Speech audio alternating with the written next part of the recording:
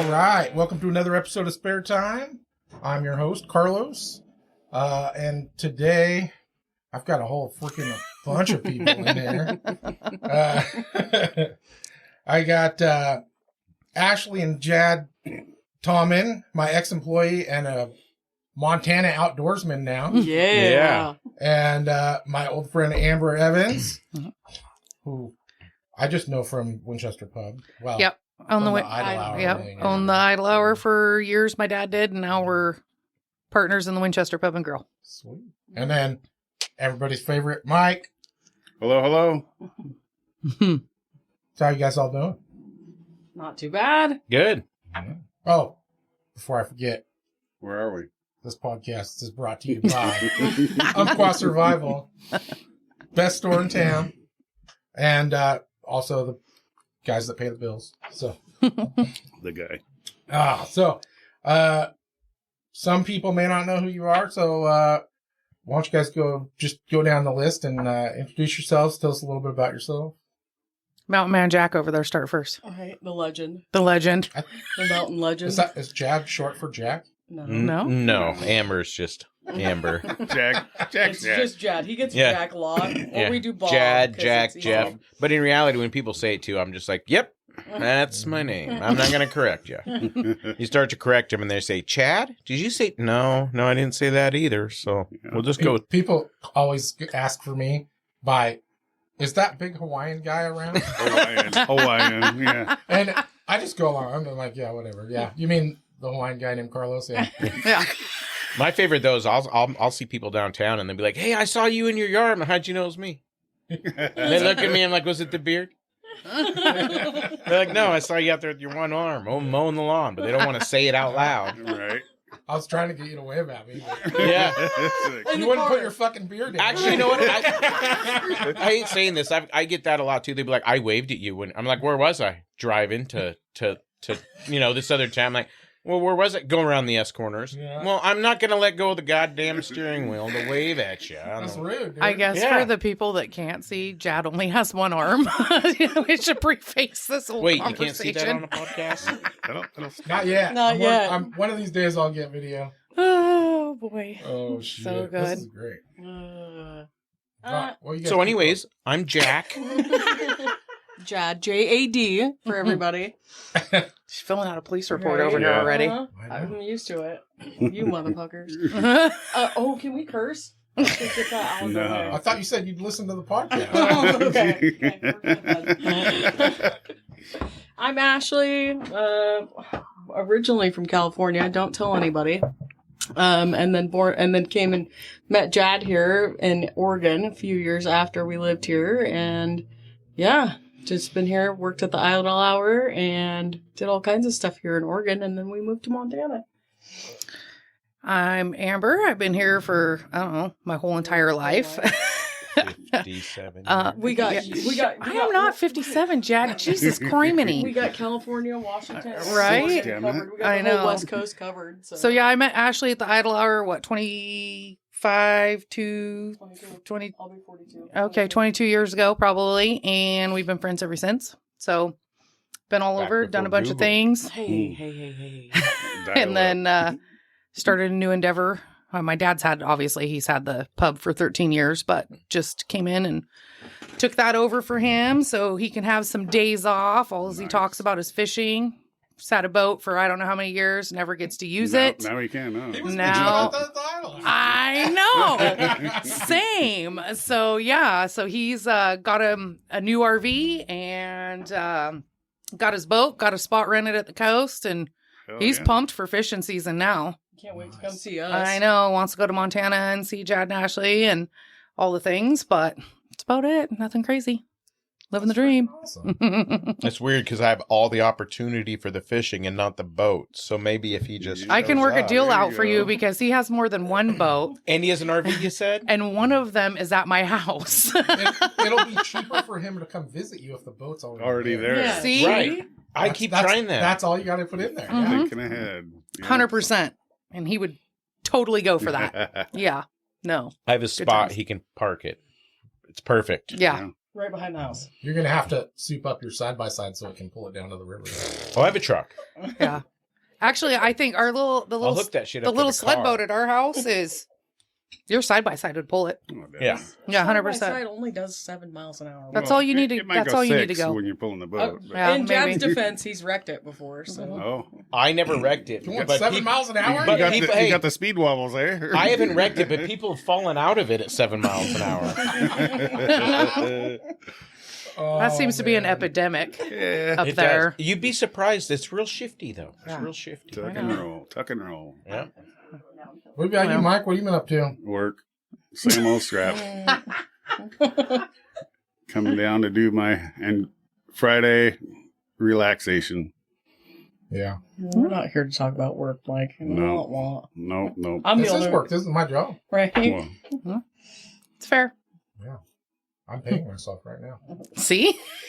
what a good boss. It's a good thing. Right. Oh, shit. So,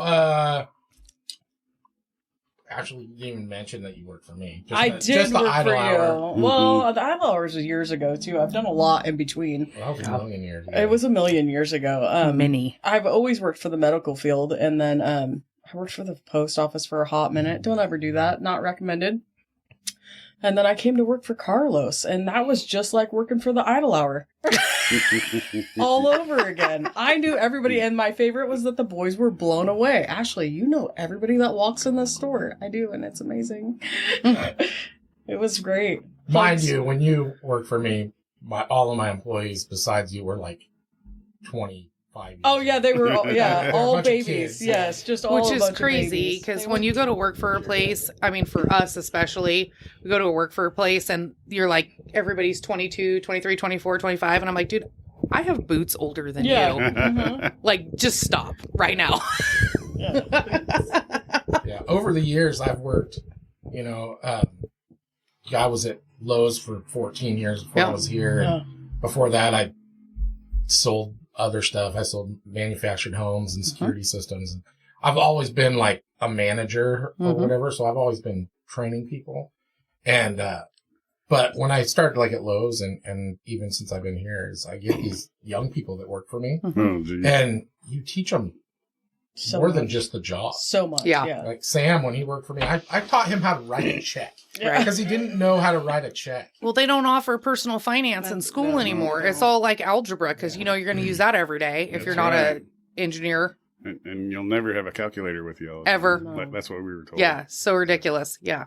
Yeah, so yeah, you spend a lot of time teaching young Common people stuff. sense. Yeah. Yeah. I don't know how much advice I've given kids over the years that have worked for me because they come to you with everything. Yeah, I think they were all really surprised with my sarcasm, but it's because I'm just That's old. That's how we Seasoned. that's how we hug people. Yep. I don't remember how Justice told me that she knew you. I worked with her at the Cairo. Oh, is that what Yeah. it was? Yeah. Yeah. And then I worked with her at the Cairo for the Blanchfields for like a year. I was there with her, and she always told me, she's like, you got to go work for my dad. She just kept on. And this was before I worked for the post office. She was just like, dude, you love guns. You're, and I'm like, well, I'm You'll- comfortable with guns. you'll There's a fit right difference. in. Yeah. And she's like, you love giving back to the community. I know you do a ton of that, Carlos, and so did Paul. Paul Yeah. still does. And it was just, she's like, you'll fit right in. Just go. It's okay. You can drink sometimes. It's fine. Sometimes. Sometimes. Ish. Yeah, it was funny. She told me, all I know, she told me, oh, your dad's here. Is he? He's gonna pop in here. Yeah. He said he might stop by. Here we go. Yeah. Anyways, yeah, she just had told me because I said I was getting ready to hire somebody, and she's like, "I've got someone for you. I'm going to send her in. You should hire her." And I was like, "Oh, I don't know." And she's like, "Well, no, she likes guns, and she could totally handle all the guys and stuff in the shop, even the guys that are like crude." And I was like, "Well, I guess send her in." And all I know is to this day, customers still come in and we're like, whatever happened to that one girl? And I'm like, which girl? You know, the one that talked like a truck driver. Yeah, the truckers. Yeah. Oh, that's fair. me. I learned that from the Idle Hour. Yeah. No, that's a lie. I learned that from my dad. Oh, I think it goes way back. Oh. Yeah. Because when I was doing my cyber stalking, there's a quote on your Facebook Oh, from boy. years ago that says,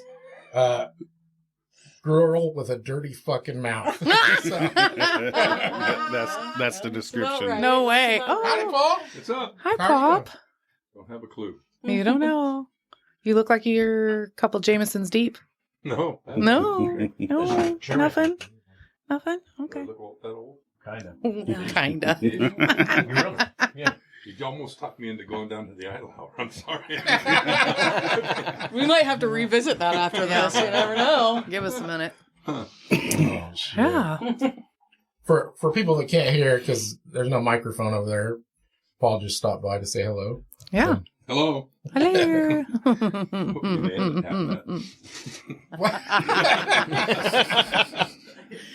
Well, you don't want anyone knowing where you might go? No, we're going to go to Winchester Pub. That's right. Plug. Oh, the shit. comedian just showed up. Yeah. Friend of the working girl champion of the unwed mother. That's me. It's a proud parent moment right here. Right? Yeah. Mhm. Oh, I'm pretty sure I've given my kids lots of those. Oh, yeah. Yeah. You know, the best piece of advice I ever got from my dad? Don't take candy from strangers unless they offer you a ride. Hell yeah. I'm not getting in there. I'm not getting in the van Oh, until you show me go the play on the candy. freeway. There Yeah. you go. Or to go play on the freeway. That's the other one. Yeah, well, That's a pretty big building. yeah, it's bigger than it looks like. Yeah, Case- it is. Squirrel. Yeah. Mhm. They, one time when we were living in Green, we had a neighbor. Our neighbor was a single guy, but he like had all these toys. He had freaking like a Corvette in his garage and all this stuff. And my son was fascinated with him because he had like RC cars, and he's an older guy, but he had all this crap. And, anyways, so my son would go over there and talk to him all the time. And then, he started doing little odd jobs for him and stuff. And, he came over one day because they wanted him to do something where he had to go inside the house or whatever. But the neighbor's like, you better go ask your parents if that's okay. So he came over to ask us if he could do that. And, I was like, sure, I don't care. And then I was like, hold on. Don't let him touch your junk. No. I'll let him touch your naughty face. Yeah. No. It's the only rule I got. Yeah. Don't get molested. Yeah, good, you're okay. fine. Things are so different now than they used to be. Yeah. So different. That's fair. So, yeah, fatherly advice comes from everywhere. Did you find anything rad on my Facebook? It's the most boring Facebook ever. You're Yeah, cyber the stalking. race cars and everything. I mean- Yeah, you looks pretty fun, actually. Right? And I don't Both post you girls Well, have pretty listen. fun looking Facebook. Oh man. No. So That race and cars the and fact that food. every third post from either one of you is trying to raise money for somebody that's in some kind of situation. I We know. learned No, that we from did the that a lot. best. That one. That came from Papa Paul. He Did.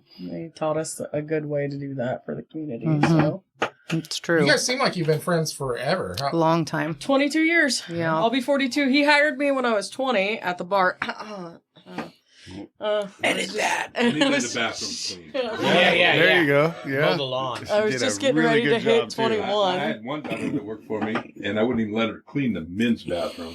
Because if I mention the word men, she'd get pregnant. I wouldn't even let her clean the men's Kristen? bathroom. No shit. Sorry. That is how I found the idol out. Did you try to get pregnant in the men's restaurant? No, I was Yeah, you did. I was friends with Kyanna, Oh, I love that girl. Yeah. and that's back when you had that place, and so I would go in there on my at the time I worked at Lowe's, and I'd get off work at like 3:00 in the afternoon, and Yeah. what else is there to do? So I No, it's that's like a start a happy hour. Like you couldn't have picked a better Yeah. place. Yeah. yeah. So yeah, I'd go in there. That's where I met you, Mm-hmm. and it just seems like so long ago. It does. It really. I it remember really playing is. pool with you, Paul, for beers. Oh yeah. He was Did I quite. wanna lose? Sometimes I was drunk. Yeah. You're a pretty sore loser, though.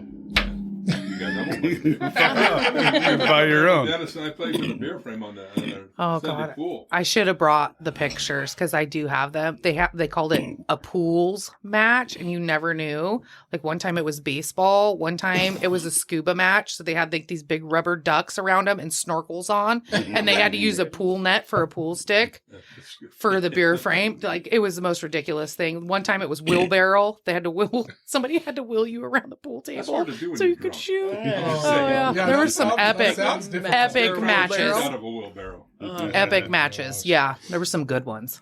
Yeah, Good times. great times. Yeah. Yeah. So, Like you got cyber stalked. Oh, dude. I did Cyberstock both of you. Mhm. I'm just not very good at it. Yeah. Plus, You I should have told got you- Sarah to do it. Yeah. Yeah. Well, I normally would get help, yeah, but like I said, I did it all in like an hour. Right. But that was still plenty of. Yeah. I wasn't right? worried about not having enough to talk about. Yeah. Just to Yeah. get people in one room. No. So, Not we got ever. stories Kind of for just days. flows. yeah. Yeah. What's funny is I do these prep sheets for every episode, and 99% of the time I never even get through it. You don't read any of them. Well, no, I read it, but I don't get through all of the stuff I put in there. Yeah. Just because everybody just starts talking. Just starts blabbing. You never know where the conversation's going to go. Yeah. Truth. That Yeah, is just the like truth. our lunch, you were freaking going off with stories that Oh my- Yeah. I didn't I know. know anything about I did those save the stories. cruise trip for this because it was so funny. Perfect. Like, it's funny now. It wasn't funny then. I was so effing mad. I can't even tell you. Like, it started off bad. Like, just from the get-go. Where'd you cruise to? Mexico. So first of all, okay, let's just start here. I won a cruise through the casino. That should have been red flag number 1. Yeah. Well, that's Okay. got to be the most quality one. Yeah. Yep. So, and it was through, and I'm throwing this out here because I want everybody to know not to ever do this. Norwegian Cruise Lines sucks. Public service announcement. Yeah. So we, upgraded our package and got drink packages. We have never been out of the country before. We had 2 trips booked and paid for to Jamaica, and then COVID happened and they both got canceled. So that was red flag number 2 and 3 that I should never leave the country. So we get the cruise, we get down, we have a connecting flight. We flew out of Medford and we had a connecting flight in San Francisco. Our plane, something was wrong with our plane when we left, and so we departed like an hour and a half late, and we didn't have a very large time to catch our connecting flight. And if anybody's flown into San Francisco, you know that it's like a mile from gate to gate. Walking. And in case anybody who doesn't know me, I have lost some weight, but before then, I was pretty chunky. So we get on this plane, we're going in late, it's foggy, we hit San Francisco, it's like literally a mile to our next gate. We are minutes away. So you got this fat kid running through a freaking airport, right? Get there, nobody says anything to us, but that flight is also delayed. Going out of San Francisco Didn't have to to run LA. after all. And I'm all, oh, Jesus. So we get there, land in LA, and I remember from my window looking, and I'm like, oh, look, because Davey has these huge bags that he travels with. He flies all over. And so I see one, but I don't see the other one. And I'm like, I hope that's Davey's luggage that's missing in my brain. It was not. It was yours. So we get to the cruise ship. It's hot. It's like 85 degrees, and we're down there waiting, and everybody's standing out there for like 4 hours. And I'm like, what is going on? They're like, oh, something happened with the computer system. And so everybody has to be scanned in and out of a cruise ship. So they couldn't scan the people getting off the ship to let the new people on the ship. So we're already out there for I don't even know how long. Finally get on the ship. I do the things. Sure enough, they lost my luggage. We're going to Mexico. We're at sea for like 3 days, get to Cabo. And I'm like, oh, good. They're like, oh, this is great. I'm like, I don't have any clothes. Like, literally. I have my bathing suit and a pullover in my backpack. So they're like, oh, yeah, that's really bad. Here, let us help you out. And they scoot across the counter like this. I'm sorry. People can't see me, but I can tell you this. one titty will not fit through a medium t-shirt. They give me a size medium t-shirt. Child's medium. Here. Size medium t-shirt for my bad luck that I'm now not going to have clothes for 4 days. And then I get the old Bob Barker special from jail with like the comb and the little tiny toothbrush and one like thing of toothpaste and like a razor. And I'm all, okay. Thanks. So I'm like, of course, me. I'm like, where's the bar at this point? We're just going to get shit-faced. Well, then they wouldn't let you drink because you have to go through the whole sailor emergency exit crap, whatever. So anyways, that's how our trip started off. And then it just went downhill from there. Like, it was really bad. And then when we got to Cabo, it was, yeah, we waited. You have to, for anybody that hasn't been there, you have to take a tender in off of the ship. I love to tell this story about my husband because it was so funny. So we're up there for like 2 hours at the bar on the top waiting to get in. So we're hammered. Getting the tender, head to town. All I want to do, because I still don't have any clothes, is like find a mall so I can buy some clothes. Summer dress, something. So anything, right? So we get there and Dave's like, I just want to go to Slim's place, which there's this little tiny bar that's literally a bar top, and that is it. That's the whole size of the bar. And put a dollar bill on the wall, and I'm like, okay, but it's on the other side of the port. So then we have to, you know, none of us, we all speak English, nobody speaks Spanish, so we have to take a taxi and go around to the side of the port. And for anybody that's been down there, you all know. They jump on you as soon as you get out of a car. Like target. 70 of them, right? Yeah. And so we get out and I'm all, okay. And Dave's like, where's Slim's place? And my non-racist husband, Amber, let me handle this because I know how to talk to these people. Oh, like, this is it. We're all going to prison. So I'm like, all right. So he's like, where's Slim's place? And he's like, oh, senor, it's down here. It's down here. And we start walking down this pier. And, you know, situational awareness. I'm kind of paying attention to what's going on. And there's like 1 or 2 guys. And then all of a sudden there's like 3 guys. And he's like, oh, let's go in here and get a beer. It's like a 2 for 1. And so we go in and we get a beer and we come walking back out. And he's getting us farther and farther away from everybody. And I'm paying attention. Next thing you know, there's like 5 or 6 guys behind us. And it's just me and him. And finally I'm like, Davey. And he's like, what? And I'm like, look at me. Focus. He looks at me. Pay attention. Because I've Googled it, right? And we are going completely the wrong direction. And I'm like, all right. I go, we're going the wrong way. He's like, okay. And he's so oblivious because he's so shit-faced. He turns around and starts walking back up the pier. And this guy grabs me.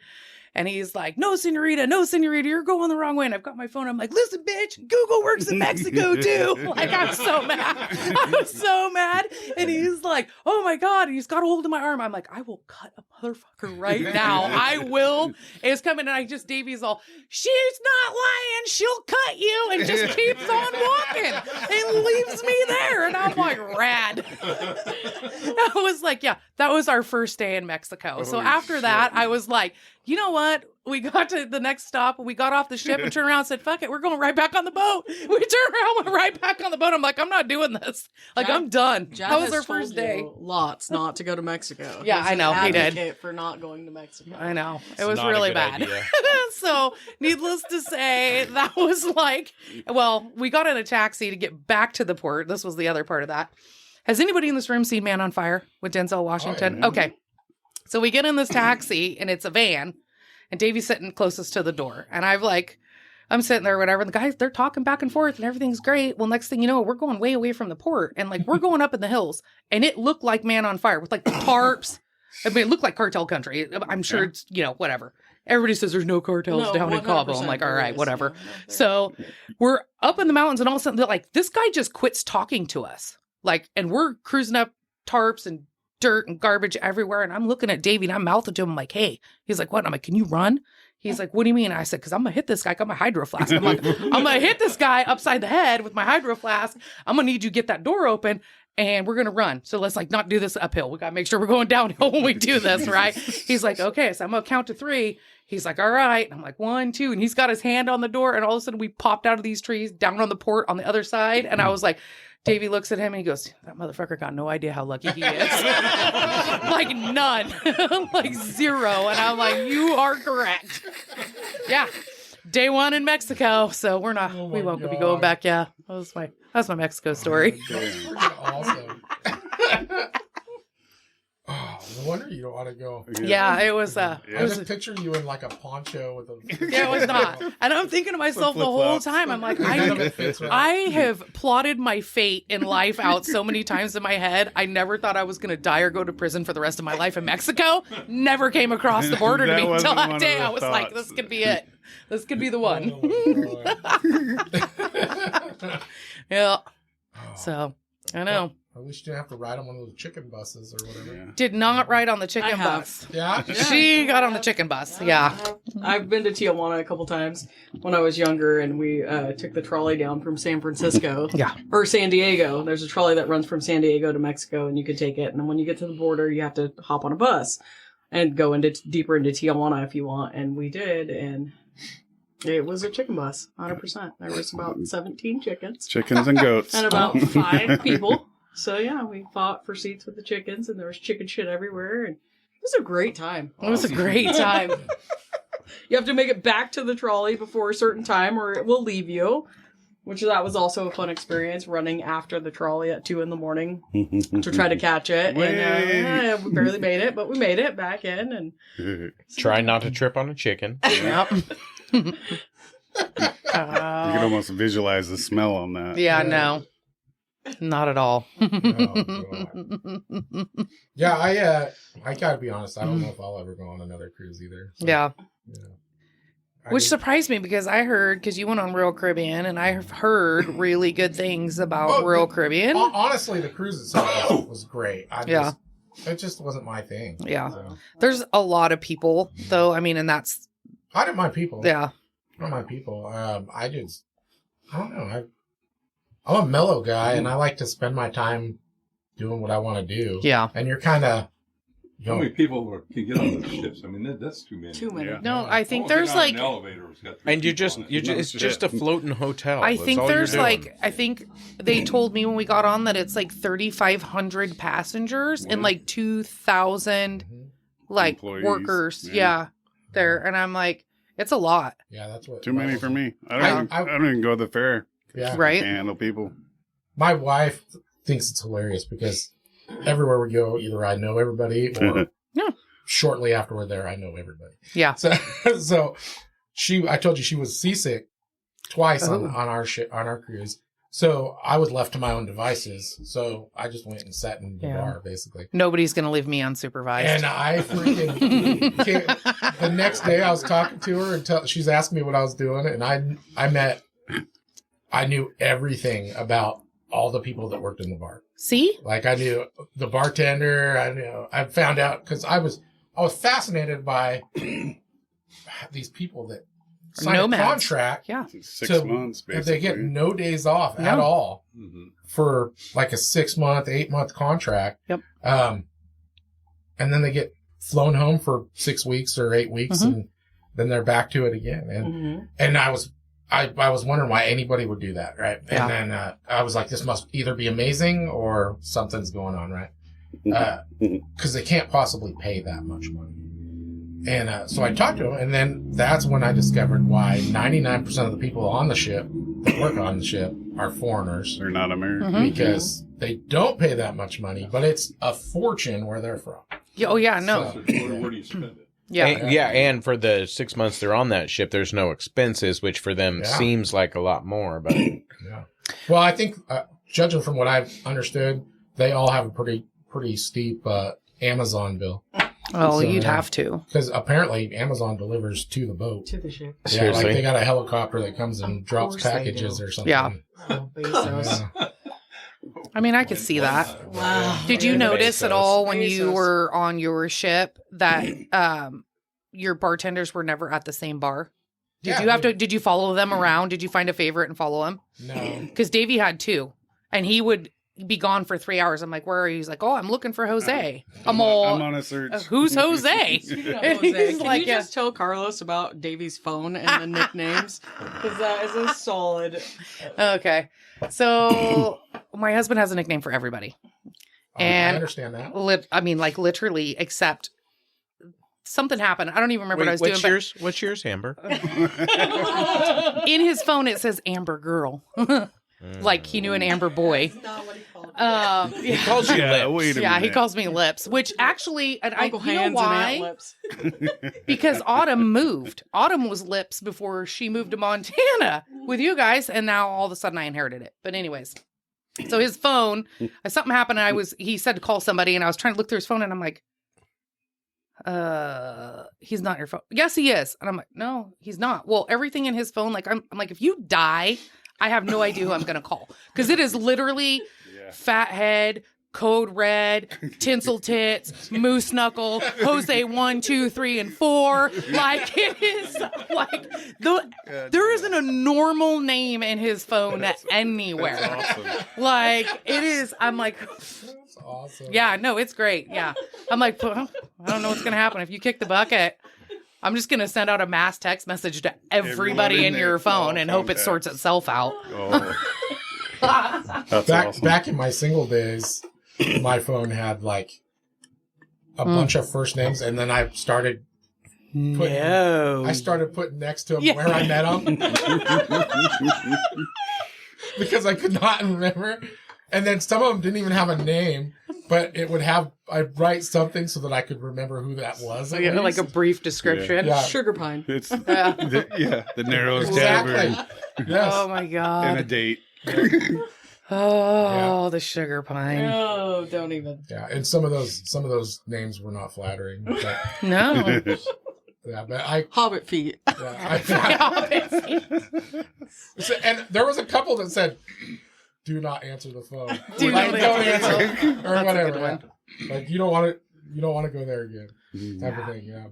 It's But- bad. It's bad when you have enough of those that you need to write why you're not supposed to answer the phone That's for right. each one. Yeah. So yeah, my phone Yeah. is kind of the same.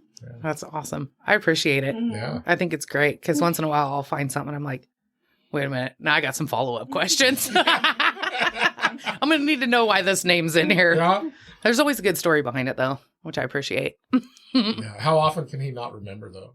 No, every single one of them. Yeah. Yeah. Memory like a steel trap. Like for a guy that's one concussion away from Muhammad Ali, he has the best memory when it comes to certain In things. 2017 on a Saturday, what Yeah. we were doing was Yeah, we went and got gas and it was $14.32. Like Jesus. Yeah. I'd like to say I'm Yeah, exaggerating. Davey, did you but I'm remember to not. take out the garbage? No, I forgot that. I forgot shit. that. Yeah. When did you ask me? Yeah. Mike Yeah. and I go on a drive in the mountains, and he's like, "Yeah, you remember when we were doing this and driving down this road?" And I'm like, "No, I didn't. I don't even remember that happening." He goes, "It was last weekend." I have to have something in my hand, and I can't Oh. tell you how to get there. But Right. I'm like, hey, we've been here. Yeah. Well, according to my Notice, dad, all roads that end in 0 go to Tiller. Tiller, Tiller. Yeah. Some of them don't. This is freaking Roseburg. You can get the tiller on every That's road. right. Yeah. Except for the one we were on. Except for that one. Yeah, we didn't make it. We were on. You can Yeah. go up in the Callahans. And, Unfortunately, we're going most to of the time it's on accident. Yeah. You're like, "No, we're totally coming out on freaking Little River." You know, No, No, you're no, you're not. all not. of a sudden you're passing fucking South Umpqua Falls. Yeah, like, Not wait, what today. happened? I guess we better stop at the casino.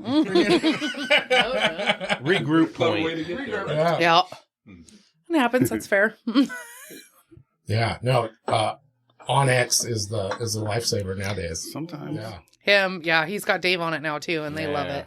And then if we ever argue about a road, he's like, whips There the you old go. phone out and breaks out the Onyx. He's like, yeah, right here. Yeah. I'm like, okay, well, look at my map that I had to fold out from 1986.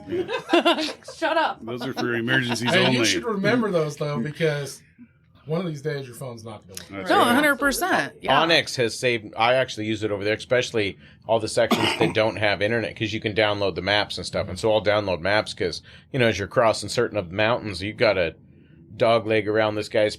Because over there, they'll actually sell in certain spots at acre, 2 acre, 10 acres private in the middle of 10,000, you know, acres of 2.2 national million forest. And so I'll be national going through forest, it, and you got to literally walk a half a mile to avoid this one little fence in the middle of. Oh, Jesus. You know, and you could pull out your Onyx and where in the hell am I right now? How did this guy get this spot? And they tell you who lives there. They do. Yeah. And, That's you know, the fucked up part. you Give check. you a phone Nobody's number. home, but you get the hell out of there Yeah. anyway. But Well, I love Onyx. you put yourself in those situations. It looks like at lunch you telling us about Yeah. Oh, this God. lake where you went fishing, Yeah. and the only way to get there is to ride a Horseback. horse for 28 miles or freaking parachute in, or That was whatever the Bob hell. Marshall. Yeah, we didn't parachute in, but no. Well, there's a couple of the. Well, I actually have to use my Onyx over there, yeah, because I'll get out in the middle and I have to use it to make sure I'm going the right direction because I got to make it out, you know. You don't read and stars. it'll give you some terrains, but when you go to download your offline maps, especially depending on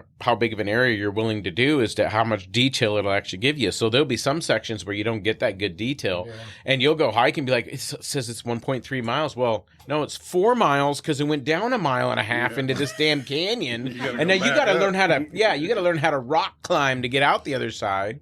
So you'll use it to find a way out, but Onyx has saved me over there quite a bit. And I use it safety, really. You know, you go hiking out, and my buddy, because he knows the area, tell me, well, I'm going to go down this road here, and he starts mumbling. All of a sudden, you get out of him that walk through here for three hours, and you'll pick me up at the road at the bottom. What the f- does that even mean? Yeah. So I'll use my Onyx. Like, Just thank keep God going I at least downhill. know the That's direction. why I only hunt at Wildlife Safari. You just follow the Saved a fence. lot of grief. Yeah. You know, there is a one-horned elk out there. I was wondering what happened to the other antler. Hey, you guys, Now they I know. donate a lot to us, okay? Take it easy. Yeah. But I can't. Onyx makes it so much Oh, yeah, easier. dude, it's amazing. But yeah, it's I don't know, you were telling me about that place, and I was like, so basically what you're telling me is you can't, and nobody can get there. That's a place no one goes. That's what I got out of it too, Carlos. Is like, Because he flew in a little tiny... Yeah, well, you fly all the way to the top of the mountain. You get to land in this grass strip, and you're I think we're about 9,400 feet where you land, and from there it was to the lower one where we had a bald eagle that we were able to feed some fish to. If that's not legal, then we didn't do it. That's a lie. But if you're able to, we did that because he just kept coming down and stealing our stuff. But we were about almost 10,000 feet there. Damn. Yeah, and then up to that, the second, and I want to say that the lower one was called Scotts Lake. I'm pretty sure that's what it was called in Montana, which is in the top of the Bob Marshall.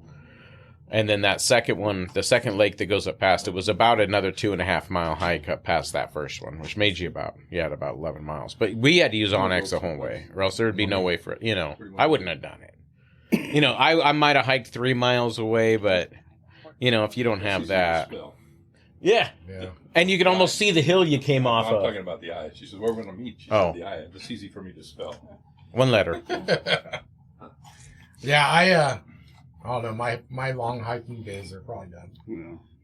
We started hiking my a hiking lot. days never started. No, you get over there and they pick up. It's different, yeah. You get over there, and like I said, I told you before, we live in a different reality, man. We really do, and She's not lying. it's so peaceful and so serene, and you're surrounded. We live in the middle of the Kootenai Forest, first of all, which is 2.2 million acres of national forest, and it is just gorgeous. The Kootenai River runs through it. There's waterfalls everywhere, and Lakes. and lakes everywhere. Everywhere. Water. And it is just one of the most beautiful things you can possibly experience in your life. And to live there and to be privileged to be in that area is just it's been different for us. And we really picked up hiking. And like I told you before, Jad doesn't hike. You don't walk in a circle without hunting or fishing. That's not It's gotta be thing a purpose. for him, but, Yes.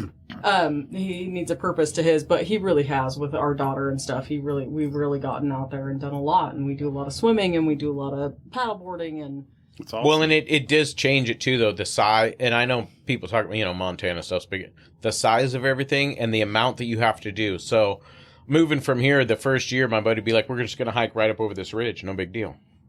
Well, that's 3 or 4 miles. Hike just right You're over the like, ridge. That's no, a 3 or that 4 is a mile big hike. deal. Yeah.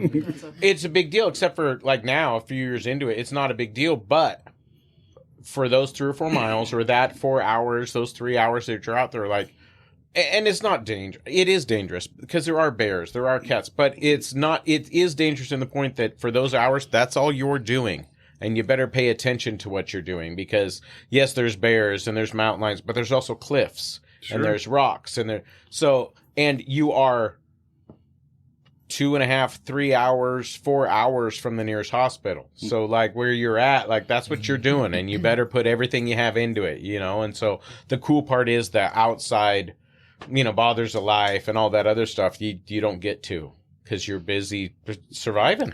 I will say this: the first time I went over and visited him, and this will give you some perspective on the wildlife that is over there versus where we live. And I remember when I was a kid here, it was, you'd see wildlife everywhere, right? I mean, just, it didn't even matter. You'd be in your backyard or out on the road, or it was pretty common. And now it's getting, smaller and smaller. But for instance, the first time I went over to visit them, I saw him throwing garbage bags in the back of his truck. I'm like, what are you doing? And he's like, well, I'm going to take my garbage out. And I'm like, take your garbage out where? You don't have a garbage can? He's like, no. He's like, we just take it right down here. And I'm like, take it down here where? And he goes, well, you're not allowed to have garbage cans. I said, what do you mean? He goes, because the bears. Yeah. And so they have this whole area of these big dumpsters that are like Constantine wired in. They're free also. And it's free. And everybody in the whole town takes their garbage and dumps their garbage there. And then they, like I said, Constantine wires in order to keep the bears out from ravaging the neighborhood. I mean, like, it's pretty. Well, and it pretty, also keeps the garbage out of the wilderness. and it keeps the garbage out of the wilderness as well. But it's so crazy to me that there was a few big differences that I saw. I live up north in Yoncalla. They live in a town about the same size.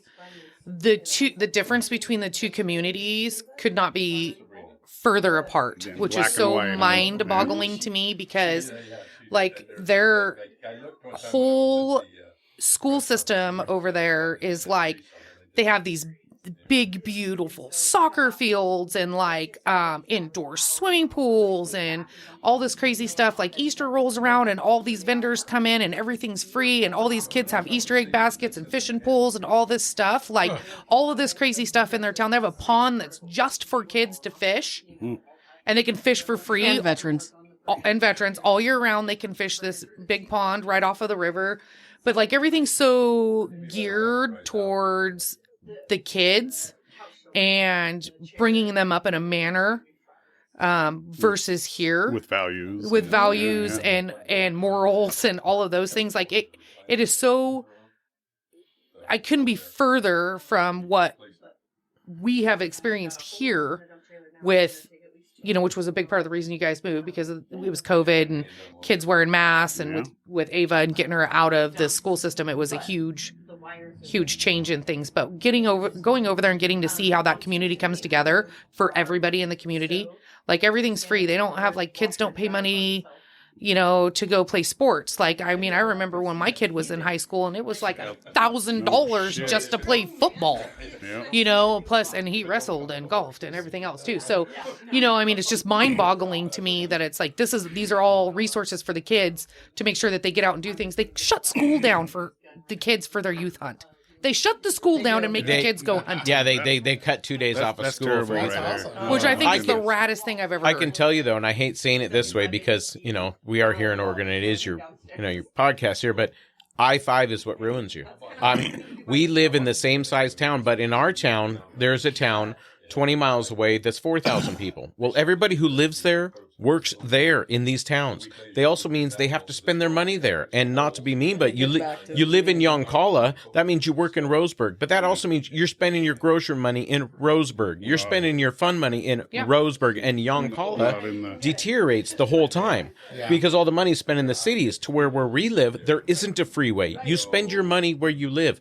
Those businesses in that town, the way they survive is by, I hate saying, looking good to their community, and they help. Yeah, our kids live in a town of roughly, honestly, it may actually have less people than Yoncalla, and there's more businesses, there's more stores. Yeah, the kids every holiday they get to do stuff. They have programs set up. You talk about parades, Halloween. Fireworks. They make sure that streets are set up.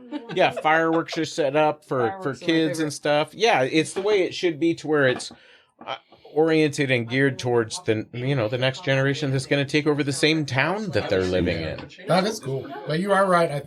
I-5 probably does have a huge... It has a huge a big negative impact. Yes, it's great for, I would say, I-5 to me, the biggest impact on I-5 in a positive way is for a business that's trying to make millions of dollars. Yeah. It's not going to help a local business that lives in town, because they actually, yes, they're going to get some of those tourists coming through, but a lot of those people are spending money in Eugene or Roseburg or Cottage Grove or... Take a break? Yeah, up. Are you? All right, we're back. That was a quick break. That was all right. So obviously, You guys are all like outdoorsy people. Oh yeah. Wouldn't have gone to Montana otherwise. Right. But no, doing my cyber stalking. I mean, you guys have lots of stuff in there. I mean, everything from freaking hunting and fishing photos to barbecues and quads and I know. looks like you've been driving a race car. Not me. I just work on it. Oh, you just work on Yeah. it? Okay. Well, this year I will get to. Her name is Bambi. Mm-hmm. So story behind that. Davey had a car. She's a dirty hoe. She's expensive. She's She looks really expensive. young, Yeah. So his old car, her name was Maria, and had her forever. And upgraded, got a new car. However, in the midst of this happening, he didn't tell me when he sold everything that he was going to actually get another car. And I came home one day and I see some friends at the from the coast and this big car hauler. And all of a sudden I see a new late model getting dropped off in the driveway. And I'm like, oh, okay.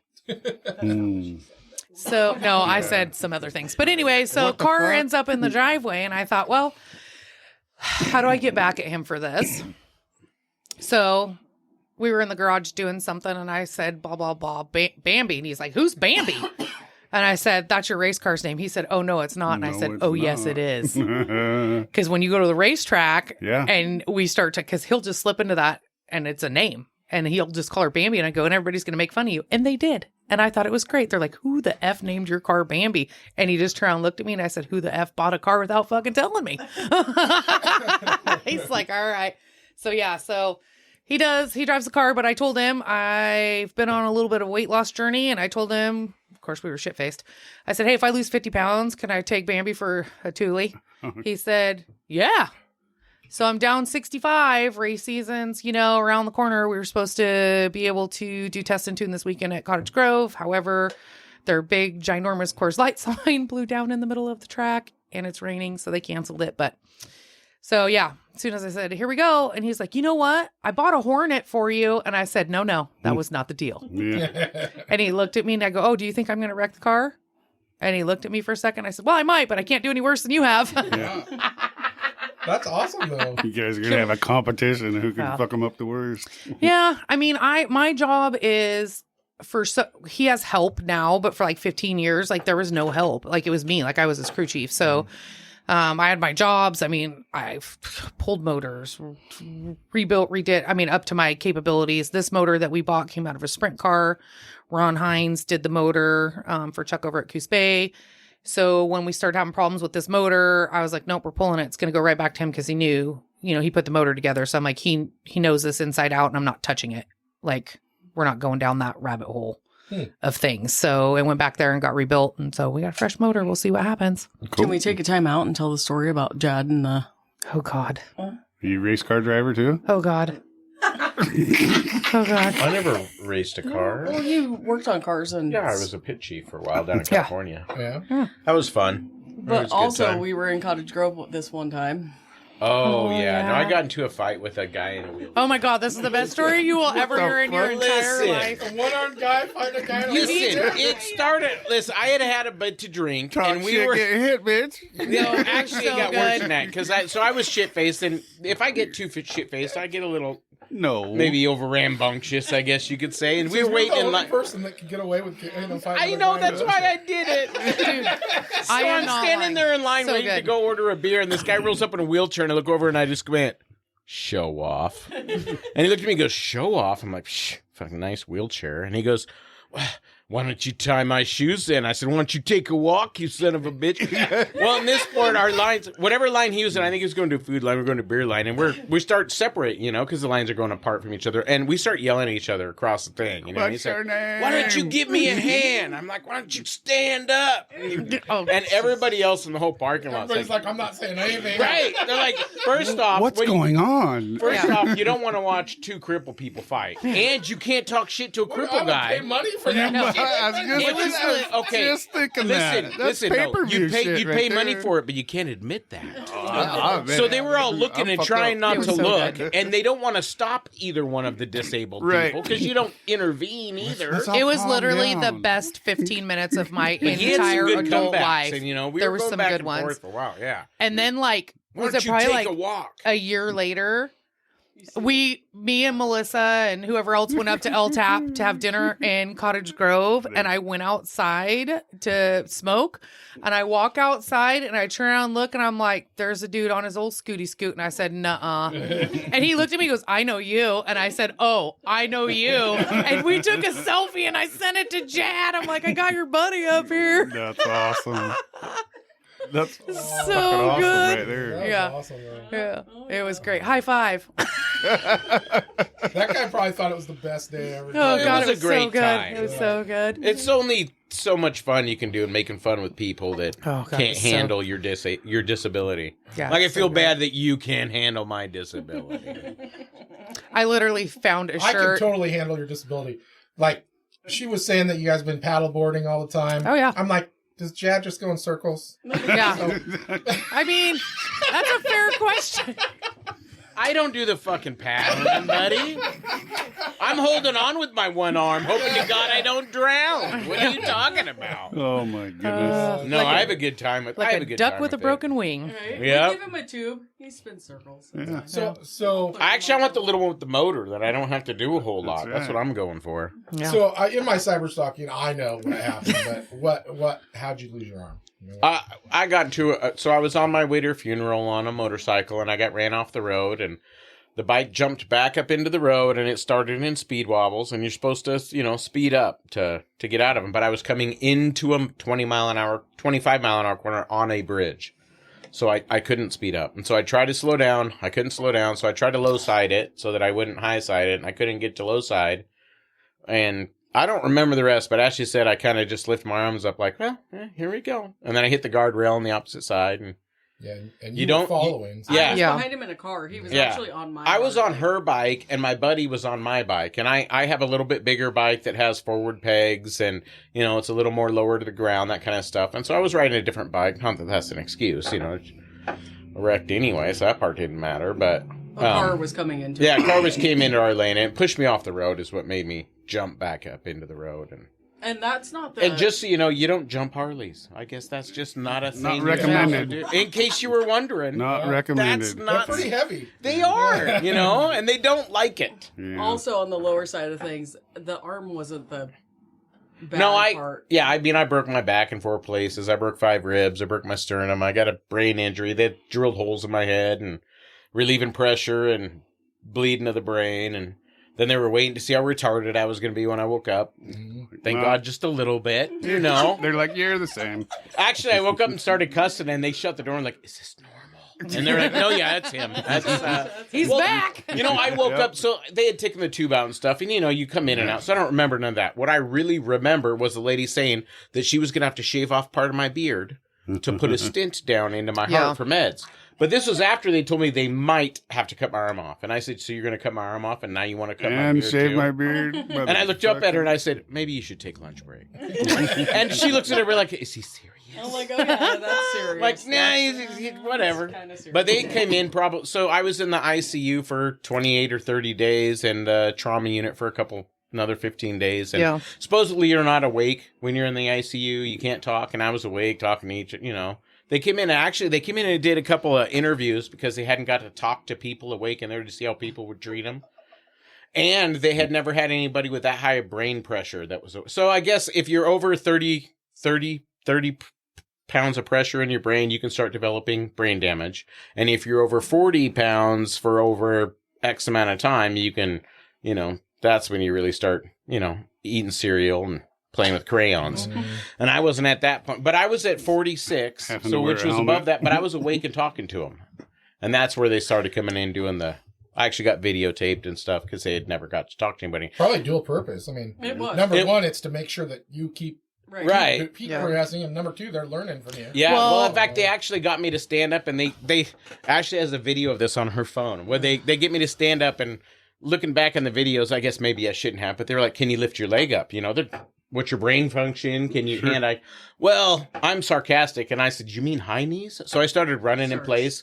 A bell started going off. People started screaming and yelling. Oh, my Lord. Well, she's videotaping the whole thing. And I'm like, it wasn't that bad. And she shows me video. I mean, I got tubes slapping against my face because they're coming out of my brain. And I'm like, maybe it wasn't the best time to be jumping around like that. He was at OHSU, though, and they are a teaching hospital. So, like, when they come across something that they don't have happen very often, it's like, and I know... Definitely. It was with me when I was up there with Christopher, but same with you. Like there was always the doctors would come in and do their rounds, but you had your regular doctor. Then you had like 15 people that were either interns or they were specializing in something or whatever. And then they would come in and do stuff too. So there was a lot. I mean, I felt like for probably that like, shows like that hospitals like that show house. Yeah. Well, in 45 days I'm alive because I was at OHSU. Yeah. In fact, they had a chance to, they were deciding, I wasn't awake for this part, but they were deciding, do we take him to Emmanuel or do we take him to OHSU?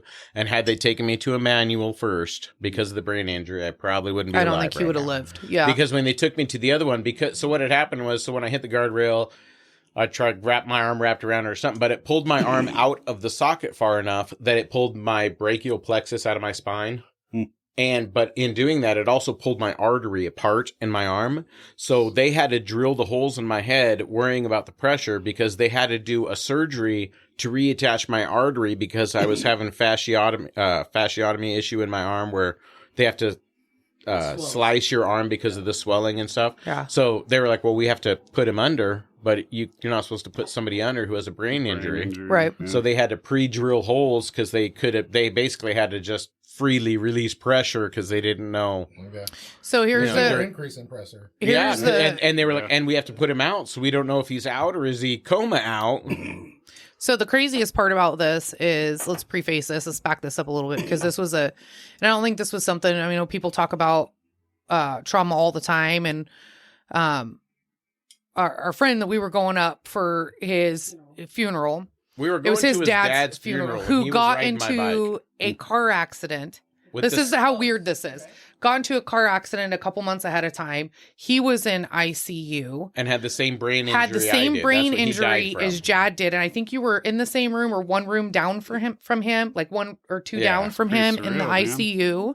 So I felt like there for a minute, like we legitimately lived at OHSU. We were taking turns going up and back for 4 or 5 months almost, I think, that we were up there. The guy, so we were going up for this funeral, and he died of a brain injury. I get the same brain injury, and I think it was a few months after that, but it was the granddaughter got into an accident. It was in Taylor. The other room.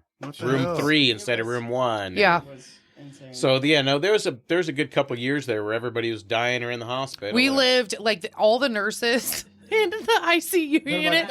They're like, God, you're back. Nobody bought a lottery ticket the whole time. Bunch of jackasses. Right. It was pretty crazy. Like it was won something. You can only have so much negative shit happen. You got to win the lottery. No, I mean, it was crazy. It was a wild ride. Called me trucker because Deuce and Kara. The truckers. Yeah. Lean into the mic a little bit. Deuce and Kara. So I brought Ashley Johnson and Kara Cox to the hospital to see Jad because they're good friends of ours or whatever. And Kara worked at the teepee for a while, and Deuce works at the pub now, but kind of bounced all over. We've been friends for years too. And I prep them before we go in to see Jad because they come up to Portland and we're going to see Jad and we're sitting in the waiting room and I tell them, I'm like, hey, he's got a tube coming out of his head. He's in the ICU. And they got tears in their eyes and shit. And I'm like, listen, it's okay. He's going to be okay. By now he has just caused a shit show in the ICU. And so this is after. This is after. This is after your past thinking that it's done. Yeah. Oh yeah. We're in the clear. For a few days. We're in the clear. Yeah. So I know already that we're in the clear, and they're sad. I'm like, okay, ladies, are you ready to go in and see him? They're like, yeah. So we could walk in there, and of course he's got, his arms prepped for fasciotomies, and he's got a tube coming out of his head and stuff. And they're sitting at the end of his bed, and they're just looking at him, and they're teary. And he leans up, and I get down in his ear, and I go, hey, babe, Ashley and Kara are here, and he goes, hey, truckers. And his dad's in there and he goes, Dad, this is my dad. This is truckers. Meet the truckers. He doesn't even introduce him as their name. And that's why he's just like, these. It was hilarious, though. He was on one the whole time. So good spirits all the way around. Yeah. All I can say is I'd never been in the hospital before, and I enjoyed it. Yeah, They gave me a little wand, and they said, when the light turns green, push the button. Yeah. I didn't know that meant if you're feeling pain, you're allowed to push the button when it turns green. Kept it going. I sat there for days, and every 15 minutes, I pushed that motherfucker. Okay, the so second hold on, turn because it I have a green. really good story for you had a after he great got time. out of the hospital. Uh-huh. Okay, the cookies. Don't. Dude. So, anyways, he gets out of the Those were hospital. good He's got cookies. he's got all these strict rules, right? So when he gets out, he asks if his pupils dilate because of the brain injury, right? So if his pupils dilate and if he talks slow, or there was 10 different things to watch out for, right? So if he overexerts or he does this or he does that, then you need to get him straight into the hospital so they can check everything for him, right? Well, this dipshit. It was my brother's fault. Yeah. And Jesse. Okay. Those were really That's good true. cookies. Her brother drops a bunch of cookies off out of the house or whatever. So then Jad gets in the back seat because he's not allowed to be in the front seat because he's got a brain injury. So Jad's in the back seat of the car. Miss Daisy. Did And they he's have a like- booster seat? 6 months driving Miss Daisy. Legit. Not only 6 months driving Miss Daisy, but because I was driving her bike and not mine, and hers hadn't ran, so we were working on it. I didn't have insurance on it. They said, you're going to lose your arm, but we're going to go ahead and take your license for a year too. Yeah. Because you didn't have insurance on your bike when you wrecked it. Well, half the year you couldn't do anything. Yeah. Well, that's what I told him. I'm like, you know what? So anyways, he's in it all of a sudden he's back, whatever. He ate a bunch of cookies 24. 24 cookies. Listen. Were they special they weren't cookies? regular cookies. They were not regular No. cookies. So next thing you Weaver know, owns High Times over here in Hell Roseburg, yeah. and he owns a store, I think it's Myrtle Creek or somewhere Yeah. down south, but he's got a couple stores. But He hooked your ass up. He's huh? a big Well, I guess buddy. he's a large individual who said that one cookie did him in, and Yeah. I ate 20 of them in about 4 days. yeah. And But then you know, all I'd of a get sudden the monkeys, Ashley and I'd want another cookie. Ashley was wonder why. freaking out because he was in the That's back weird. seat drooling, It like wasn't just me eyes, freaking out. pupils weren't going, It was all the things, like and my they're like, knees, Taylor. "We got to Yeah. take him back to the hospital," And just look at the losing their colors. minds. Yeah, everybody was No, Well, listen, and then he the- finally fessed up that he ate 6 cookies that day. The doctor had said, if he starts acting funny, he starts Give him slurring. a Well, cookie. not only that, but I was still on pain meds, so I was still getting these little So Dilaudid you pills, were which were double high. amazing. Oh yeah, Well, and everybody he was asked hired me, draft the problem balls. was they were all saying, "Are you okay?" Because there's something wrong with me. In my mind, they're asking me if I'm okay. I just got Yes, home from I it. I'm doing am. great. I thought I was pulling it off. I thought I was handling my shit. And they come up and they're like, "Dude, you were afterwards. You were drooling. You were sliding your face." They kept asking me if I'm okay. Well, so I was so sugar high on these cookies Yeah. that finally I realized at one point that they think there's something wrong with me, and I know I'm higher than shit. And I had eaten cookies for days, and I knew it at this. Well, so then Ashley's like, "Should we go to the hospital?" And I told her, I said, "Let's go in the morning. Let's see if I feel better." And I knew I won't be high in the morning. No big deal. Then You she, didn't want to. He You're was- like letting everybody freak out because you didn't want to admit that you ate those fucking. now, at this point, though, Yes. the second I realized what you're saying, this is the last day, and I'm like, okay, well, hold on, whoa, wait a minute, this isn't what's. So I'm like, I'm just gonna go to bed and get up, and everything's gonna be fine. And this is like 7 p.m. right? That I basically fully understood. Wait, everybody think there's something wrong, and I'm just tired. And of time shit. out to that night because we had a barbecue at our friend's house to show everybody Oh, how yeah. well Jad was doing. yeah. And he was just higher. And, and just so you know, on the way before we went to the barbecue, I popped a couple You definitely cookies. look like you had brain damage. No, not kinda. I popped a couple cookies on the ride over. Yeah. Fuck yeah, let's go party. I found out later people were crying. They thought Yeah. it was My wrong with mom me. was praying. Her mom was praying. Like, Well, it so was- we get back to the house You and I ruined that barbecue, man. I did, but I had a great It's all time. good. But we get back to the house and I think so in the morning I'm gonna be fine and I'll be able to say no, we're okay now. So she's like, let's go get ice cream. And I'm had You're like, fuck yeah. I'm like 4 cookies deep. I'm 4 cookies deep. Of course I want ice cream. So I get in the car and go get ice cream, and she's like, "Okay, we're gonna go to the hospital. Seriously, is there anything?" And I'm like, I had a couple cookies. What do you mean I had a couple cookies? Well, I ate all of them. They're all gone. And at this point, I never got no fucking ice cream, just so you know. Yeah. To this day, never got the fucking ice cream. Did you hear that though? Do you want ice cream? And then he's like, we get in the car and she's taking me to the hospital. This is how your dog feels when you go to get their nuts cut off. You're like, we're going to Starbucks to get a pup Oh, cup, I didn't bro. have no nuts that night. I felt it. Come on, buddy. Same. That's fucking hilarious. Oh God, that's one of my favorites. So now I got to hear about the cookie story from everybody Yeah. all the Yeah. time. And Well, I it's 'cause still he never doesn't got no remember. fucking ice cream, just Dude, so I'll we're tell you clear. what, I got a story about those fucking cookies. Oh God. So you got to tell people what's going on, especially if you hand out the cookies when somebody's already drunk. 100% should be a warning label. I was at my wife's family reunion one year, Oh God. and I'm Awesome. fucking hammered, sitting by the campfire, Minding your own business. listening to somebody play the guitar, and I'm having a good time. And my wife's cousin comes cruising by, as you do, and he's handing out cookies to everybody. And I'm thinking, fuck yeah, this is dessert. Yeah. So Hey, he who hands- don't like a cookie? He hands me like 3 cookies. I'll take 2. He hands me these cookies. I didn't know. I thought they were fucking cookies. They Right. roll They in were cookies. slowly. Yeah. They were cookies. They roll in So slowly. so I ate them. Fucking my little brother had one. He Oh, didn't want boy. to eat his, so I ate his. Oh, good. Yeah. Double down. I mean, I was hungry. I was drunk. Freaking 20 minutes later, he comes walking back by the fire. And he goes, "Did you try one of those?" And I go, "Yeah, I ate them." And he goes, "You All ate of them all?" And I go, "Well, yeah." Oh my And he goes, God. "Dude, I never have more than half of one, and I've been doing it for years." And I was like, What the What fuck? was Right, going on doing with the doing what cookies? for years? I had cookies when I was a kid. What the hell do you Just mean? saying, You that just was 4th of started eating July, and cookies? Those fireworks were cool as shit. Were they? Yeah. Yeah, my mom and my niece Taylor was like, I've never been so happy to hear that somebody was high in their whole entire life. Right. Oh shit. I I love it. had a Dude. great time. I don't know what Yeah. everybody's problem is. I thought we were gonna give him cookies and cereal and. I like cooler that you were books high for enough the that rest you of the didn't year. understand. Yeah, what was no. happening. I didn't, and Yeah. the second I did, I was so high, thought I was in trouble. Yeah. He's trying I'm like, to well, dust shit, it off. Yeah, she said she looked in the bag. She's like, "Is there anything you've been doing?" No, I didn't.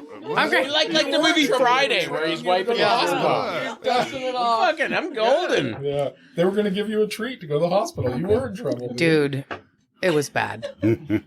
Higher than giraffe balls. They were good cookies. That guy. Yeah. Might have been mixed with the dilaudid, but whatever. It's fine. Oh, God. That's That's just fucking extra funny. flavor. That is, so, that's freaking hilarious, but it's pretty amazing, dude. I mean, Oh yeah. it sounds like it's a freaking miracle that you're still alive. Oh, 100%. It Yeah. is, yeah. 100%. And you seem, I mean, from everything I've seen and talking to you today, Yeah, I'm not retarded. you are, well, you're not retarded, but That's not where he was you going. just embraced it. I mean, you Yeah. embraced it. Yeah, I feel like you got to. Well, You know, yeah, I what's honestly the think no option? matter what you do in the world, Yeah. you do get to decide how you respond to whatever Well, happens. I'll tell you one thing. So Yeah. I'll do my That's cyber one thing you're stalking, getting whatever, right? in control of. And I was like, when I started looking at it, I was like, I don't know if I should even bring up his arm, whatever. Some people are sensitive about that kind of stuff. But then I come across this old Halloween photo Oh my God, the shark? of your daughter dressed up as a shark, and you got a fucking bloody sleeve ripped I was up a on- surfer. Yeah. And I was like, So good. dude, this guy doesn't give a shit if I No. No, the next year she was a zombie and she carried around my arm that she had chewed That off. that was the best. I thought it was hilarious. So, I was Oh, so yeah. thankful you didn't wear a Speedo in that. no. It was on under the shorts. Yeah. You know. So I will that tell was you the this. after party. Because he did have his arm for a while, like after the accident. So his arm was still there for a while, and then they were trying to make a decision. wasn't- Nerve damage, if they were going to keep it, not keep it. And if they weren't going to keep it, like, is it They going to don't- be yeah, they like don't- they're going to take it here, here, or here, like wherever they were going to cut it off at and do all the things. So when they finally made the decision, after all this time, A year. this guy, these two are like, you know what? we're going to have a going away party. And I said, a going away going party? away? And they're like, yeah. I So he named my named arm it Hank. It's like your retarded cousin you can't get rid of that always Yeah. hangs around Yeah. and doesn't help out. That's Yeah. what I had. And Fuck you know you, what's Hank. weird? You know that arm? That Is it arm. like dead? Yeah. And that arm touched more boobs in that year than I have in my entire life. And I couldn't fill any of them. None of them. Not one. I think the final decision too terrible. is when he lit his fingers on fire. So I went to elk camp. Yeah, no. I went to elk camp that year and I caught my fingers on fire, but I didn't know it. And so for like 3 weeks, I didn't know. And then finally I got home. They're like, you have 3rd-degree burns on your fingernails. This isn't. Yeah. You're going to bleed to death at night, not even know it. Oh, Well, and Jesus. so that's the thing. So if you have nerve damage, normally they won't do an amputation for up to a year because it can take that long for nerves to regenerate. Yep. Normally, if they're cut straight in a line, it can take a year for them to regenerate. Usually. And mine were pulled out of my spine and laid in my shoulder. So they said for me, it would have to regrow from the spine out, which they said would take over 700 years to get, I at think their the doctor related eighth it of an to inch. roast beef is what he said. Yeah, he said that it looked like strings floating in the wind, hanging up there on my shoulder. So they knew they wouldn't grow back, but they still make you wait. But I could tell you, you know what's worse than getting your arm cut off? Waiting in line to get your arm I cut off. bet. Waiting that shit was so in annoying. Number 337. Number 300. Fuck. I got 380. God, 4 more people. I mean, I can imagine because you already got to relearn how to do everything with one Yeah. hand. Well, and But I if you got this fucking other thing in the way Yeah. all the time, and I had broken my back in 4 places, and it was strapped around my neck. Mhm. It was Yeah. just so that's what a lot of the reasons why they were like, okay, It's we just need dead to weight cut it hanging off. there pulling, and it pulled the It's screws literally out of his shoulder. never going to reattach. So Yeah. at this point, what you're hoping for is, and because I can't operate my pec, I can't operate my lat, I have no feeling in any of it like that. So I can't get a prosthetic like that. So in the end, if I ever were to get a prosthetic later down the road, it'll have to attach into my spine anyway, which they're not there yet. you're waiting for fucking Right. RoboCop. Oh, shit. no. Yeah, no, 100%. no, that's another a story. whole nother story. Well, no. Another So story. with the Iraq wars and stuff, they are Elon. light years ahead on lower body extremity amputees and ways to reattach. They don't have that for the upper arms yet. They aren't where they are because of how early they had to start with the landmines and stuff. Oh, gotcha, yeah. Yeah. Which I was never part of. Obviously, I was never part of that. But so they aren't that advanced up top. But I did have a guy at OHSU who Dr. Amazing. He was the leading robotics, and that's what got me started on him. Is he walked by one day and I started cussing and screaming about wanting a Gatling gun for an arm. Yeah, yes. Yeah. And he had a team because he was like the dude who made the 3D everything. He was in the Navy. before and they was- had 3D machines. He was the guy. He was a And so solid he's dude. like, I'm gonna talk to this guy for a Mhm. minute. I'm like, any kind kind of of gun? gun, What fuck a caliber? gun up to it. Yeah. And I went up and saw him a few times. And he did some different things, but because of my lack of mobility and that they aren't as advanced to go straight into your spine, they probably are, for military people and people who are going to making money in the end. They ain't going to do that with me. So we're not that advanced yet, and so I didn't get to use any of that stuff, but he was really, he made it seem like they already have a Gatling gun for an arm for somebody. He was ready to. He took Jad's information. He was ready. He's like, Flamethrower? we're ready. I'll call I him. would be So I think what they down for liked was any of my those. attitude about it. I mean, Yeah. So serious question though. Did you look into taxidermy? Oh, yes. Oh my god. Yeah, no, Yeah. okay. 100%. They wouldn't First let him keep it. Don't even get me. So, Yeah. first of all, You wouldn't let him keep it. Yeah. and at OHSU, I tried to sell it on their whiteboards in their doctor's office, and they frown upon that. I put my phone number, told them I had an arm for sale. Nobody likes it. No. I tried to keep it, and they told me I would have to fill out a bunch of forms to Too many even be able to keep forms. my own arm, Yeah. and then they would come. Religious preference. You have to Yeah, have, and then it would come in a 55-gallon barrel of this liquid, and by the time you got it, it wouldn't even look like an arm anymore because it just continues to absorb the liquid. And you it's have in. to have They a. were just bullshitting. You because have they to wanted have it keep And then I thought, that maybe, shit's still up there. but Yeah. see, So no, it's on they somebody else. no, they used it. In fact, they make you sign a waiver. They Yeah. get cadaver it. So I Yeah. wanted to get it burned and put in a necklace so I could always carry around my left arm. So when anybody said, "Where's your left arm?" I'd be like, "It's right here, motherfucker." You can't do that. Like, it's a lot of work. You have to have some extra money just to keep your own limbs. You have to get a lawyer. Yeah. You have to And get, just so you know, but they'll agree with you. It's not morally wrong to sell your own arm, but it's frowned upon. Yeah. Yeah, So if I've- prostitutes do it all the time. Yeah, but you should see when you ask them in They front put of a them. little work into it. Yeah. When you Right. ask them in their office and they're not ready for it, it takes them a minute to answer because they don't want to say it wrong. So like, well, actually, let me think this He through. has such a good attitude. Like really has a good attitude about this from the very beginning. And I'll tell you what, and I just know because I send shit to Ashley all the time. Like I come across stuff that cracks me up so bad, like stupid shit. I found a T-shirt the other day that said "Relax, I'm unarmed." I'm like, I'm making this for Jad. Well, when he was selling guns for my dad and stuff, Yeah. we're like, oh, the arms dealer. Arms dealer. Yeah, you know. no arm dealer. Arm dealers. Arm dealer. Yeah. It's the one. Yeah, no multi-sales. Yeah. No, One yeah. only. Yeah, One at a I'm not going to time. exaggerate here with the plural. Oh, shit. That's fucking awesome, though. No, your attitude towards it is amazing. Well, and that's why I keep hunting and fishing. But yeah, I'll tell Perfect. you, like I said, at first I was like, because I have guests where they have stuff that I find that I'm like, I probably shouldn't bring that up. I don't know if I can bring that up. Yeah. But I mean, when I saw that picture, I was like, no, this guy. Did you get a picture Did of you- the cake though? Did you get Did you find a I didn't see a picture? picture of a cake. Oh no, there was summer no, there was sausage. both. There was both. So at the going away party for Hank, they made a cake in the shape of an arm, and they used summer sausage and meats in the shape of an arm that Yeah. people could come in and Take sample. a slice off. of. Like a charcuterie board. Yeah, Yeah. yeah. No, the only charcuterie board pictures I saw was Probably. must've been your birthday. No, it was Bloody Mary It was a Day. Bloody Mary bar. Bloody Mary Day at my house is sort of a ritual. our- We haven't that done was- one. Cow Creek. It looked like it was you were It's- the only one anticipating or going onto it. It is a ridiculous. People don't understand. So I hug people with food. If you get an invitation to my house to eat and You're you eating. don't show up, like if you tell me you're coming and you don't show up, you will never get another fucking invite again. And that's a fact. So that's whatever. We're fat kids. We eat a lot of food, but That sounds amazing. Yeah. All right, I'm gonna pause it for 1 second. Oh, all right, we're back, dude. This is legit a fun episode. Buddy. okay. And I'll tell you what, I did my half-ass prep work, and we have hardly touched on any of it because you guys got fucking awesome stories. I know. I don't even Stories have for to worry days. about it. Yeah. So the charcuterie board that we were talking about Yeah. wasn't really an actual charcuterie board. It was, so I decided one year for my birthday, because my birthday's 2 days after Christmas. So let's preface this. Nothing good ever happens on my birthday. Like never. Okay. So I'm like, for whatever reason, my birthday felt like at the perfect time. And Melissa happened to be off work and there was all this stuff going on. And Colton was in town. we usually do Christmas Eve at Melissa's house. Colton, the old princess, was in town. Like everybody was there. So we started drinking like 3 days before Christmas, and we did not stop until our other friend River's birthday is on the 3rd.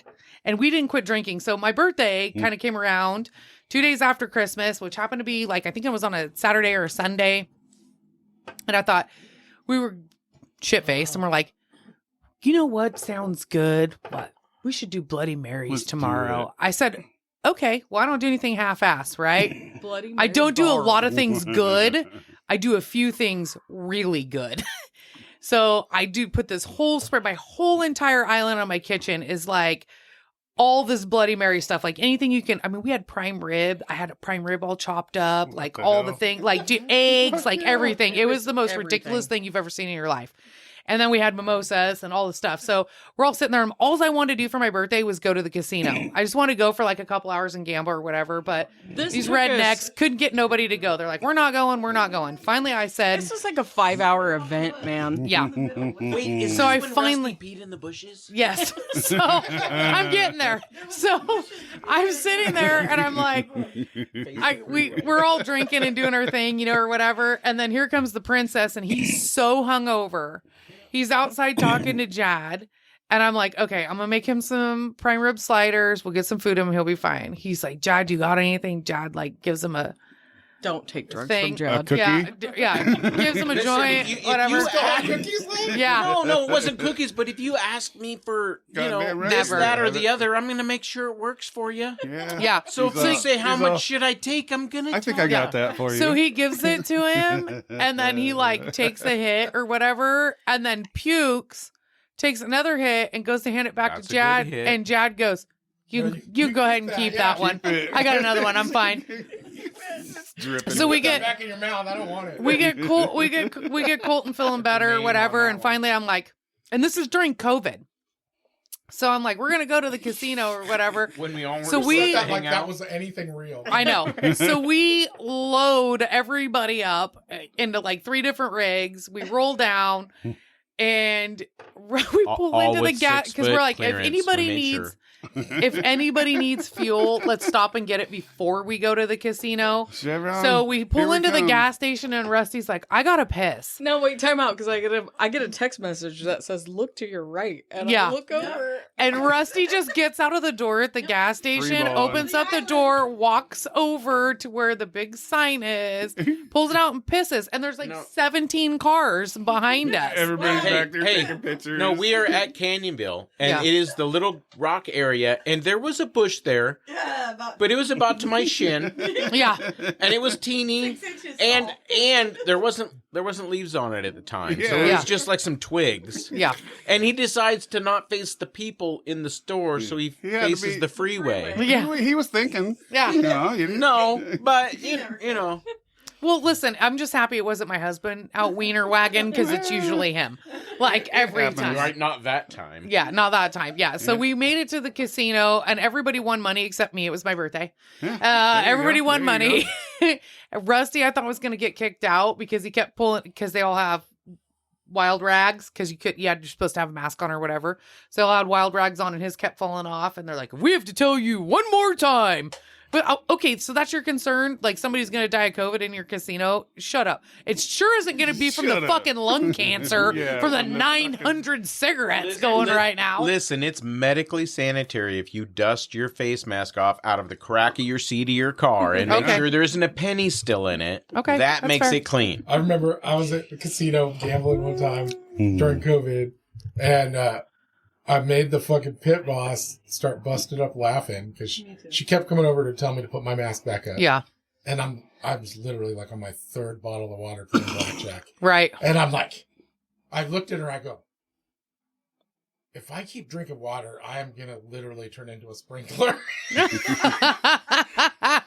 I said, I'm doing my best, but I can't breathe. Yeah. Well, that's fair. I'm going to say that's what sold me on the job here because Justice goes, I'm like, how come you don't work for your dad? He can't afford me. And I'm like, well, she goes, but you don't have to wear a mask. I'm like, sold. Sign Yeah, me I'm up. out. Yeah, how COVID safe were we? Yeah. I literally we got put- guns. There was a Fuck box that of COVID. masks and some hand sanitizer by the front door for people that were crazy. That Yeah. needed it. Yeah.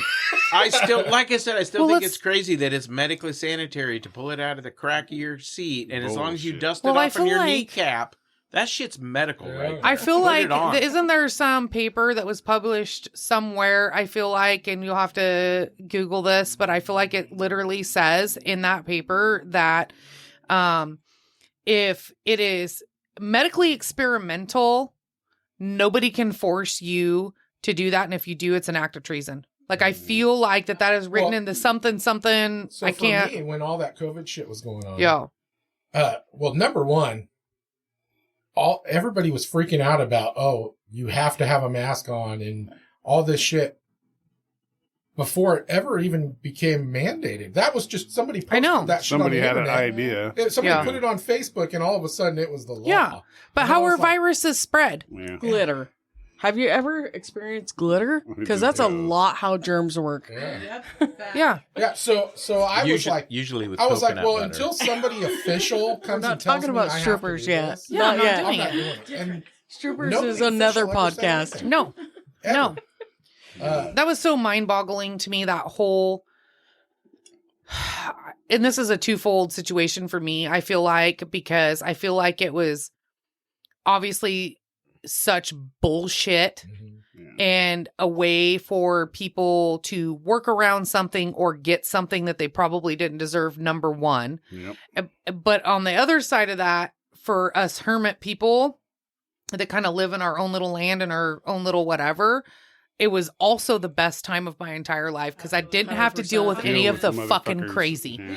You know what I I- mean? Like, we just stayed off in our own little jam. I actually we- hung out with way more people during COVID than I ever did outside of COVID. And he's usually in a group of 40 in the middle of the woods. Yeah. You know, Yeah. hey, we were safe from all the COVID-ness. How did you survive? Because we were away from the COVID. Budweiser, tequila, vodka, and Marlboros. They really cover up that. So Newports. Same thing. I mean, I never skipped a beat. I mean, I worked the entire time. You worked 7 days a week that time. Yeah. When I came to work for you, you never took a day off. You were working 7 days a week. Well, things haven't changed much. Yeah. But so I never skipped a beat. I will say though, before COVID was announced as being anything, I'm pretty sure I had it. They did too, really bad. I spread it like the plague. I mean, I got on a plane and you went to fucking Washington D.C. Sarah was Typhoid Mary. We went to Washington D.C. and she infected the whole plane. Yeah, and on our way back, we were sitting in the airport and we're waiting our plane. We had like an hour and a half to wait for the plane, so we're sitting at the bar having a drink because that was the only place you didn't have to wear a mask. And I'm sitting there next to this guy. Like I said, I either know everybody or I get to know them. You meet them. So I start talking to this random dude.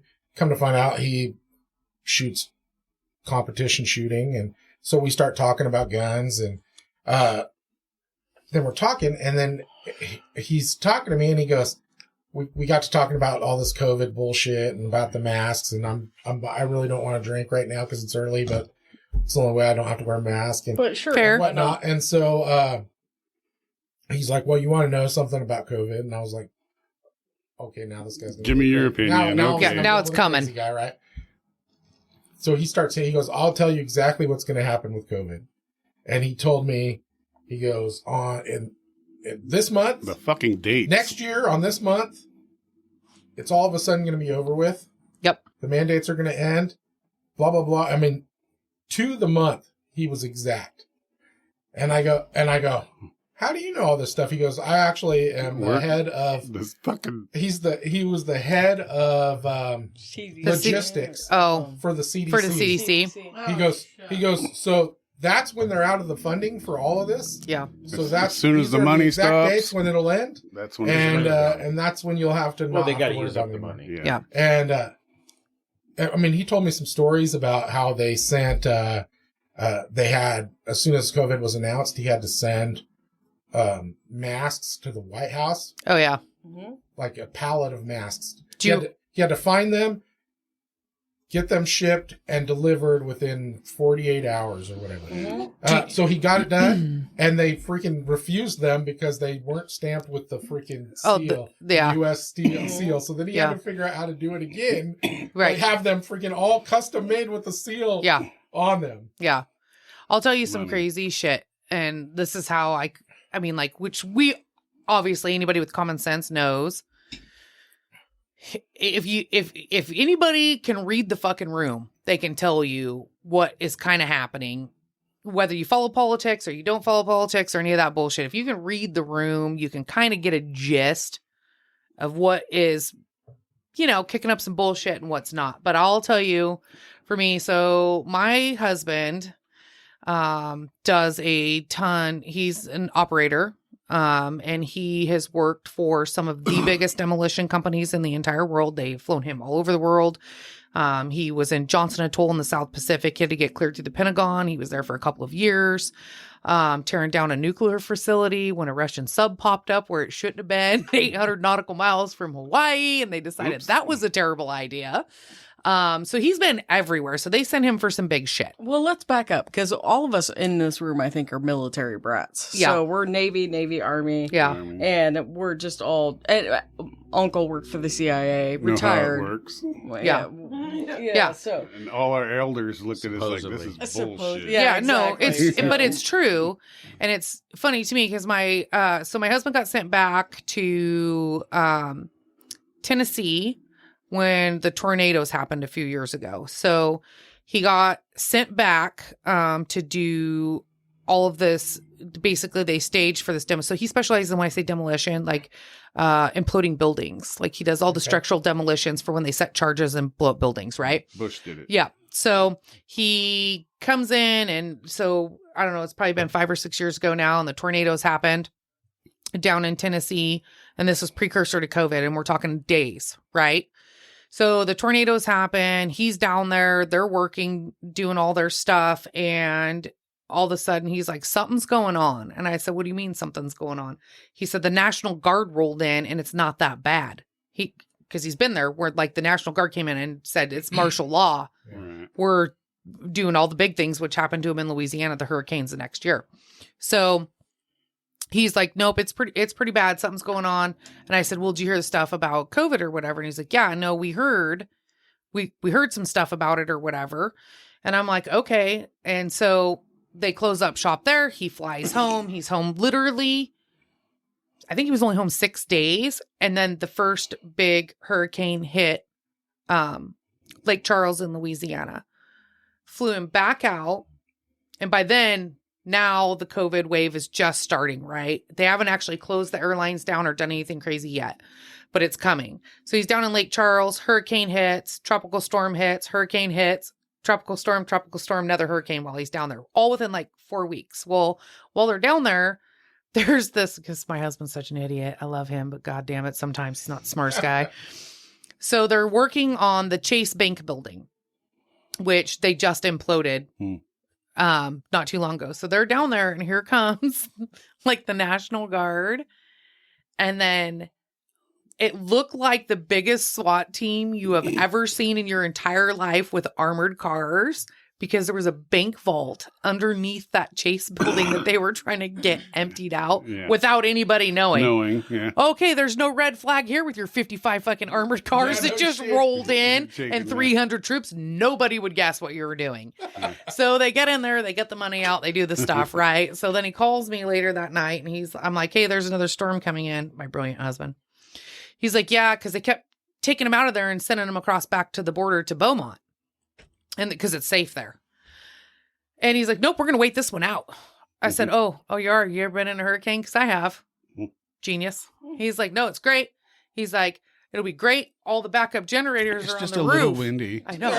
Yeah. He goes, all the backup generators are on the roof. Again, have you ever been in a hurricane? Dumbass. We're not married yet. This is right before we got married. And I'm all, okay. He's like, yeah, no. He's like, it'll be great. We'll have power. All the things are good. I said, okay, let me know how it works out for you. We hang up the phone. Like an hour later, he calls me back on the phone. And I'm like, where are you? Because you just sound like a wind tunnel. I'm like, where are you? He goes, I'm in the van. I go, what are you doing in the van? And he's like, well, we lost all the power. And I go, fucking shocker. How did that happen? How'd that happen? And then I hear him go, oh shit, oh shit, oh shit. And I go, what? And he goes, wind just rolling. Yeah, you can hear it rolling. He goes, but my van just moved like 7 spaces. And I said, you know what, dipshit? Did you sign the fucking life insurance papers? No shit. I got nothing left to say to you. And I hung off the fucking phone. I was like, this is the end. So he makes it through the hurricane. They can't get a plane back at this point. They cannot fly back from Louisiana. So they had to rent a van and drive from Louisiana back to Portland, Oregon. Jesus. So they get back 3 days later. He gets called and gets sent to New York because there are so many COVID deaths, end quote. They can't do it, yeah. That they have no place to put these bodies. Yeah, bullshit. All of this crap, right? Yeah, right? So he gets there. Like, this is so ridiculous.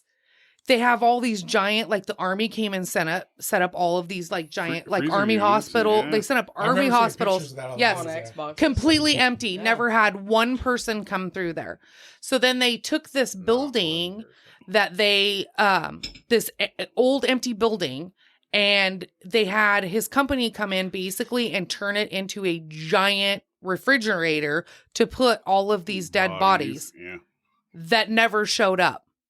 Because nobody was died. No. What they were talking about was, and this is what was mind-boggling to me, and everybody just believed this shit when it came out. So what was happening was all the federal buildings had shut down, including the coroner's office. Yeah.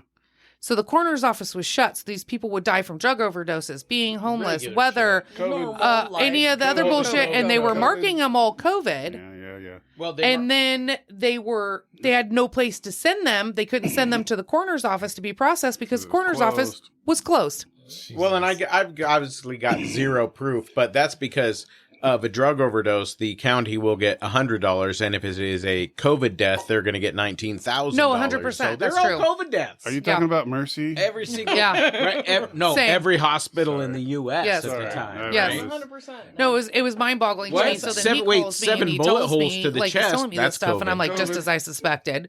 Fuck Like, this. it's all bullshit. Yeah. You know? And I remember going to the doctor because I got COVID like 2 or 3 times, or whatever. And I go to the doctor and he's like, are you going to get your COVID vaccination? And I said, no, Fuck no. absolutely not. He goes, but Amber, you've had COVID 3 times. And I said, go ahead and take my chances. Yeah. I will And take my remember chances. the first time when you said that if Yeah. I got it once, I couldn't get it again? Yeah, Yeah, all here we the are. things. Yeah, Well, and such crap. we never wanted to say it, but so I know I had COVID, and I know I had COVID about a month before it came out. Yeah. Yeah, you guys all A got full it in month. December. And when I got was bad. it was about Yeah. it was about 6 weeks after somebody came in and told me about their visit to China. China? Yeah. And that's not a joke. That's Yep. not, that's A week and a half in China, and while they were there, they got so sick, and they came back, and now we were all sick. we were Yeah. sick Yeah, at the I'm like, time. I brought I it to got- Oregon. I got sick So I- first, Yeah. and then these boys got. I'm like, you need to stay away from me because Get I've the never been fuck away sicker from me. than my you know what? life. It was So I told you awesome that sick, I so. got sick, and I think I had COVID, but I Yeah. knew that they weren't testing for it then. I Yeah. didn't even know.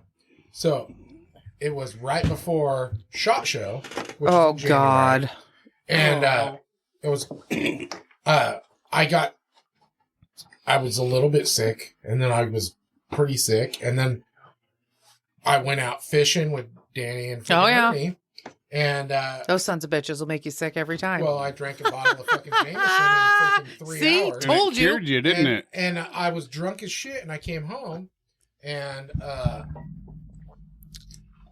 my wife and daughter were talking to me. I don't even remember what had really happened. I mean, we were talking, and they made me laugh, and Was that when you passed out? apparently I passed out and like started having a seizure in my chair. And then you Yeah. came And out then of I it came back out of it, and I kept was laughing. like, "What the?" I was like, "What are you guys yelling at me for?" I'm Yeah. like, Jesus. Carlos, you're So dying. then they made me go to the I'm hospital. not. So I go to the hospital, and we're waiting to see the doctor at the hospital, and they go to draw some blood from me, and my daughter She passes passes out. out in the fucking room. Oh, for the love of God. And so the nurse freaks the fuck out, runs out of the fucking room. Yeah.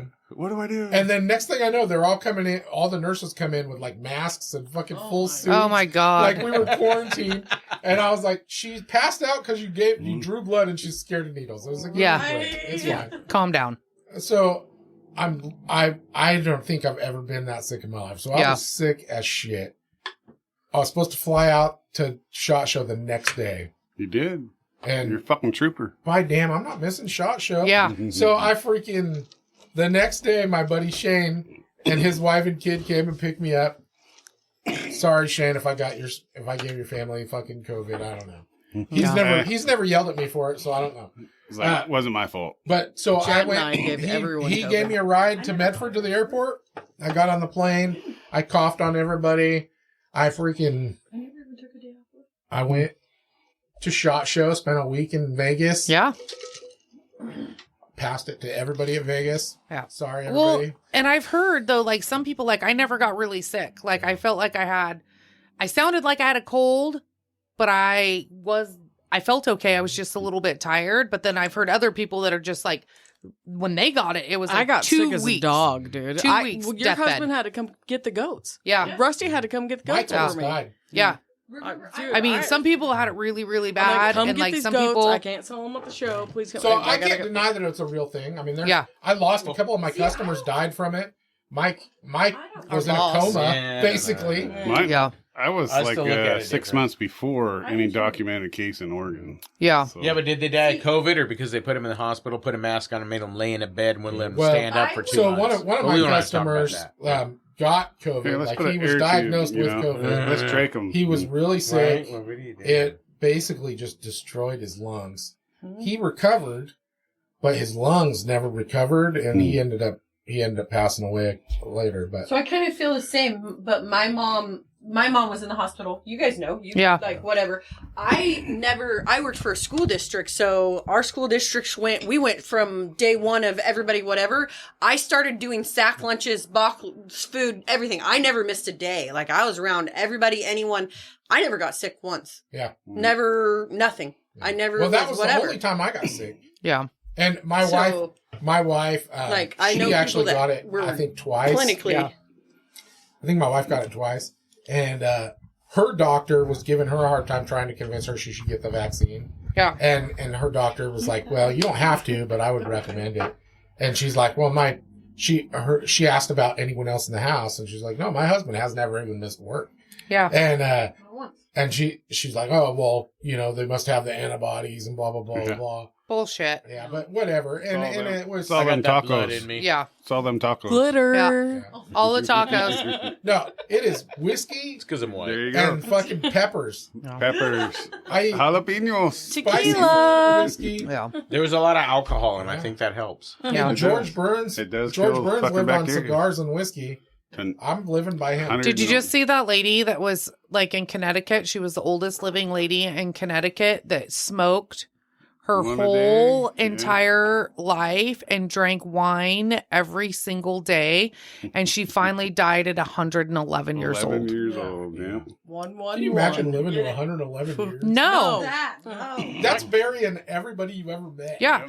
She buried her kids. your and I kids. want to say her grandkid too, Yeah. like was the same. Of all the health, my grandpa lived until he was 92, and for the last 25 years of his life, he was rich because every day he would buy a steak and a half a case of beer every single day, and that's what he had every single day. Mm-hmm. And when they finally found him dead, he died, but the day before he'd been trying to climb on a fucking ladder to clean out his gutters, and every day a half a case of beer, and he had and this was in 96 or something, let's say. He had like a 1991 car, LeBaron or something, some piece of trash, but it had like 4,000 miles on it. Yeah. And it was worth so much money because they're like, how do you find a car that has no miles? Well, he drove it to buy a steak and A half beer. a case of beer every day. My grandpa, same thing. He died when he was 90. Yeah. He was a watchman in the woods. He lived in a camp trailer. Yeah. Every time we would go up to visit him because I figured he's getting lonely and I didn't know him that well, so I wanted to get to know him, So we'd drive up in there in the woods, find where he was fire watching or equipment watching. Dude, that man lived in the woods, and the only thing in his freaking fridge was Ham's draft beer. Yep. And Get down with the Jimmy ham. sausage. Jimmy D.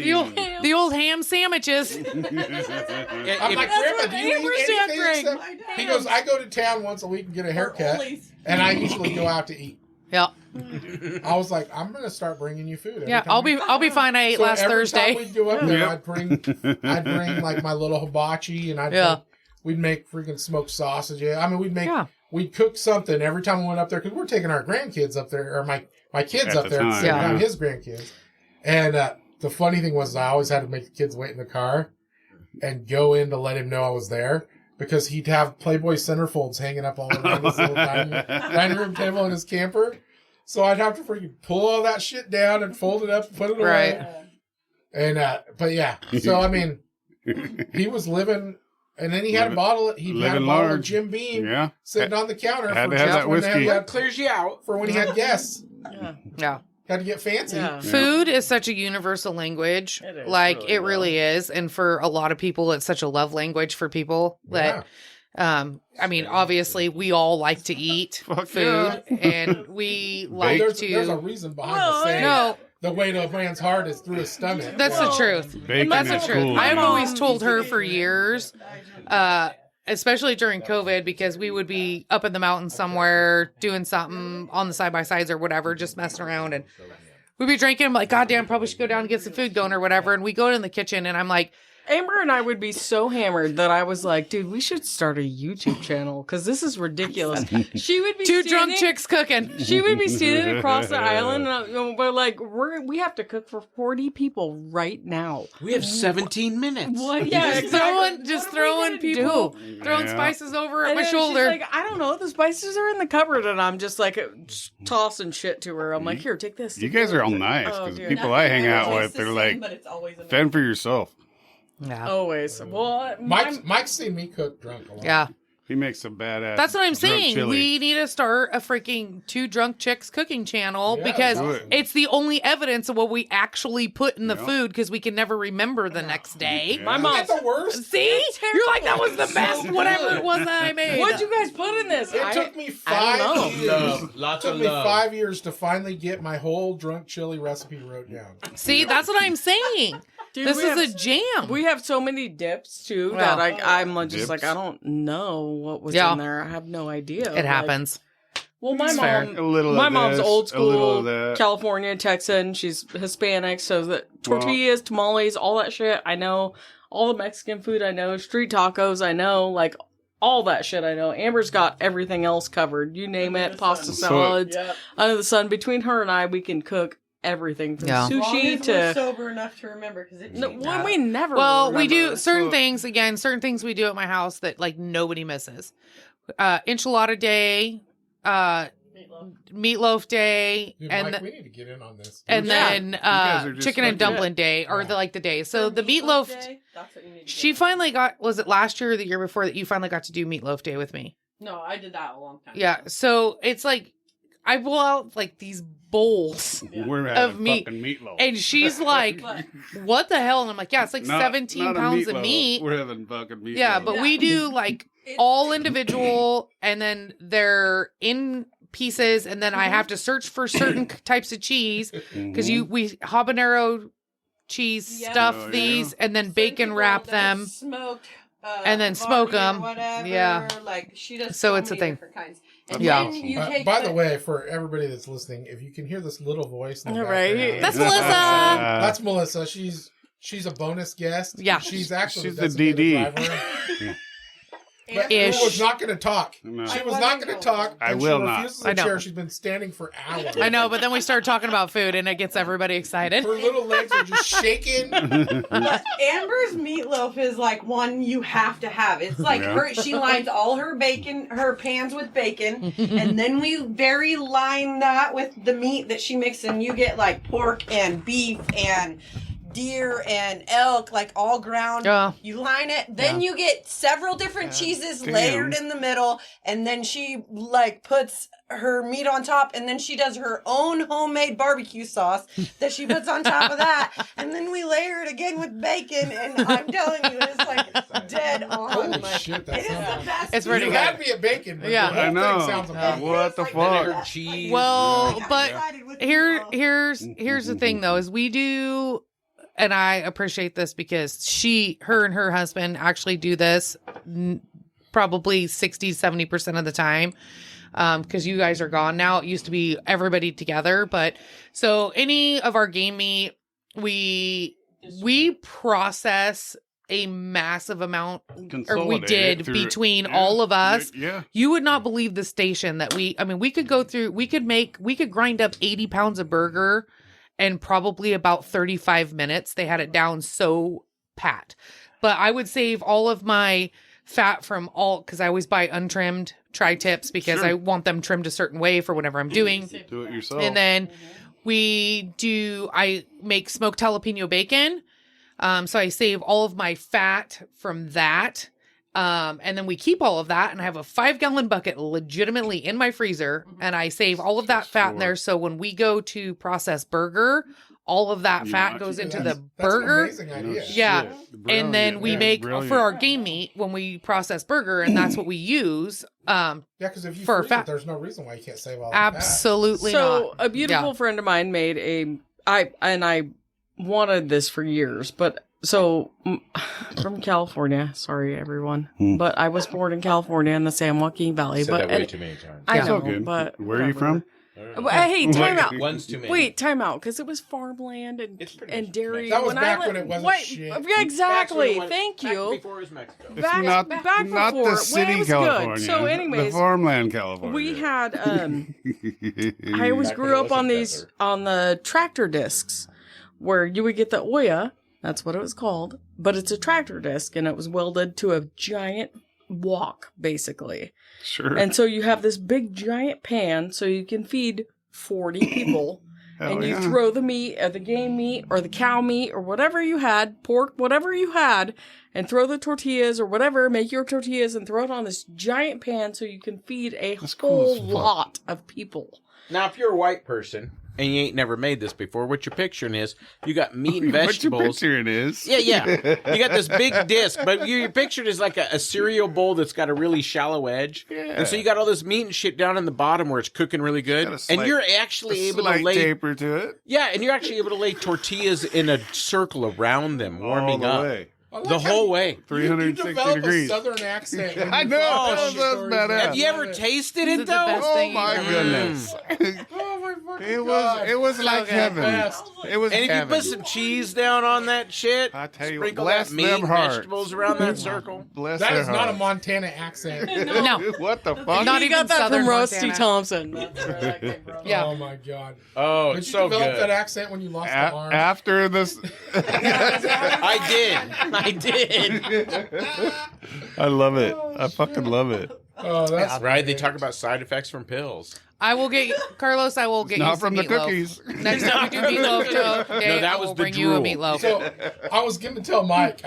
When I was telling Mike that we should get in on this action. Yeah. We really should. So we we really would- should. We would totally fit in because I have Dude. cyber stalked these girls. We are friends with every single person. they Yeah. know. 100%. Yeah. Yeah. Oh, No. 100%. That's why, Every single person. that's why Justice was like, go. But I'm telling you, the mask thing. How we we don't have to wear a mask. I mean- I'm like, I'm in. I've known Amber forever from the bar, but that was Yeah. a million years ago. Same, Yep. no? That was a million. Me Did too. I meet you there? Yes. Yeah. I never I went. do not remember you I- at Yeah. all. I remember- I've served you plenty I've of never years, heard trust that me. about Ashley. When So- Which thing? Remember you? So Right. yeah, so I've known You're her the just, only but just person. from that, how we have not been to Yeah. a freaking place and No shit. partied with them, especially I have with no food. idea. What the fuck? Because Yeah. literally Foodies. every single person that she's friends with on Facebook. I know. I mean, I when you cyber stalk somebody and it says you have Yeah. 47 Seven matches, friends. You're like, wait a minute. you have fucking 90 You're like, people in How, common. I'm how like, that? And then you're like, oh, I remember now. We haven't hung out once. Okay, How is so this even possible? I don't well, know. and then I found out she was already friends with me on Facebook. Yeah. I just didn't even know what her fucking last name was. Right. Yep, yeah. Exactly. Yeah. Sorry. That's Yeah. recent. I changed That's it. recent, Yes, though. you did. That's I did. recent. You did. I did. I finally. That's a whole nother story. I got tackled in a restaurant. Okay. That was Let's- No, I tackled. No, wait, I tackled her. Sorry, There that you was go. different. Yeah. Wait, it's wait, switched. That was her wedding. No. That's And the night I for stole your Amber's phone. wedding. Oh and God. didn't know it. Yes, I would. No, I didn't. You didn't steal my phone. I lost it in your cleavage. Oh, big. That's a big difference. Either In her way. defense- Either way. In her In my defense, defense, there her was 4 boobs are big phones enough. She missing did in have there. 4 It phones. sounds like There a was good 4 story. phones in there. I did have 4. I'm just storing them right now. In your Yeah. cleavage? Yes. No, there was a couple on the side, so that's not cleavage. Which that's like side I hilling. don't know. Did you have car Do keys? you call in that there? side hilling? I had 4 phones. Two of them wouldn't work anymore because they got too hot. Too hot or wet? I'm not really Yeah. sure. What the? You know when you throw your phone on the dash and all Oh, of a yeah. sudden it won't work anymore? Yeah. Yeah. It's all rainbow You're like, colored. put it in the freezer. Quick, put it in the Put freezer. it in rice. Yeah, I was gonna say, quick, get the rice. We went to Amber's wedding in Reno, and it was just. That was a great time. Dude, I have I bet. every great story starts when we went to a wedding in Reno. I can Yeah. imagine. That was a great That one, weekend. dinner we went to, so we had a great time. It was like the night before dinner. Was, Was it the night before? Was Yeah. Elvis there? No, I but left we all went everybody out- because Dave was being an We all ass. went out Fuck to. you This is the guys. best part. So we all went out to dinner. Again, Amber. Yeah. Nothing good happens after 8 o'clock. Oh, No. look at the time. I'm It's- out. It was. So this No. is where the story starts. It was 8:37. 8:37. We just finished dinner where everybody had too many drinks, and they were really good drinks. And I remember getting tackled in the restaurant floor by Chelsea, and I did nothing wrong. Yeah. And then we went out on the Sounds balcony, legit. and Ashley is like X-factoring from WWE wrestling. Davey, who's getting married, down in the bottom casino saying "F you."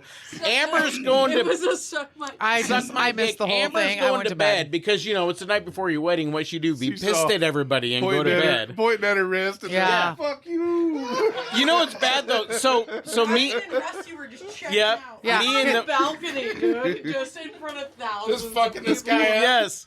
So I can tell you that within the next hour, we got everything calmed down enough that me and all the male versions of everybody went to a bar, and the guy who's getting married got us kicked out of the first bar in the first 4 minutes with one comment to the bartender, where she literally said, "You all need to leave." And three of us instantly had no comment, but yeah, we gotta sorry about that. Yeah. Yes, Yeah, ma'am. we figured. So we Yes, ma'am. so we dragged Davey out of that Just spot. don't call the cops. And in the end, all the girls were supposed to be going out in a limo, like pre-planned kind of. Oh no, you need to tell him what he actually said. He told the lady in the bar that her lips looked like good dick suck lips. She was the bartender, and she hadn't even given us a drink yet. Little bit So of- maybe yeah. you wait till after you in get your his beer. defense, he was in fucking Reno. Well, and In his defense, that was premature ejaculation. Get your fucking drink first, no, bro. and in his defense, she did have nice lips. I mean, they weren't bad looking. But you get your beer first. Yeah. DSL. I get a call like 20 minutes later. It's like, hey, babe, what are you Yeah, doing? you know it's a bad night when I go out with the boys and less than 40 minutes. I'm like, where are you girls at? We got to get rid of this motherfucker. I know it's his wedding night, but he needs to go to bed. I gave him 3 cookies. He should be passing. He'll be out. fine. He'll be fine. You know what's bad though? I think we did finish. So we did end up taking him to the karaoke. Was it karaoke that night? No, that was the night we got married. Yeah. That was after. Okay. Yeah. Right after. All I know is we got rid of him. His wedding night, but we're like, you need to go to bed. It's probably. That's a It sounds like has he made up for this fucking wedding? Yeah. There's a moral. Kind A moral to this story. There right? is. Oh, Jesus. Don't No, I get didn't married. think you did anything Yeah. wrong. That was, I was gonna say DSLs will get you in trouble. I every thought the time. moral was get your drink first. I Yeah, didn't get know your there drink was first. something. If you've learned anything tonight, get the drink first. Yeah, you know. Amber's still always in bed before 8, so it doesn't matter. Not before Whether 8. you're- Goddamn, I go to bed at 9 for the love of Yeah, God. but 8 o'clock you're counting down. Yeah. I'm always revisiting Fair. getting tackled. I think if I had turned just right, she might not have got me on that The one. last So- time you stayed up past 9 was when you kicked Buck in the ass, and you guys. I didn't kick him filmed in the ass. Rusty I leveled him in the middle of the You guys street. filmed Yeah. Rusty telling the story. Yeah. That's a whole other story. That's a I whole don't nother know if story. I can Listen, explain that. I don't think that's legal. Yoncalla, like their It is. date. So back to COVID here, right? We had a There's COVID some time where we weird partied in the woods vortex with 50 of that us happened every night. up in Yoncalla. Like Oh, we would go up and guys spend drink way too at much not time the on bar, this but a shit. friend's bar. We would go. He had a bar out in the woods. My We would go up there cousin- and drink. Wait, time out. My cousin from California, Richard and Fidel, they live in Montana now. Fidel made this bar, beautiful bar out in the middle of nowhere for our friend, and it just got out of hand during COVID. Oh, this is just like somebody's garage. Personal. Like a Like- No, not a garage, We're we're out in talking. the woods. We're talking in the middle of their acreage, in the middle of the woods, where you got 60 people who got to drive up through fields and mud just to get there. Sounds like a good time to Yeah, me. Yeah. that's amazing. Yes. But It there was. It was till you were stranded Some there. sort of weird vortex that happened up there where people lost whole days. Yeah. And nobody knew what happened.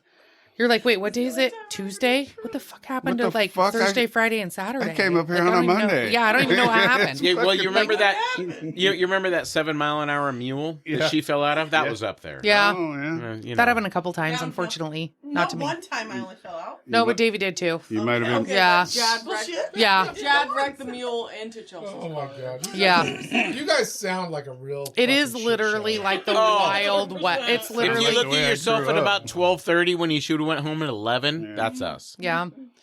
No, it's I did run my them. mule at 7 miles an hour into a brand new I vehicle. still go home and go to bed at Oops. 9 o'clock. But here we are, 22 years later. This still doesn't. None of them listen to my advice. I still think something good's gonna happen at 9:02. Yeah, And then somebody always pisses on your dreams, huh? yeah, They do, literally, Yeah. sometimes. That's why we have all That's the fair. videos we have. yeah. I think the same thing. The sad thing is, is it's going to happen without my wife because she's already asleep at like fucking 8 o'clock. See, Yeah, thank you. Smart woman. I appreciate that. Because But she has a bedtime. I'm not. My wife goes to It's bed the same way. 7:30 to 8 o'clock. Like, it'll be like 7:15 and my wife will be like, babe, I'm sorry, but I can't do it. And she'll just go to bed. Yeah. And I'm like, okay, well, I'll see you. I'll see you in like 3 hours when I know you're still going to be sitting there wide awake watching Watching TV. a movie, Yeah. reading a book. Yeah. Well, no, she'll be watching a movie and playing on her phone at the same time. So I mean- she's not paying enough attention to either one. That's this one. I'm too tired. I got to go to bed. She got 2 hours So I later, would I'm like, walk. you're fucking awake. I would walk. When I say I'm going to bed, guess what? I'm going to fucking bed. I would walk a solid 3 hours to be like, oh, dude, I'm done. I'm counting out. And they're like, where are you going? I'm well, bye. Walking down the hill. See ya. Once in a while, I'll get a text message from the bedroom that says, you should come cuddle with me. And I'm like, does that mean I'm going to get some? And she's like, Oh, Jesus. no. And I'm like, okay, I'm watching the movie. Done. Yeah, I love that. You said when you go to bed, you just go to sleep. I thought that, that's That's what, dude, you got. what you're supposed You got 3 minutes to decide what you want to happen. Yes. Because I'm done after. I'm 3 asleep. minutes, motherfucker. Yeah. And in Snoring at the end of that 3 minutes, you better do the warming up. Yeah. And that's only if I haven't been drinking. If I've been drinking, you got 1.5. One and a half. Why are you You always in better a get hurry? my attention quick. Yeah. Yeah. So you get the dogs off the bed before I get there. Yeah. You got to put some planning into it. Yeah. Right, a little bit of perfume, You know, whatever. This is my romanticness. Oh, No, God. so I know what you. So I told you earlier, dude. Nothing good happens when you say, we were going to a wedding in Reno. No. Honestly, everybody had the best time It ever. was I amazing. bet they did. sounds like Yeah. Oh, Last week. hey, It was it really wasn't fun. my wedding. I had a great time. Exactly. Yeah. That's the way it works. When I was with my second wife, before we were married, her brother got married, and we went to Reno. They got married in Tahoe, but we went to Reno, and when we went to their hotel, it was the funniest shit I've ever heard in my life. We go to this hotel, and they paid for this fancy hotel with theme rooms. Oh, God. Oh, stop it. You should be. Yeah. Done. Yeah. I gotta go. So their room was The like Marilyn a princess's. Tarzan room. Shut up. It was like Was there a princess Tarzan room? No, it was like a princess castle room. Stop it. So it had like this 4-poster giant king bed thing. Had a fucking hot tub in the room, Vibrated. and they're showing off this fucking Coin fancy operated. room that they rented for their wedding night, right? Quarter at time. And we're in the middle. I'm like, it's fucking cool that it's got a hot tub. You guys don't even have to go nowhere. You can just, and there's no time limit. You can be in the hot tub all night if you want. And all of a sudden I hear this. I don't know what this freaking hook thing is on the ceiling. Shut up. Stop. Make it stop. That's for the swing. And then I look around and there's hooks all over. There's hooks on the wall. There's hooks in the There's ceiling. hooks everywhere. I watched HBO After Dark. I know what I'm I know what I'm getting talking about. into. Yeah. So there's a closet in this fucking room. No. That's where the gimps go. Make it stop. I didn't pull anything out, but there was a didn't lot pull more than anything fucking out. extra sheets in that fucking closet. There was a fucking cube with Yeah. holes in it for air No. holes. There was stuff in that closet that I'm pretty sure I saw metal on. So I'm pretty sure they had the stuff you needed for those hooks in the ceiling Oh. in that closet. All right, the one's name was Goliath. Yes. Goliath. Meanwhile, Punisher. that was the first and only time I ever hired someone to watch my kid out of the yellow pages. No way. Oh, my God. Shut up. No way. You looked up babysitter. Yep, that one. They had That's not real. They had 24-hour That's not real. Hey, you didn't do that. I may or may not have done that. Yeah. Depends on who's listening. That He's just is kidding. amazing. He's Yeah. just kidding. And you know which kid that was. Yeah. He did that. Well, She I'll turned tell out you fine. this. In your defense, if you want to talk about bad parenting, I'll tell you some bad And parenting. it worked out fine. Yeah. No. We're in Reno. Why not let me gamble? I will. So, my son, who's not my blood child, but I've had him since he was fairly small. Teenager, like 15, right? So for his 21st birthday, I gathered up people and all of his friends. And then I personally, as his mother, took him to every strip joint in Eugene. There you go. You're There ain't nothing wrong with that. I know. We went to one strip club and I actually had to send his dad in because he was gone for like 2 hours. And I'm like, hey, kid's pretty good looking.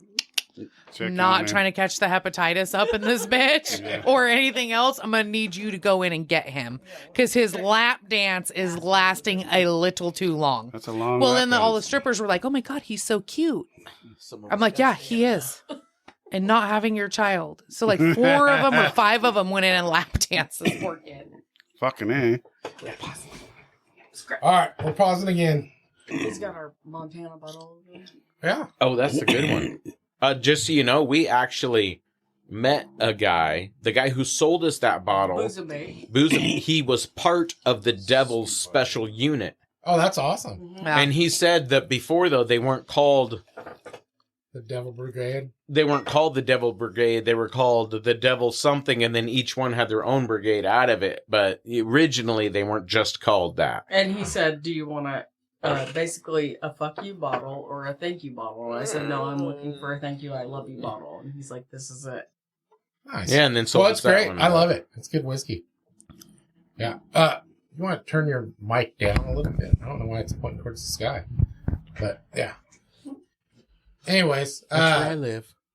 What were we talking about? We were talking about my wedding trip. Oh, that's right.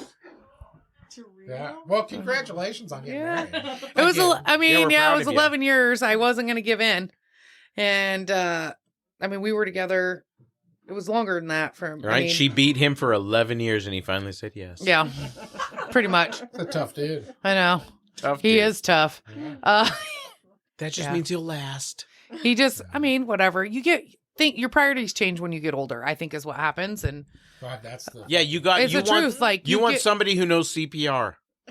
well, That's really what it comes down That's to. me, the medical you get older and you're like, oh, Jesus Christ. Retirement, Social Security. I get a discount on my car insurance. The shit like that when you start getting older. How much did you think of that when you were a kid? Yeah, who's going to Not come at out all. and change my I tire mean- for me No on the shit. freeway? Me. Are you kidding me? I got one. He has a race car. Who do you Triple think A. changes his goddamn tires now? No, but you are 100% true. When you get older, it's different. Yeah, Yeah. well, it's Yeah, way your different. priorities are way different. Yeah. No, it is. And we were together. And let's be honest. When you're together with somebody that long, whether you're married or not married, like your shit is so intertwined anyways. And if you have kids, it also changes the whole Same. Makes it even more. Trying to get out of any sort of situation when you're with somebody that long anyways. But his logic, which he got me with a good one, to be honest with you. He was just like, listen, I'm double vested in 2 unions. I said, I get it. He said, if something happens to me, I need to make sure that you're okay. And I said, rule number 1, all these years we've been together, you should know I am a cat and I will land on my feet. You don't need to worry about me. It wouldn't be the first time I've left everything and started over. Like, it's all good. If you And he call said- me and Amber, we can move you out of anywhere in 2 Yeah. days. So he said, no, That's a pretty good but it's analogy different.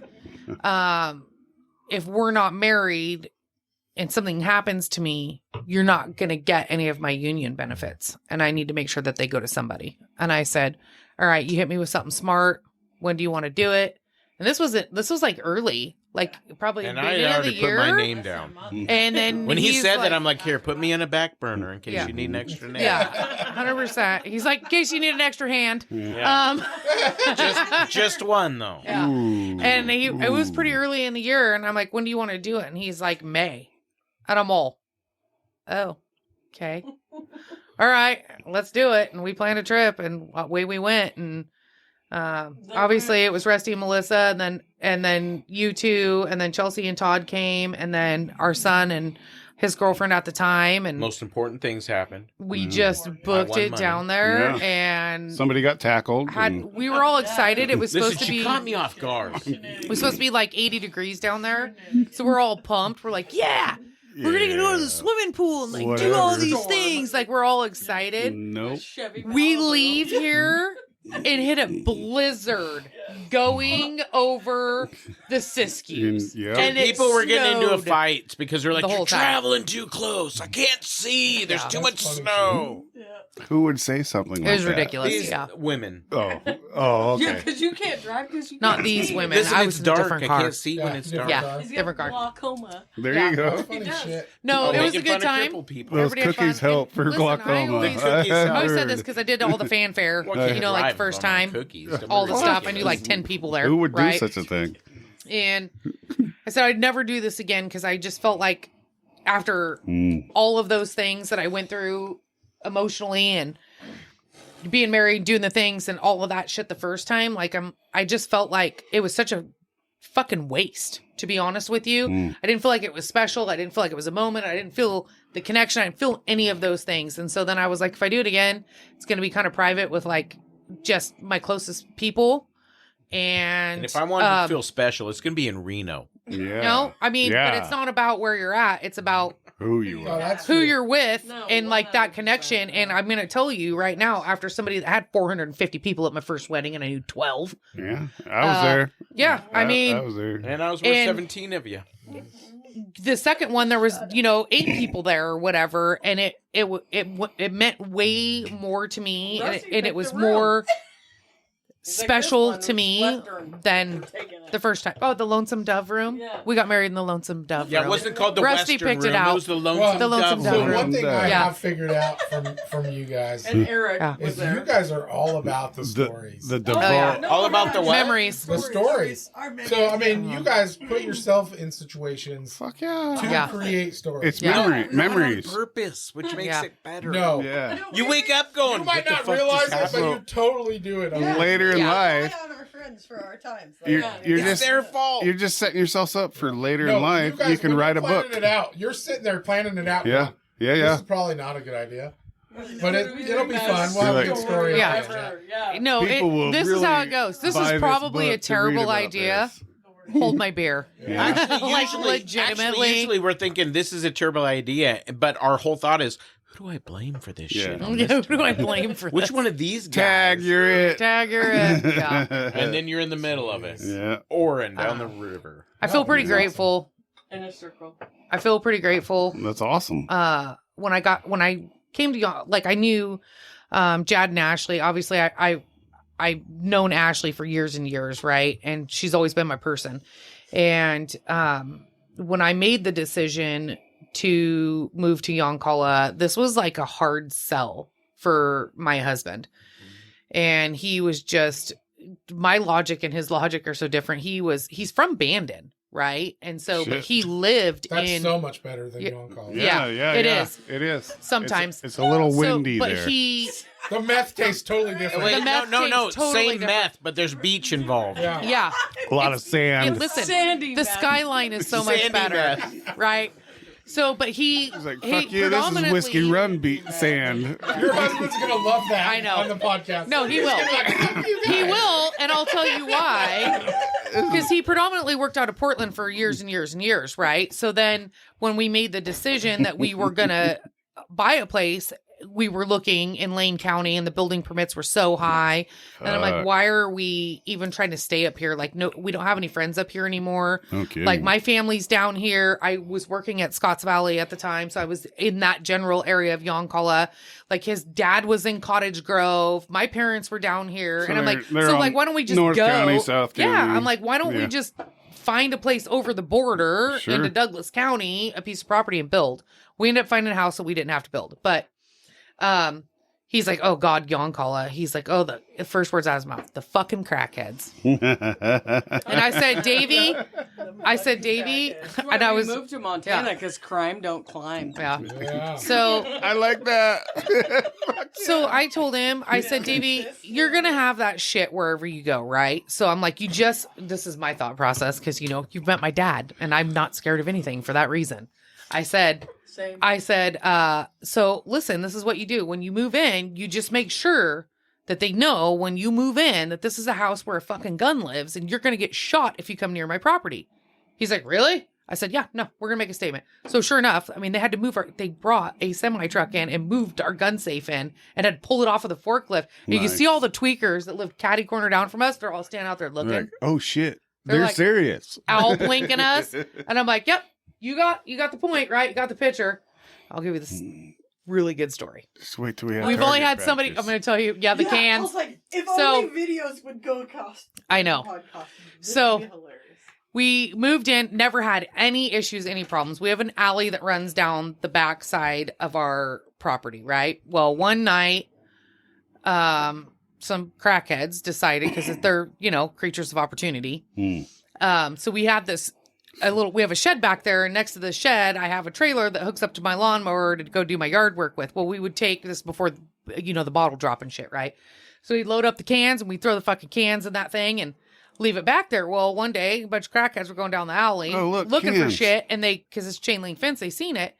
Well, and they could have came and knocked on my door to give them to them, right? Right. But they chose to hop my fence, and I went, well, strike number one. So they hopped my fence, and they stole my cans. Pop. And I said, well, I didn't see it. The neighbors told me about it, right? So I went back there and looked. Sure enough, they caught. I was like, all right. So we're sitting there chit-faced one day, and Davey and Brad were talking, and I said, listen, we gotta rig something up, because I'm gonna make sure this never happens again. And they're like, okay, what do you want to do? I said, well, I'll have these die packs. They're like die packs from where? And I said, RFP, where they mark their logs. And I said, oh, I said, yeah, the good powder stuff.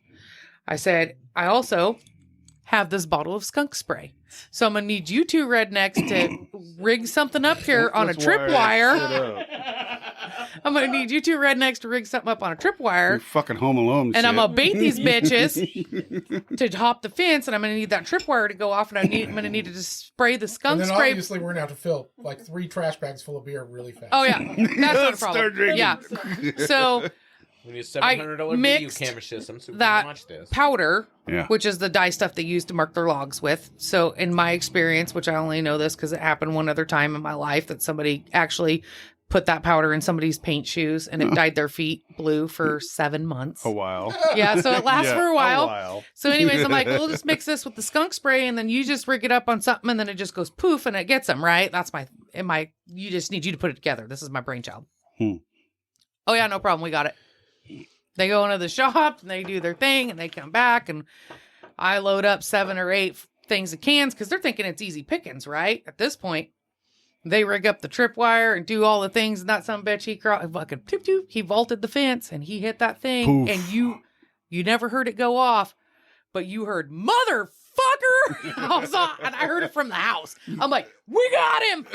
We got him.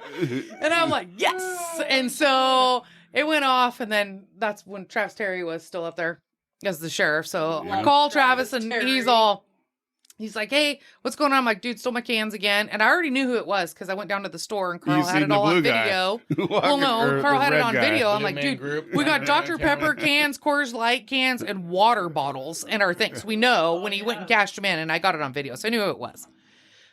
So Travis like, you got him? I said, oh yeah, I got him. He goes, where's he at? And I said, he'll be easy to find. He smells like a skunk and he looks like a fucking Smurf. Should be real easy to spot. He found him like 4 blocks later. He goes, you want to press charges? I said, absolutely. And I said, take him to jail. The popo is going to love me when this guy rolls in. He smelled so bad. He was like, I'm going to call somebody to transport him because I'm not going to be able to actually He's like, drive that him fucker ain't getting in to my car. Roseburg. Like, it was so bad. That's Yeah, it was awesome. great. So then after that, not one time, knock on wood, have we ever. I'm like, look, they're cockroaches. They're going to spread the word what happened. Oh my god, Like, that's fucking amazing. 100%. And we've never had anybody mess with our shit again. No, I was talking about the crackhead that got pulled over in front of your Oh, God, the house. guy. What's his name? His dog's name Jeff? is Peckerneck. Peckerneck. That's all I know. Don't know the guy's awesome name. dog name. Right? Yeah. You have like to hear the story. I can't because Peckerneck. there's not enough room in here to do it. But this guy got pulled over and got a DUI in front of my house. It was the best day of my entire life. Yeah, you can say it though. They asked him. Without doing it. You could see the cop out there like, hey, you need to go out and you need to walk the line or whatever. And you gotta picture this guy. He's in cut off jean shorts. Fuck yeah, shorty shorts. He is wearing a Larry the Cable Guy pearl button shirt with no arms on it, Fuck yeah. a ball cap, and no shoes. Carlos, Okay. what were you doing up there? Thursday afternoon. So, dude turns You around. never told me you got a fucking DUI. I can't think of his name. Donnie. So, anyways, dude turns around. The cops all telling him, he's like, "There's two cops," No. and one of them's laughing so hard he's at the back of the second cop car, and he's like, "Okay," he's like, "Oh, you gotta walk the line, do the things or whatever." He's like, "Oh, I do." Like, whatever. And he turns around and puts his foot up on his bumper and starts stretching his hammies out and shit. He's like, "Oh, you're going to make me walk?" I'm stretching my hammies out. Dude, it was so good. Oh, I got the whole thing on film. And so then they're all like, "Hey, touch your nose and do the things." He's all ballerina pose and starts squatting in the middle of the road. It was the best thing I've ever seen in my life. Did he get the DUI? Yeah, they gave him. Here's the thing: they gave him the DUI. Oh, fuck. But let me tell you, they let somebody come pick his truck up. They only drove him to Drain and booked him and released him. They didn't even drive him to town. He was such good entertainment. So that all that effort paid off a little bit. It did. It did. Yeah, it was so good. I want to see if your buddy could do this ballerina It was probably shit one of the too. best ones. Yeah. Oh, stretching out the hammies. So where did the dog come in on this? Yeah, so the dog was in the truck. Dog is still alive. Peckerneck's still alive. Peckerneck? Dog's still alive. Yeah. Just seen him yesterday. So the dog was still alive, and they didn't want to leave because it's summertime, so they had somebody come drive his truck home with his dog. Don't be disrespectful. Yeah.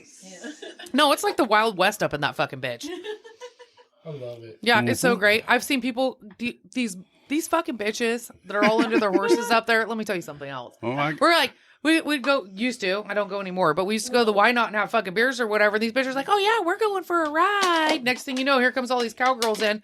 All their horses are tied up. There's a hitching post behind the Why Not Tavern. Bars. And there's like 7 horses out there hitched up with their dogs. That's brilliant. Yeah, it's great. Can you get a DUI on a horse? Can we Yes. talk Yes. about Yes, Jad? you can. Yes. Yes, you Jad's- can. Can we talk about Jad's Talk about what? the I didn't do hatchet? it. The hatchet? Which that guy? You had Oh. a Listen, hatchet? he was just misunderstood.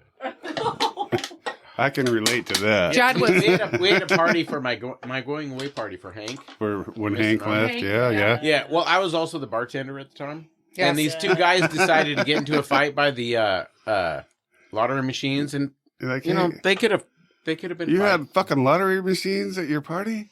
They were at the We bar. were at the It was bar. At the bar. At the It was bar. at the Why not? Yeah, they weren't my lottery Oh, machines. I was just like, fuck, you're right. I'm sitting here with one arm still. If they weren't, man, I could have 2 arms right now.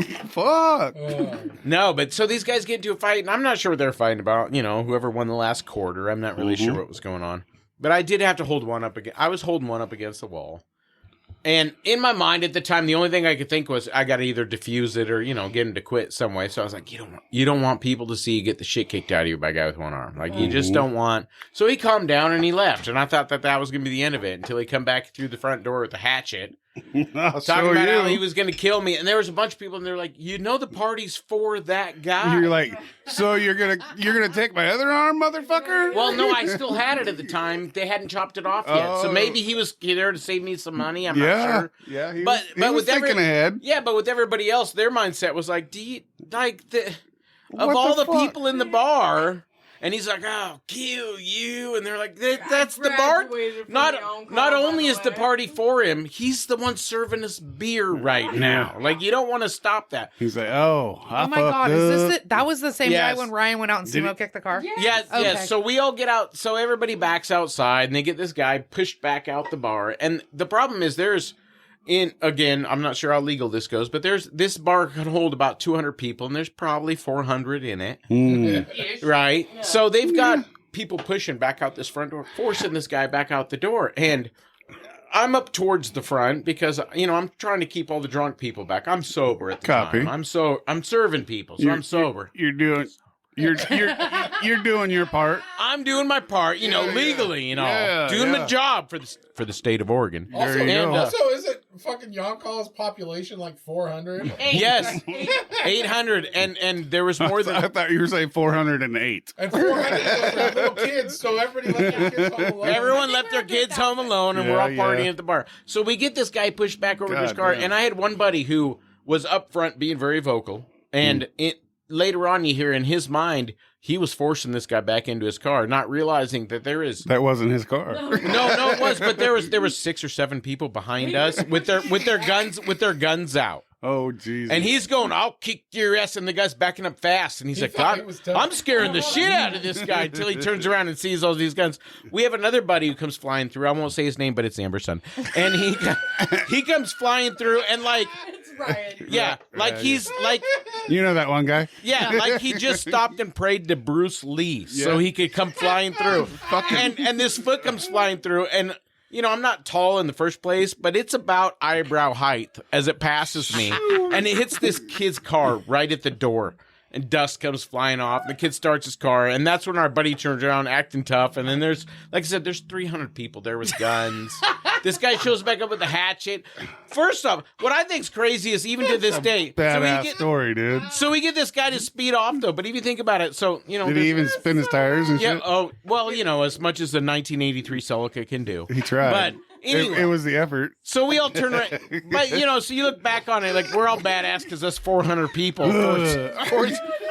And I bet he had more rims than he had teeth. There I'm you not go. going to get into it. No, because I I'm got not you. sure. I'm but, following you. I got More it. rims than teeth. Yeah. But still going back, I still think it's great. Like, you picked the party The was wrong for me. fucking time. Yeah. Oh my fucking God. Motherfucker. See, I just hear about this shit the next day because, again, She left I- before. I know. go to bed at 9 o'clock. Fucking bedtime. Well, here's what I want. Yeah. Here's what I want to know, and this isn't nothing good happens after 9, right? Uh-huh. That was that good. was 9:15. That- so that might have was been. pretty good. I'll Yeah. tell you, pretty my- good. My You're last getting there. experience with Yoncalla Oh, no. was a 2 or 3, 4 years ago. I had a fucking Cub Scout troop mom, Karen. and asked me if I would teach a knife safety class for her Cub Scout troop. And I was like, sure, I'd love to do that. Before I found out it was in fucking Yoncalla. Right. Anyways, so I load up some shit to give to these kids and some knives so they can actually learn how to use a knife. Right. And I drive to fucking Yoncalla. I go to teach these kids knife safety so they can get their knife safety patch. Yeah. And immediately when these kids show up, I already know. This ain't good. I already know the first 2 kids I'm going to need my first aid kit for. Somebody's not going to pass. Somebody's not gonna pass. So it went That kid's well. daddy's not at home. The class went well. Everybody loved it. Sorry. I taught the parents as much as I taught the fucking Word. kids. Right. Both moms. And sure enough, both of those fucking kids Cut themselves. God hurt them. Well, they both hurt themselves. The one kid I knew would be the first one to cut himself, closed the knife on his fucking finger. And Oh, God. He might have needed stitches, but I Pretty much bandaged- he's just I telling me helped he's him done. bandage himself up, but he might have needed stitches still. You'll Oh, be fine, God. kid. Get the fuck out of here. Yeah. That tells us you don't want to do this no Yeah. I'm like, That's I a don't know, fail. you get your patch still. Here you go. It's iffy. Well, if you don't get that patch, you should at least get your first aid patch. Yeah. No, he didn't do any first aid. more. Or that I- just I tells did you the all you first got aid. is a Something. fleshy patch. Yes. But yeah, that was my last experience with the No Yoncalla. balls in there. Oh, God. I'll tell you what. It's like a different world up there some days. Yeah. And the Um, people that own the convenience store there, Huh. Not the same people. well, No. so there was some people that owned this convenience store, Different. and they came in to talk to me because they were going to start selling Black Rifle coffee, and I sell Black Rifle coffee. Yep. It was the Van Loons. Okay. Yeah. So they came in That to make was sure it was the- okay if they sold it. Yeah. And I said, you guys live in the middle of fucking nowhere. I don't care. Yeah, Yeah. sell it. Go for it. It's at the end. I can say what I want. Yeah, they can't. It's not the same people. Yes, you can. So, but I mean, yeah. Goddamn. I don't get out there much. Yeah. It's fun. We are afforded a lot of opportunities because of where we live at. You know, we can just drive wherever we want mules and do. I'm pretty sure fucking Ashley's going to have to No, change you're her underwear before Yeah. she fucking doesn't even. Actually- Yeah, you're in the wrong state for that if Yeah. you want to do what you want. So It's Oregon. it's fun though. I enjoy living up there. I'm like, I 100% like, I would prefer to kill humans. I'm sorry. Yes. Over Me too. animals. I am 100%. Please sign me up for the Rocky Mount Oak Preserve. Like I love animals. But humans, I got a whole list. Rocky Mountain Pedophile fucking Association. Facts. Darn it. Oh shit! Dude, I don't want to kill animals. I don't. I do. I They tasty. They're delicious. I love Yeah, but them. at least you know what they want. Oh my They god! want to So kill best you. AR Yeah. story ever. I bought an AR. My husband and all of his brilliance, I love him, but goddamn, sometimes he tries to one up me and it's not good. You So- said that you have the most competitive. We are. We There do. you go. 100%. There you go. So Damn. I got a phone call one Yeah. day. It's You're not in I- there. you. No, No. this dude with one arm's going. Oh, Had yeah. been looking. I'm out. Call me the winner. 'Cause I got I had been looking for an AR for a little while. And so I got a phone call from my dad, and he had the pub at the time. Hey, I had a phone call from my dad at the time, and he's like, hey, I had a dude roll up in here, and it was one of his friends. He's like, I got this AR for sale. He was looking for some cash or whatever. I know you've been looking for one. And I'm like, oh, cool. What has he got? He's like, well, it's just like a Bushmaster or whatever. It's got bipods on it and a tactical case and like 5 or 7 clips and Was like, it the pub? yes. What? And like a You thousand. wanted to trade for? Can I cover my? Can I tab with cover this my AR? Yeah. tab? What Well, the fuck? he needed money for something else. That's fucking hardcore right there. So, he said, I got, whatever this, and I knew the guy, and I was there like when he bought the gun, right? But like I said, he put a bipods on it and had a tactical case, and he had extra mags and like 1,000 rounds of ammunition and like all this stuff. And he's like, he wants to sell it, and I'm like, well, $600. he's like, I'm like, well, what does he want for it? And he's like, $700. And I'm like, okay, give him the money. I'll be there as soon as I get off work, and I'll give you the cash and pick up the gun. I'm like, this is great. And I can do whatever I want with it. So I called my husband on the phone. I'm like, hey, I just bought a gun, and it gets quiet because I like guns. So I tend to buy them sometimes a lot. What the fuck? And he's all, I okay. haven't seen you buy any guns. I know. Well, I will. You know, I bought I my will favorite now. gun here at I- Survival. I have bought. Where are we at? Where are we at? That's not a lie. I mean, when you own a bar, you come across things. You know what I'm saying? Okay. We need to partner up on We this. do. I feel So, like I'm missing and then out I on some had deals. Ashley's dad too, so I got some things from him. But anyways, I said, Ashley doesn't know I'm gonna the come- mic moves either. I'm gonna come pick It's all up right. the thing and do all the stuff. So There I called you Davey go. on the phone and I said, You got it. hey, I gotta run into town when I get off work, because at this time we were living in Springfield, but I was working down in Scotts Valley. I'm like, I gotta run into town and grab some stuff or whatever. He's like, what did you get? And I go, I bought a gun. And it gets real quiet. He's like, well, how much did you pay for it? And I'm like, $700. And he gets really quiet. And you could hear somebody getting pissed off. Yeah. And you hear him go like that. Okay. I know that sound. I make that sound to my wife a lot. Exactly. And then I was like waiting for him. He's like, and I go, whoa. He said, what? I said, I just wrote a $3,500 check to the race shop yesterday. And he's like, fuck, you got me. You got me. Yeah, It's yours. it's I your bet it's gun. nice. I bet it's really nice. I said, yes, it See, is. I make that sound to my wife because she gets mad at me because I don't want to do stuff because Yeah. she's stuck at home all the time. Yeah. And I work all the time. I'm always on the go. Yep. And so on the weekend, I just want to sit at home. Yeah. And she always wants to go do shit. Yeah. But I don't. Yeah. So once in a while, I'll make a secret plan A secret. to do something. I'll be like, you tell this Mike. weekend, but- Nah. I'm gonna My tomorrow I just on know where it Saturday, goes every I'm gonna time. fucking tell my wife in the morning. I'm gonna make her breakfast, and then I'm gonna tell her, let's go to the coast for the day. I'm gonna buy her a nice lunch. We're gonna freaking have some fun. We're gonna drink Yeah. have some drinks. Yeah. Look at the stupid ocean because she likes it, Look at the water. and all this stuff. It foams when it fucking And I'll- crashes. I'll call home just to kind of see how things are going at home. Check the temperature. And the first thing out of her mouth is, I got Yeah, plans. water's never on the oven already. I'm going somewhere. tomorrow I'm going to hang out with so-and-so. Or so-and-so is going to come hang out with us tomorrow. Or tomorrow we're having I'm going on the these mountain 5 drive. people over and we're going to play cards. Or it's like she's already made a plan Yeah. that she was forcing me into. But she ruined the surprise That you had?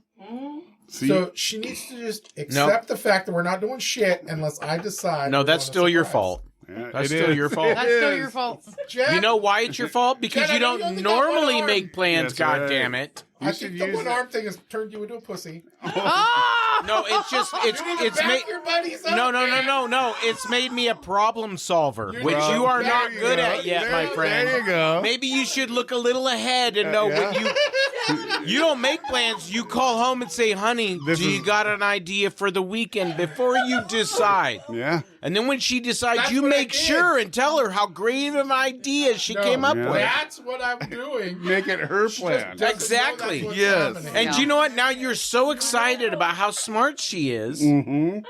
that's what turns you on. Babe, and you all of are a sudden you both genius. So I This heard. guy gets laid. You don't. It's not my fault. God damn. have a boner. Yeah, lose an arm. You'll learn some You'll shit. learn. Motherfucker. You'll learn. Oh.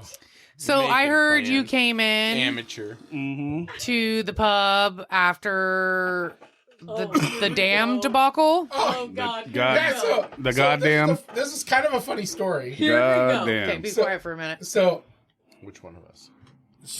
it was raining. It's a freaking rainstorm, right? And my house is on septic, even though we're literally less than a quarter mile From from the city sewage. services. Yeah. So we're on septic, and the ground on where we live is like clay. So our freaking leach field can't keep up.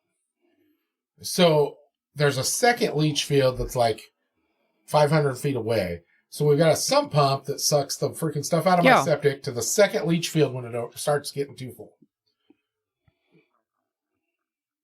That sump pump fucking burned up. Fucking tripped the breaker in my house. All of a sudden, I'm taking a shower Nothing's pumping. And nothing. everywhere. and water It's coming backing back up. at me. And then I'm like, maybe it's He's like, a hair clog, "Ew, right? I So got- I'm, I got poo I'm on trying my to feet." dig a hair clog out of it. Yeah, nothing. And I flush the toilet and stuff comes up out of the fucking shower. And I'm like, oh, I was just not digging in fucking hair. Yeah. And so I call my What the landlord. fuck's going on there? I call my landlord. I'm like, hey, Hey. my septic's backing up and I don't think something's wrong because it's tripping the breaker. Something's not right. I got a turd coming out of my shower. He's like, all right, I'm doing something. I'll be there in a little bit to take a look at it and we'll get it fixed. Try not to use the toilet. Even twice in worse, if it's clay and it's not draining though, that means your pump side is working real well. Well, you can open the Yeah. window and freaking figure out what's going on. Yeah. There's a giant puddle in my yeah. yard. Oh yeah, It you does get not water smell coming good. in, none going It out. doesn't smell great. Smell that. That's So, black water. anyways, I know what's happening, right? But he's like, okay, well, I'm in the middle of something. I'll be there shortly. So I'm like, what the fuck? I finished my shower. I'm fine. Just so you know, when there's turds floating in the grass, shortly takes Yeah, forever. So I'm like, okay, whatever. My wife is pissed because she wanted to take a shower and Yeah. now she can't. So Yep. I told her to take a whore bath. Like I'm going to my grandma's. What do you want, leaving? And so I'm like, I don't know what to do. I told everybody else in my house. I told everybody else in my house. I caught that. You gotta Stop. take the shit. Yeah, If you gotta piss, go do it in the freaking driveway. You need And to if boil you have water to and shit, pour it on her head. I guess if you absolutely have to shit, Here's go a use bucket. the RV. Here's Yeah. a fucking I bucket. said, but there's no water in the RV, so try not to do that. Try not. But this is all after you're comfortable and took your shower. Yeah, after and- his I'm good. shower is done. Yeah, you're good. I was at this point. I'm sitting on the porch smoking a cigar. And Yeah, you're comfortable. You're relaxed, Hey, and guess what, your man? wife could use a Guess So what? then my phone rings and it's my buddy Andy, and he's like, "Hey, we want to know if you guys want to go have some lunch and have a drink." And I was like, "That sounds amazing. I can't use my own toilet." I'm relaxed. I So can I do told my that. wife, I said, "Hey, Take a they shit want to meet us at the bar. You want to go have a drink?" And she's like, "No, I can't take a shower." And I was like, poor "I told you to Sarah. take a whore bath. You'll be fine." Oh, fuck You'll be you, dude. Poor fine. Sarah. And You son of a bitch. so Look at Melissa. What are you talking about? next Who's thing we comfortable? know, we walk into the Winchester Pub. Yeah, guess where they went? Sarah took the whore Who's bath. the first person I see at the Winchester Pub? My fucking landlord Yeah. and his wife. He would have been there sooner, but he also had to stop and have lunch and drinks and a cigar. Well, no, he was there for the meeting. So these folks have been there since 10 o'clock in the morning. And she shored up, whore bathed up. Mind you. And Sarah looks at him like, Mind you, motherfucker. everybody God, that I saw here at that we are. bar had been there since 10:30 in the morning. Yeah. Because Actually, it started a little earlier than that. well, so And I'm gonna give you the deets on this when you're done. so I walk in and Oh, I can't see for shit. Because He's got glaucoma. I walk in problems, from too. outside into the inside. He's It's dark. lying. Yeah. Yeah. And He needs- Tell by so his eyes. He needs my more landlord cookies. and his wife are both like, hey, obviously Yeah. they're like, fuck, we didn't We want got them to know we were caught. at the bar, yeah. And I wouldn't give a shit either way. But so then Dan sees me, Dan Taylor. Tay. So he gets up and he walks over. He's like, "What are you guys We doing?" love And I Dan. told him. I told him the whole story. He goes, "Yeah, that's your landlord right there. He just told me. Oh fuck, I'm screwed." And I was like, "Oh, I didn't even recognize him. I just waved because he waved at me." Yeah, I didn't even know who he was. I just write the check every month. Anyway, so I freaking we sit down and we're talking, and then he tells me a little bit about the whole damn thing and the whole shit. Okay, I'm gonna say a couple of things. And mind you, this is like 1:30 in the yeah, afternoon. so this was like After the horse shower. I'm gonna say a couple things. I'm gonna be a little bit was serious done. here for a second. Yeah. We like Sometimes I need there's to- serious shit on this. I need to preface this by when two things. Yes, we own the pub. It's fairly obvious where politically I lie, politically my dad lies. All of those things are fairly obvious. However, saying that, when you own a business, you do You gotta typically have to be open kind of everybody. neutral and open Yeah. Well, to you don't want to Yeah. alienate. open to people's ideas and perspectives or whatever. So we got approached, and I want everybody to understand That's fine. in this that it was under very false pretenses when we got approached for this meeting. So a dude came in and talked to my dad, and he was like, "Hey, we want to have," and obviously we know that the Winchester Dam is like a hot button fucking Topic right topic now, for yeah. everybody, right? Whether you're Well- for it or not for it or whatever, right? Well, it makes sense that this would happen at your place. Well, they Because no, and I'll half- tell you, half the nope. people- Hold on. Well, I mean, the idea of it. Yes, happening there. but they Because half tried. the people don't even call it Winchester Pub; they call it the Dam Pub. Yeah, the dam. So it was the Dam Lounge before. Yeah. So, but understand, this guy tried to have it done at the school, And they said, and they fuck told off. him no, which we didn't know until after. But anyways, so dude comes in, he approaches my dad and says, "Hey, want to have this meeting for the board members and or the people that live inside of the Winchester Water Board District."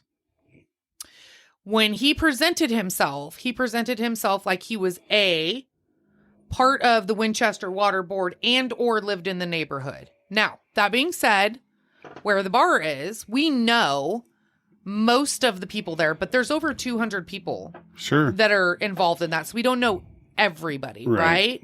But he presented himself like he was part of the Part of it. community Yeah, or yeah. part of the Winchester Water District Board. So my dad's like, "Okay, cool. Like, if you want to have a meeting here," he's like, "Well, I just want to check, is there going to be enough room, like, to have the meeting for these people, XYZ. So I pop in, me and my dad work 4 on 4 off, so I pop in and he's like, "Hey, dude's going to come in. He's going to have like a look at it." I talked to him on the phone. Of course, he didn't leave his phone number, but he wants to look at this and see like if there's enough room for him. He's got like a PowerPoint and like all this bullshit. And I said, "Okie dokie." So dude walks in and I'm like, "Okay." He's like, "Well, when is your least busiest time?" And I'm like, "Typically on Sunday morning. Like, how many people are you expecting?" All of this stuff. He said, "Oh, probably just like maybe like 20 people, maybe 20, 30 people is what he said." And I'm like, "All right, well, guess what? I'll call people in and pay for it at my expense," right? Because I now have to bring a bartender in and whoever else to make sure and set tables up and do the things, right? We'll do it at 10. That way it doesn't interfere with my daily operations of business, because he said it's only going to take an hour. So everything's set. right? Next thing you know, there's these cardboard flyers everywhere that they're going to have this meeting. Now, all of a sudden, my phone's blowing up. All my fishing guide buddies, everybody's like, what the fuck is this? Yeah. And How I'm dare all, well, we're going to have a meeting. He's like, well, we're all going to show up for it. I'm like, well, it's supposed to be for the people that live here. I'm not saying that it's not open to the public. I'm just saying that, like, something doesn't feel right. Let's put it that way. Okay. So then I catch wind of this guy isn't even a part of this community. He's not a part of the board. He's not a part of anything. He lives in a house out in Melrose and is some attorney, which we didn't know until that day. Trying to stir shit up. Yeah. 100%. So, of course, my dad's just like, before any of this, he's like, well, everybody gets to have a chance to voice their opinion. And I said, that's fair. I hope that they know what they're getting themselves into if there's anybody in the public here, because it's not going to be good, right? So I said, everybody come then. Once I found out, I said, everybody has a right to say whatever they want to say. So, well, he's trying to blindside people, so you just... No, he did, 100%. And then they were like, I'm sitting in the office right on the other side of the wall. My dad's literally out in the front. I'm listening to this shit, and I'm like, this guy... And yes, did he get attacked? Absolutely. Did he deserve it? 100%. And the first words out of everybody's mouth was, do you have a dog in this hunt? Why are you here? You're not part of this community. You have nothing to do with the Winchester Water Board. You don't have any of those things. So, like, why are you here? And what is your... Was it dickweed? What is your point? Like, what's your jam here? And he could never answer anybody. Well, when it finally came out, what I got out of that whole entire conversation was legitimately He was black. that they had the Democratic Party put in or got a coalition of people together to tear out the dam for free, so the Winchester Water Board didn't have to pay for it. But in return, they had to have public access above the dam. And I said, okay. I said, okay, hold on. Hold, please. So let me ask you something, in my opinion. Because this doesn't... Public access is boat ramps, all of those things, right? Which has absolutely nothing to do with the Winchester Water Board. That has to do with the ODFW and all of their bullshit and where they put their ramps in and their things, right? So that has nothing to do with them. So everybody's like, you're barking up the wrong tree. This doesn't have anything to do with us. And he's like, well, we need to have access up here. Okay, cool. So why don't you give me your address? And I'm going to come to your house and get in your fucking Frigidaire and make myself a fucking sandwich. And wait, time out. No, not time out. Listen, I'm native, so I'll put a tent in your front yard. Because I'm native, because I can put a tent anywhere I want to. Motherfuckers. Let's go on with that. So I said, he goes, that's not the same thing. And I said, but it is the same thing. Because... So you want access to the river up here, but in order to get that access, you have to go through somebody's private property.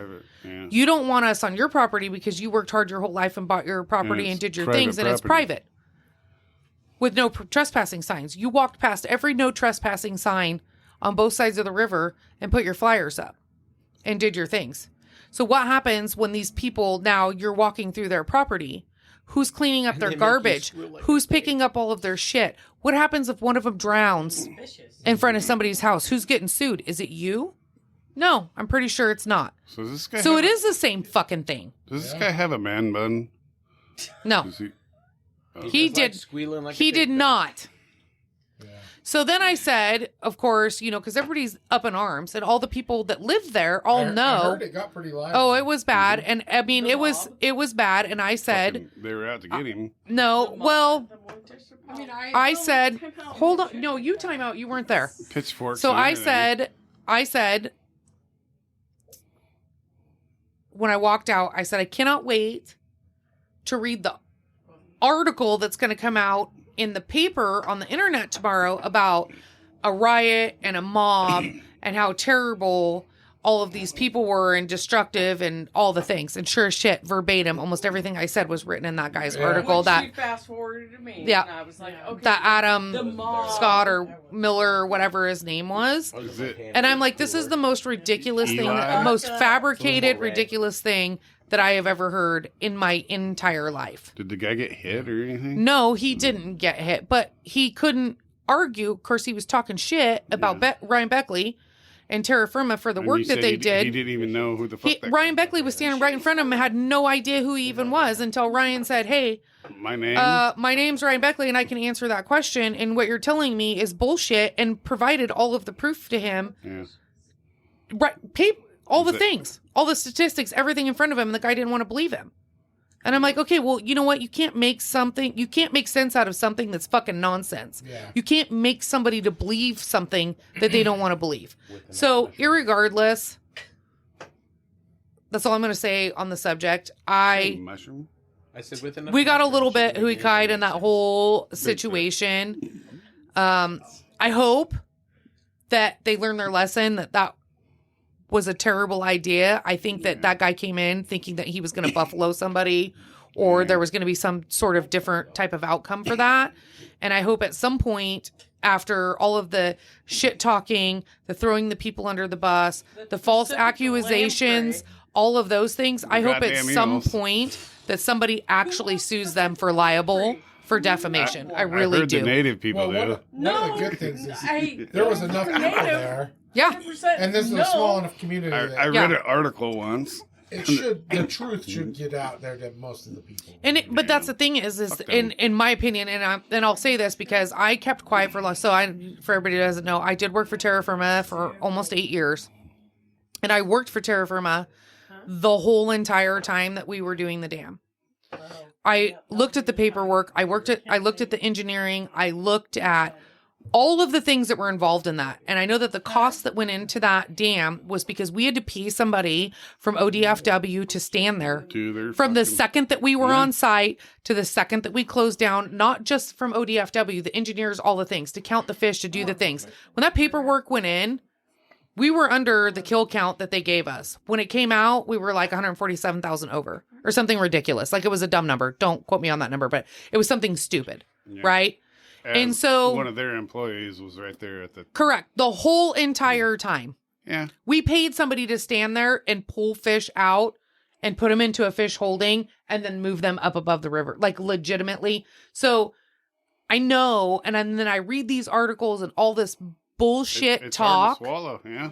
This bullshit talk that happened, and I like literally shut my fucking social media off Yeah. when this was going on because I got so tired of all of the talk. I was there. I went down there. I saw the people. I talked to the people. I worked with the people. And like Beckley said, he goes, I shut down my $40 million company for a whole entire month to bring my best crews down here to get the job done. And I did it because it needed to be fucking done. Like, and it needed to be done right, not for any other reason. The only person that's financially liable for that is him. Yeah. At the end of the day, like, and they've just, It's just right, wrong, or otherwise, Just they've scapegoat. just fucking smeared this guy's name scapegoat and for done the state. over and over and over again. Like, at some point, I feel like somebody needs to be held accountable for fucking false information. Yeah. Like, Yep. somebody should be held liable Unfortunately, for that- defamation that'll never or happen, though. something at a certain point. I mean, well, And you're the talking girl about, and you're talking about for Ryan Beckley at Yeah. Terra Firma. Yes, but where he could there's- sponsor me for fishing. Yeah. So, well, you look at the girl that they For finally lamprey just eels. prosecuted because she kept telling her boyfriend to kill himself, Yeah. right? Not in there yet. She told him, I don't know how many times, I can't believe you haven't killed yourself. Can't believe you haven't killed yourself. Whatever. And he finally killed himself. And then she was surprised that she got arrested. I can't believe that happened. There's fucking consequences for your actions, man. Same thing. I was You surprised can't go too, though. around, and this is what pisses me off so bad about social media, and this is why I'm not on it a ton. I She post seemed race real car happy. pics and food I know. pics, and that's it. I was blown And I had a away. lot of people ask me why I didn't respond Totally. to that letter. Whoa. Well, why am I going to get into an argument with somebody You can't for win. what? There's no winning. No, there's no winning. There's literally is a Anytime waste you of my put air. Something out there like on social media, there's no winning. Yeah. Because as many people as are on your side, there's at least that Yes. many people not on your Here's the side. jam. When I was in high school, The following I'm just going to people. throw this out, and I think that this is maybe the way things that Google should go wasn't back around to. when you were in high school. No, absolutely not. When I was in high You're that school, old. there were 72 vehicles in my high school parking lot.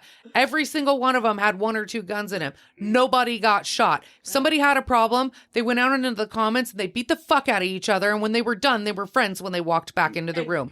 Nobody After they had smoked a cigarette. nobody had anything to hide behind, including social media, keyboard, any of the Well, bullshit. and I hate saying that we actually Not would shift past the rifle in the back seat to get the boxing gloves to go out and beat the shit out of Yeah. each other. There was no boxing gloves. No, we It use was one of boxing those little gloves because short fucking baseball bats. Yeah, we did. What We the had baseball hell? bats. You were correct, what Carlos. the Me and hell's you, wrong same with age. you? I know. I got hit with one. Yep. Well, I'm just saying, We I still feel like punched each there's other. just not like this is why I am not a huge active member on social media, as I just feel like there are no consequences for people. People have just been allowed to say and do things that are unethical, not moral, mean, to be honest with you, and everything else, and not ever been held accountable for it. In our Gen X world that we grew up in, when you talked shit, you got your hit. ass beat. Right? You expected that. Yes. There is none of that now. No, there's not. Well, you don't want to Facts. offend anybody by punching them in the face. I don't give 2 fucks. I don't give 2 shits. They can punch me back if they don't like it. I got arthritis so bad I Y'all don't punch took people that the anymore, wrong but I'll way. tell you what, I will hit a motherfucker in the face with a shovel. No problems. Ding dang. I'm a good dodger. That's why I wear the rock on my face. Yeah, you wanted me to punch you with that on. Montana way of life in our small town. We have a hydro dam, and it works Great. just dandy. Yeah. And we have a smaller bill than you guys have, and you guys should have a smaller bill because of the Well- hydro dam. You should have a hydro dam. It's a $sign thing, I do believe, in my Yeah, You're opinion, correct. You know what I in think's Oregon. crazy? You're correct. They can see something to Well, and take $1 out for Well, everybody that lives here. Let's make money off this fucker. Fuck Well, and the I'm people not that going to live say there. then I'm not going to say that it's better because obviously it's the same world, but maybe being a state away gives us an extra few years. Yeah. But we have the same situation, but they're at least for right now still just trying to that's a way for them to make people who live there be able to afford it longer. Sure. Right. And they're doing it right, like in that aspect, like our electric / garbage / sewer thing all connected. It's all through the city, not through anything The else. state And does no, not have their fingers in it's it not yet. the state. It's Yeah. literally the city's built their own dam, and they're going to try to make it work. Yeah. They're going to try to make the garbage thing that you talked about earlier. It's insane because it's common sense to me, and the way they do to it's common sense. They don't make you pay for garbage because it would cost them more to clean it up out of the fucking woods. At one Yeah, time. not just And the woods, the streets. Then the you have a streets bear anywhere. population. So they take care of animals it there. getting attacked. You know what I mean? Police presence because of And that. not that it's an Game wardens, like it's dumb. But not that it's an excuse for here, but No, it's not. but it seems like the money there, you're going to spend the same exact amount. So do you spend it on charging these people, or do you spend it on being free and using it to upgrade those same things at the same time? And unfortunately- for right now, not we're everybody still- thinks that way. No, but for right this- now, we're still in, and this is what I say. Montana right now is 1990 Oregon. Yeah, well, Back when Oregon was they still cared about each other a little it was that way here. Yes, it was. 1990. 100%. 1990. Yes. And Montana still then- cares about each other a Then the little bit. state realized I can make money off of this. Facts. But that was the line where they went from, and that's where like I just said, Yeah. that's the line where they went from I care about each other a little bit to I'm going to make some money. Yep. Yeah. And so far, Montana, they still care about each other a little bit. Yeah. You don't have that here anymore. Well, I didn't fight- want to be a fight big keep it that downer, way. so somebody needs to come up with a good ending story right here. Fight to keep it that way, and No, No, that's all you can do. and we can advocate for everybody to eat some cookies. I mean, it's not going to last. You're screwed. Yeah, you're screwed. in the end. The But, cookies. good try. as long as So, as long as you're eating cookies, it'll be all right. So you said you've Those are stepped good in fucking to kinda cookies. take over the pub. Yeah. Great. Yeah. So Yes. what are some of your future plans? Well, to be honest with you, I don't know if I've done a lot in the last few months. We've got they had a POS system in there. I have changed that. So everything's upgraded. Like literally it was all the prices are in. I mean, I probably had 200 hours into building this. We have a printer in the kitchen. We have handhelds. Everything's automated now. So that was a huge feat. Did you consult John Taffer? No. And I only say that because I don't think he could come in and find anything wrong. Wait, time out. Did you? Yeah. Who? Here's my thought process on this. If it's not broke, don't fix it. Hey, what are you doing? Like there are some things I felt like what the fuck's going on? You shut your mouth. Okay. I feel like there's some things I that feel like your obviously best friend over here needs to cut quit off. drinking. Yeah, she's done. She's fucking a shit show. Yeah. So Hey, I feel like there's a lot of use your things that hoodie. like Use your hoodie. Put your I believe hoodie on. everything Is that gonna make can it use better? improvement at some Yes, point it or will. another, but Do I it, also do it. feel like if it's not broke, don't fix it. You know what I mean? We have such a great clientele that comes out there and such a loyal customer base.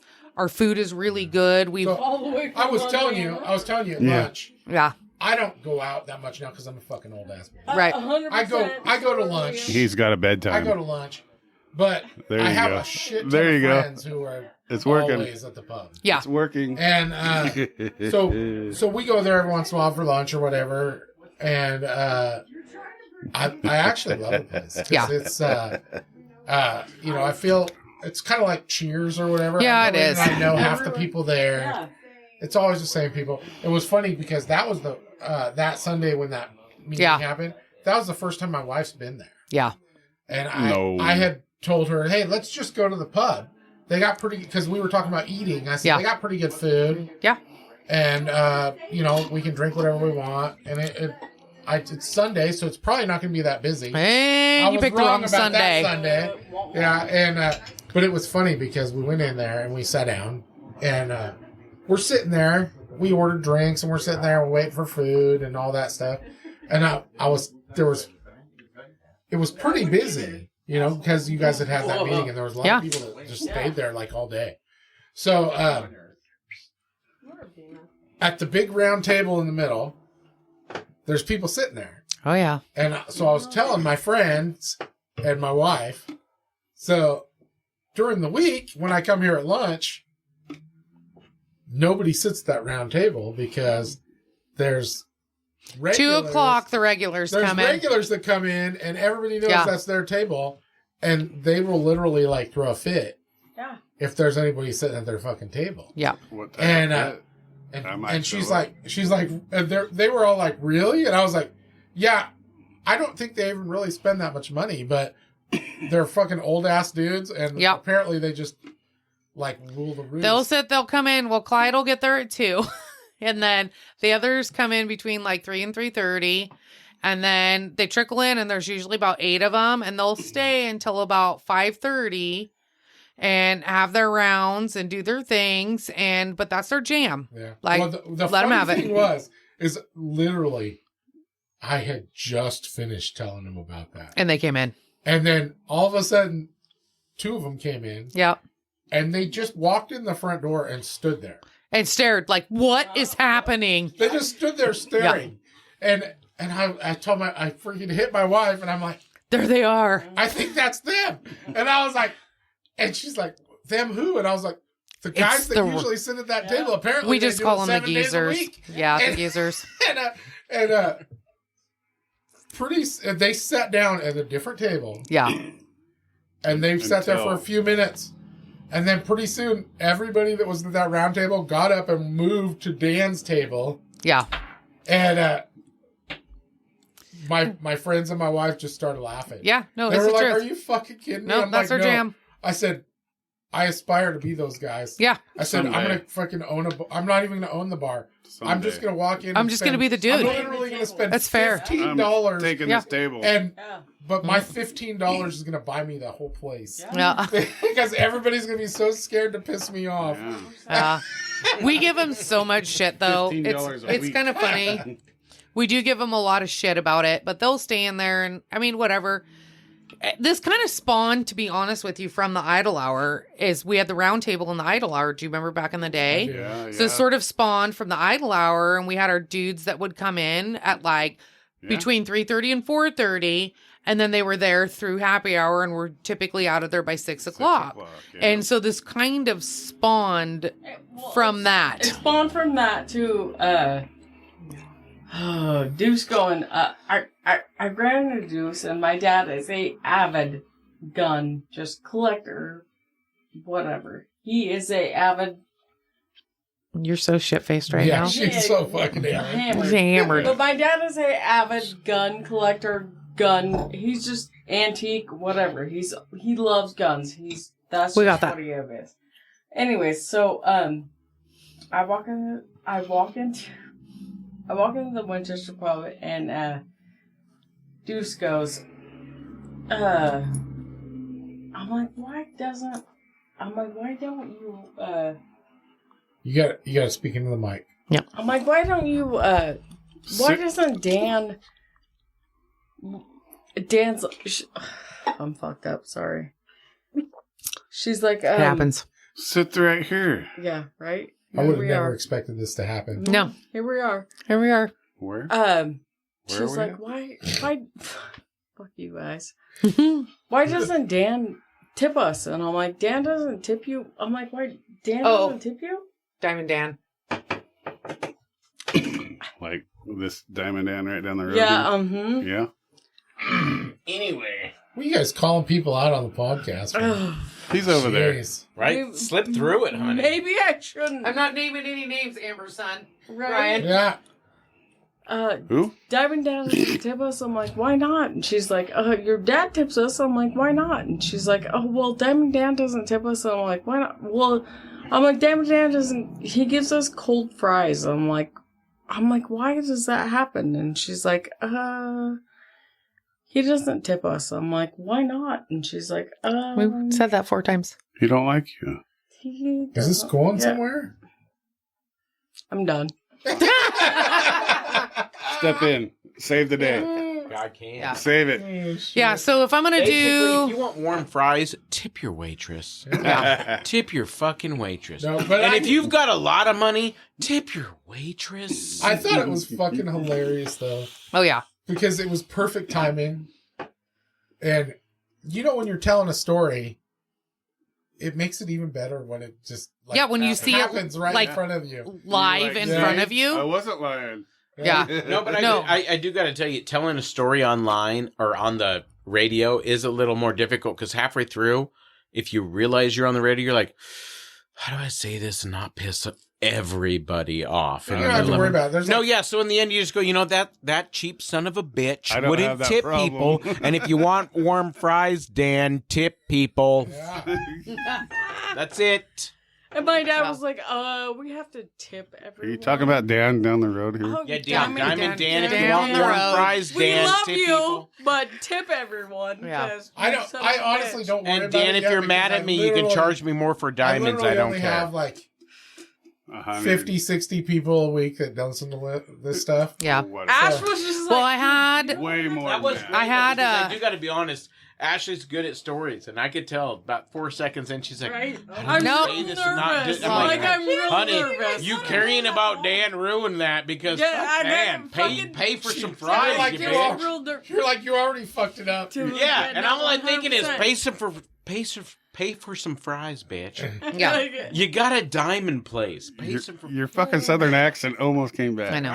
I know. You gotta get worked. Yeah, on. so as far as changes go, You do. I don't know if I'm going to do a bunch of changes. My dad, what I'd like to There's change. been a lot of changes over the years. I remember Yeah. when they had Yeah. the smoking area out Yes. back. It's still there. My dad, I'm That's going to the say one I'm going to that- say one thing Upstairs, right? cuz I Got don't the think ramp. that people pay enough attention to or maybe understand what my dad and or how good he is at what he does. And I said this before when people talked about when the property sold and all this stuff, and people were like, oh, we're going to come in and we're going to buy this bar and we're going to do the things. And I'm like, well, none of it comes with it, including the bartenders, because my dad built that place and he is so good at reading the crowd and putting the right people in the right place at the right time, to make things happen. That's why that place is what it is. Well, So and anybody that follows the bar industry at all, Yeah.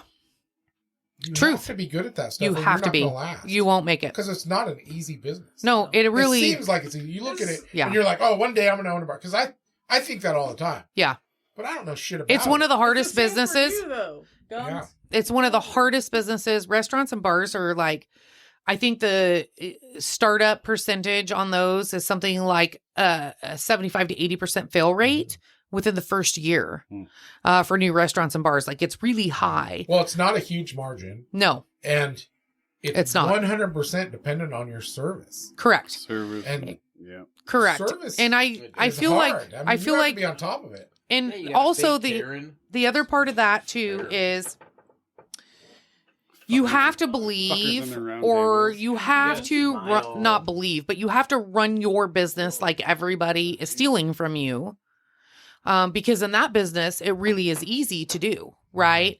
So if you've got 1 or 2 meals walking out the door a day, or, you know, people that aren't charging for drinks or things like that, I mean, that turns into a massive amount of money.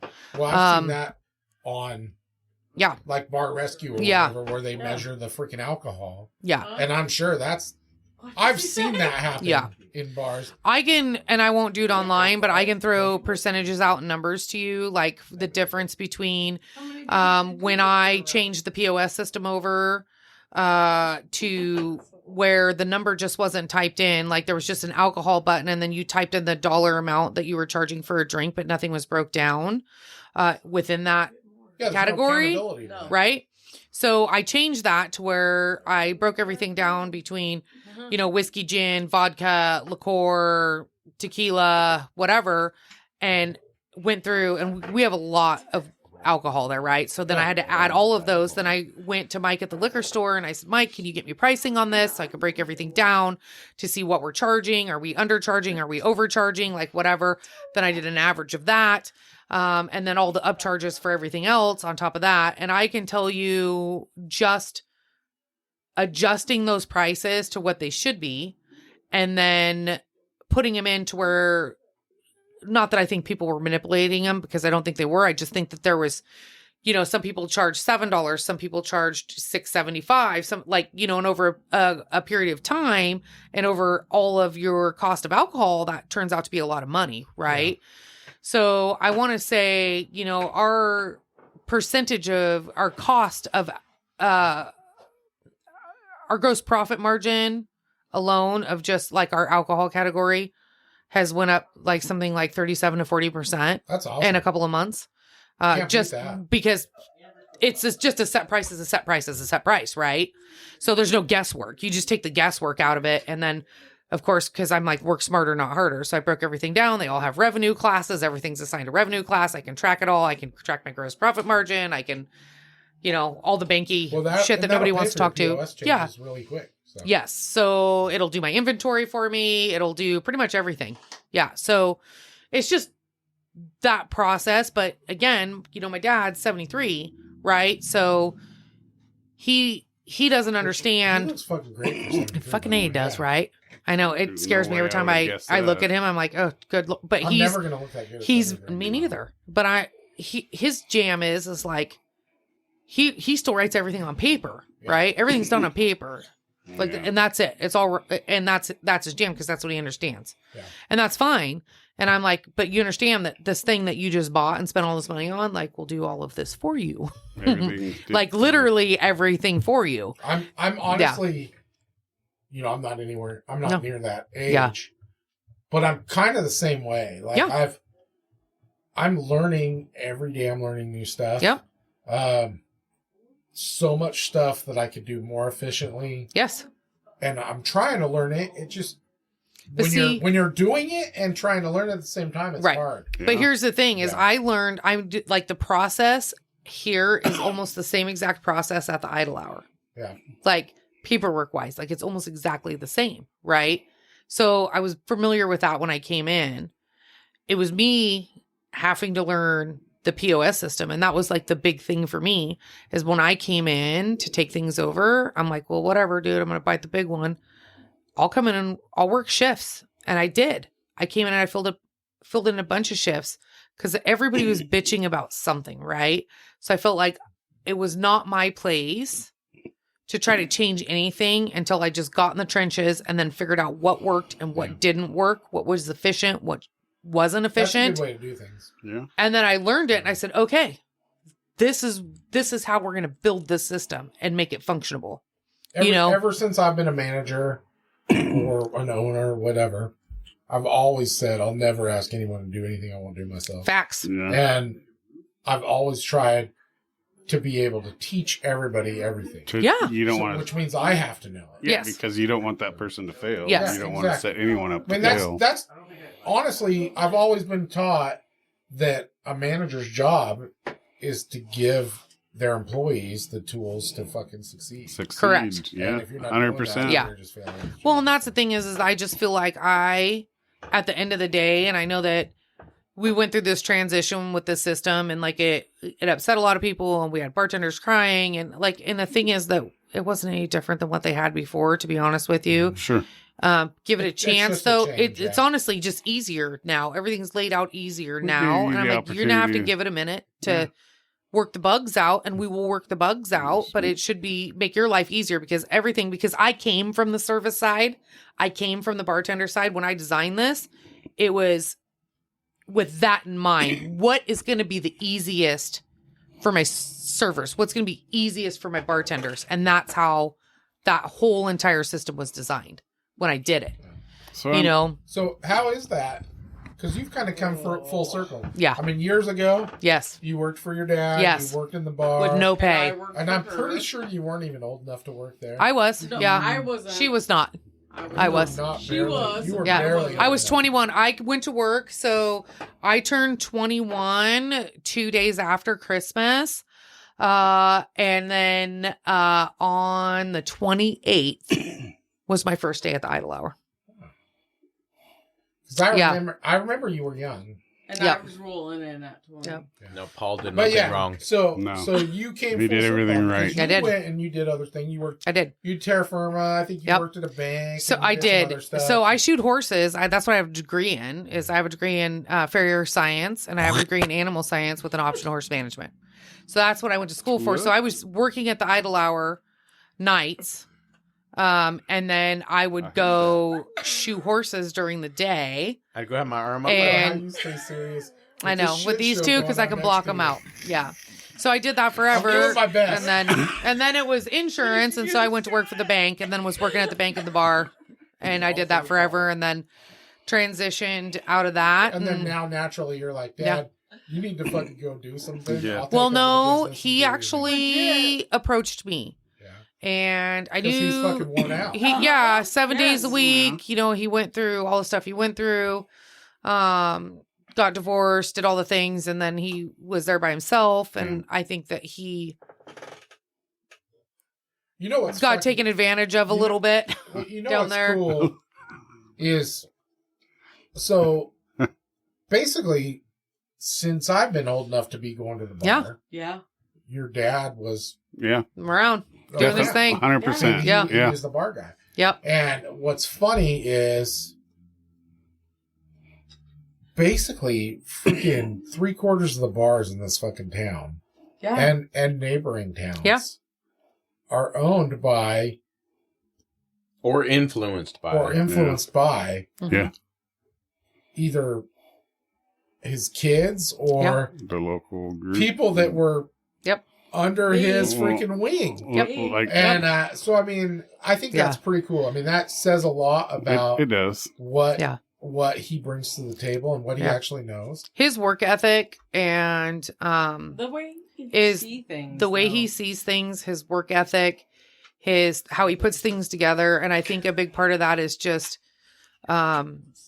he cares so much about his people that work for him and the community in general and all of those things, and I think that's a huge reflection Yeah. obviously on and that's bled off like other people that have worked there and the kids and all the things and what they've moved on and done in their lives and all of that stuff like same.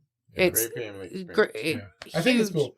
But it was, what's funny? I mentioned earlier when he was here visiting that he was a sore loser. Oh yeah. Yeah.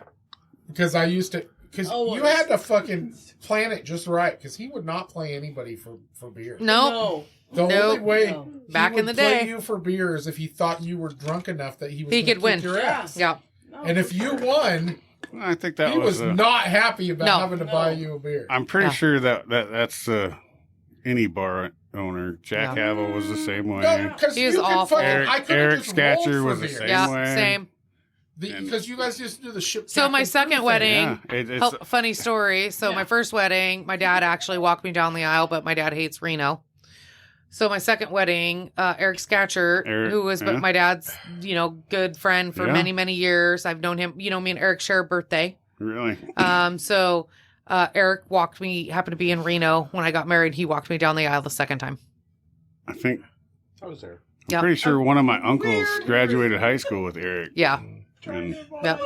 so, Yeah. Well, that's cool. So you're not planning on changing a whole lot. No, my dad did ask me the other day. Like, he just says stuff. Like, I think he has a conversation in his head sometimes and thinks that he told me about it, but he didn't. I do that. So he called me the other day and he said something. He's like, so That's a dad we thing. need to hire another cook. And I go, what? What? And he's like, well, we got to hire another cook. And I, like, for what? He's like, well, I was just thinking, like, maybe we're going to start doing breakfast. I'm sorry, come again? He goes, well, it's your bar. You want to do breakfast, right? And I go, no? fuck no, I don't want to do Look, I work breakfast. enough already. Who the fuck were you talking to? Like, because it wasn't me. Yeah, like, it was Jeff. I don't even know. And so then I'm like, so I think what we're going to do to compromise, football's going to roll back around in the fall. And I think we'll start just on Saturdays and Sundays. I'll bring the ladies in early or in the morning and we'll do a breakfast special Whoa, wait. early in the wait. morning. No, my Yeah, with the bartenders. group My on. bartenders. You said- My ladies. When I say my ladies, my bartenders in Okay. just Saturdays and Sundays. And do a breakfast special, and we'll open at like 9 instead I of got you 11 now. for the early football games for college and That's for the not a bad NFL. idea. Because No. we did it before, So- and it was pretty successful. Remember, I'm not going to say you're old enough, but you've been around long enough. You remember the Pump House Taverns. Oh yeah. Right, she's old. So the Pump House. So- Okay, listen. The Pump House was They- closed they did before that. I turned 21. Oh, definitely. But Way I before. spent so Way much I'll say time. way before. I spent so much Way time in that parking lot Yeah. My buddy's mom. in a vehicle with my dog. My buddy's mom was Shirley. True stories are coming out. Worked there forever. Yeah. And Way then long and then time they ago. they changed to the morning Yeah. because they wanted to serve the Yeah. fucking breakfast for the Yep. office people, Yeah, and I think it's a good idea. Like Saturdays and Sundays during football season, I think that's a Yeah. great idea. Why not open at 9? The game starts at 9. You run one breakfast special, and then Sure. and then honestly, nowadays, there's been so many places that have closed. Yeah. That there's- crazy. I mean, you go out for breakfast on the weekend. there's 2 and places. You're That's waiting no matter where you go. Yeah, there's 2 If- places. Because If you wanna- every place is packed. Yeah. Cooked food. Yeah. So I heard through the grapevine that Elmer's is going to reopen where They are. They're Sherry's reopening was. Sherry's. Yeah. Yeah. So, but it's going to be like a brunch mimosa place, which is, great or fine. But still, that leaves 3. There's 3 places that serve breakfast. Well, So and there's a couple other, like downtown has a couple Yeah. places that are starting to do some breakfast. yeah. I don't want to get. I mean, like again, if it's not broke, don't fix it. Yeah. I feel like maybe there's a niche there, but I also it's the same thing like prime rib. We have the same conversation about prime rib. People want us to do it all year round. I'm like, no, we're going to do it in the wintertime. No. Number 1, number 2, like we're going to take reservations and we're cutting it off at this number and we're capping it. And like, that's it. That's what we're going to do. And we run out, we run out. My dad's like, on reservation only? yeah. And I'm like, he's like, well, why don't we order more and sell more? And I said, because That's a gamble. it is A, it's a Yeah. gamble, and B, if you sell out every week, I promise you, some of those people aren't going to show up, and there's going to be for a the next waiting week. list. Yeah. You don't want, I mean, especially the order. price of beef these days, you don't want to sit on that. No, absolutely. No. This So is a make it your 9mm, niche, make the it your other thing, one's make it a 3mm. special. Don't do it Yeah. all the time. But I did I can only actually use this get a one for salad bar goats. for there, but I'm not really going to use it as a salad bar. It's more going to be when we have our veterans party that we have every year in May, because we home cook all of that food, and so we'll have that to store our food in, and then I'm going to use it for a baked potato bar Nice. because I love the baked potatoes. So what's and I'm a the- fat ass. I haven't been there in a while. Yeah. I'll be honest. It's 2019 is the last time I was in that building. We're going to fix that, Mike. Yeah. Right. Totally changed I the don't think you seating and everything around in there. A little Because bit. before it was kind of. Oh, I can't. It's all like when you walk in the back door, it's straight back through the poker room and then out to the smoking room. And then there's the whole upper side. Yeah. And then there's the whole restaurant side. Okay. So, you know, I mean, I think the seating's fairly similar. Kind of fucked up funny story. Last time I was in there Yeah. with Sarah, Real. sit down, had our drinks. They had to take me to the emergency room because my lungs quit working. And COVID. It was a big fucked up bullshit. Yeah. Yeah. I do. COVID. Well, let me know when you want to come hang out and have some drinks. We'll totally do it. Yeah. I'm down for all of that. You open at 8? No, Say what's going on in 7 minutes. but I'm usually there at 8. There you go. There you go. I'm usually there at between 5:30 and 6. No, it's, I feel like our listeners are missing out on how What? fucked up Ashley is. Yeah, she's So- so boned. So let me She's ask over you here- guys what you guys have for the plan for the future. she was over here blowing clouds. In Are her you guys like building a big ranch and gonna fucking God. start taking people that you don't like out to the fucking train station? Train station. 100%. rattlesnakes. I hear that a lot about the train station. Where's I'm it not at? I'm not buying them a ticket. No, I'm not buying a ticket. It's not me. I'm not doing it. We can go out for a walk and all, but I ain't buying you no ticket. What was that movie?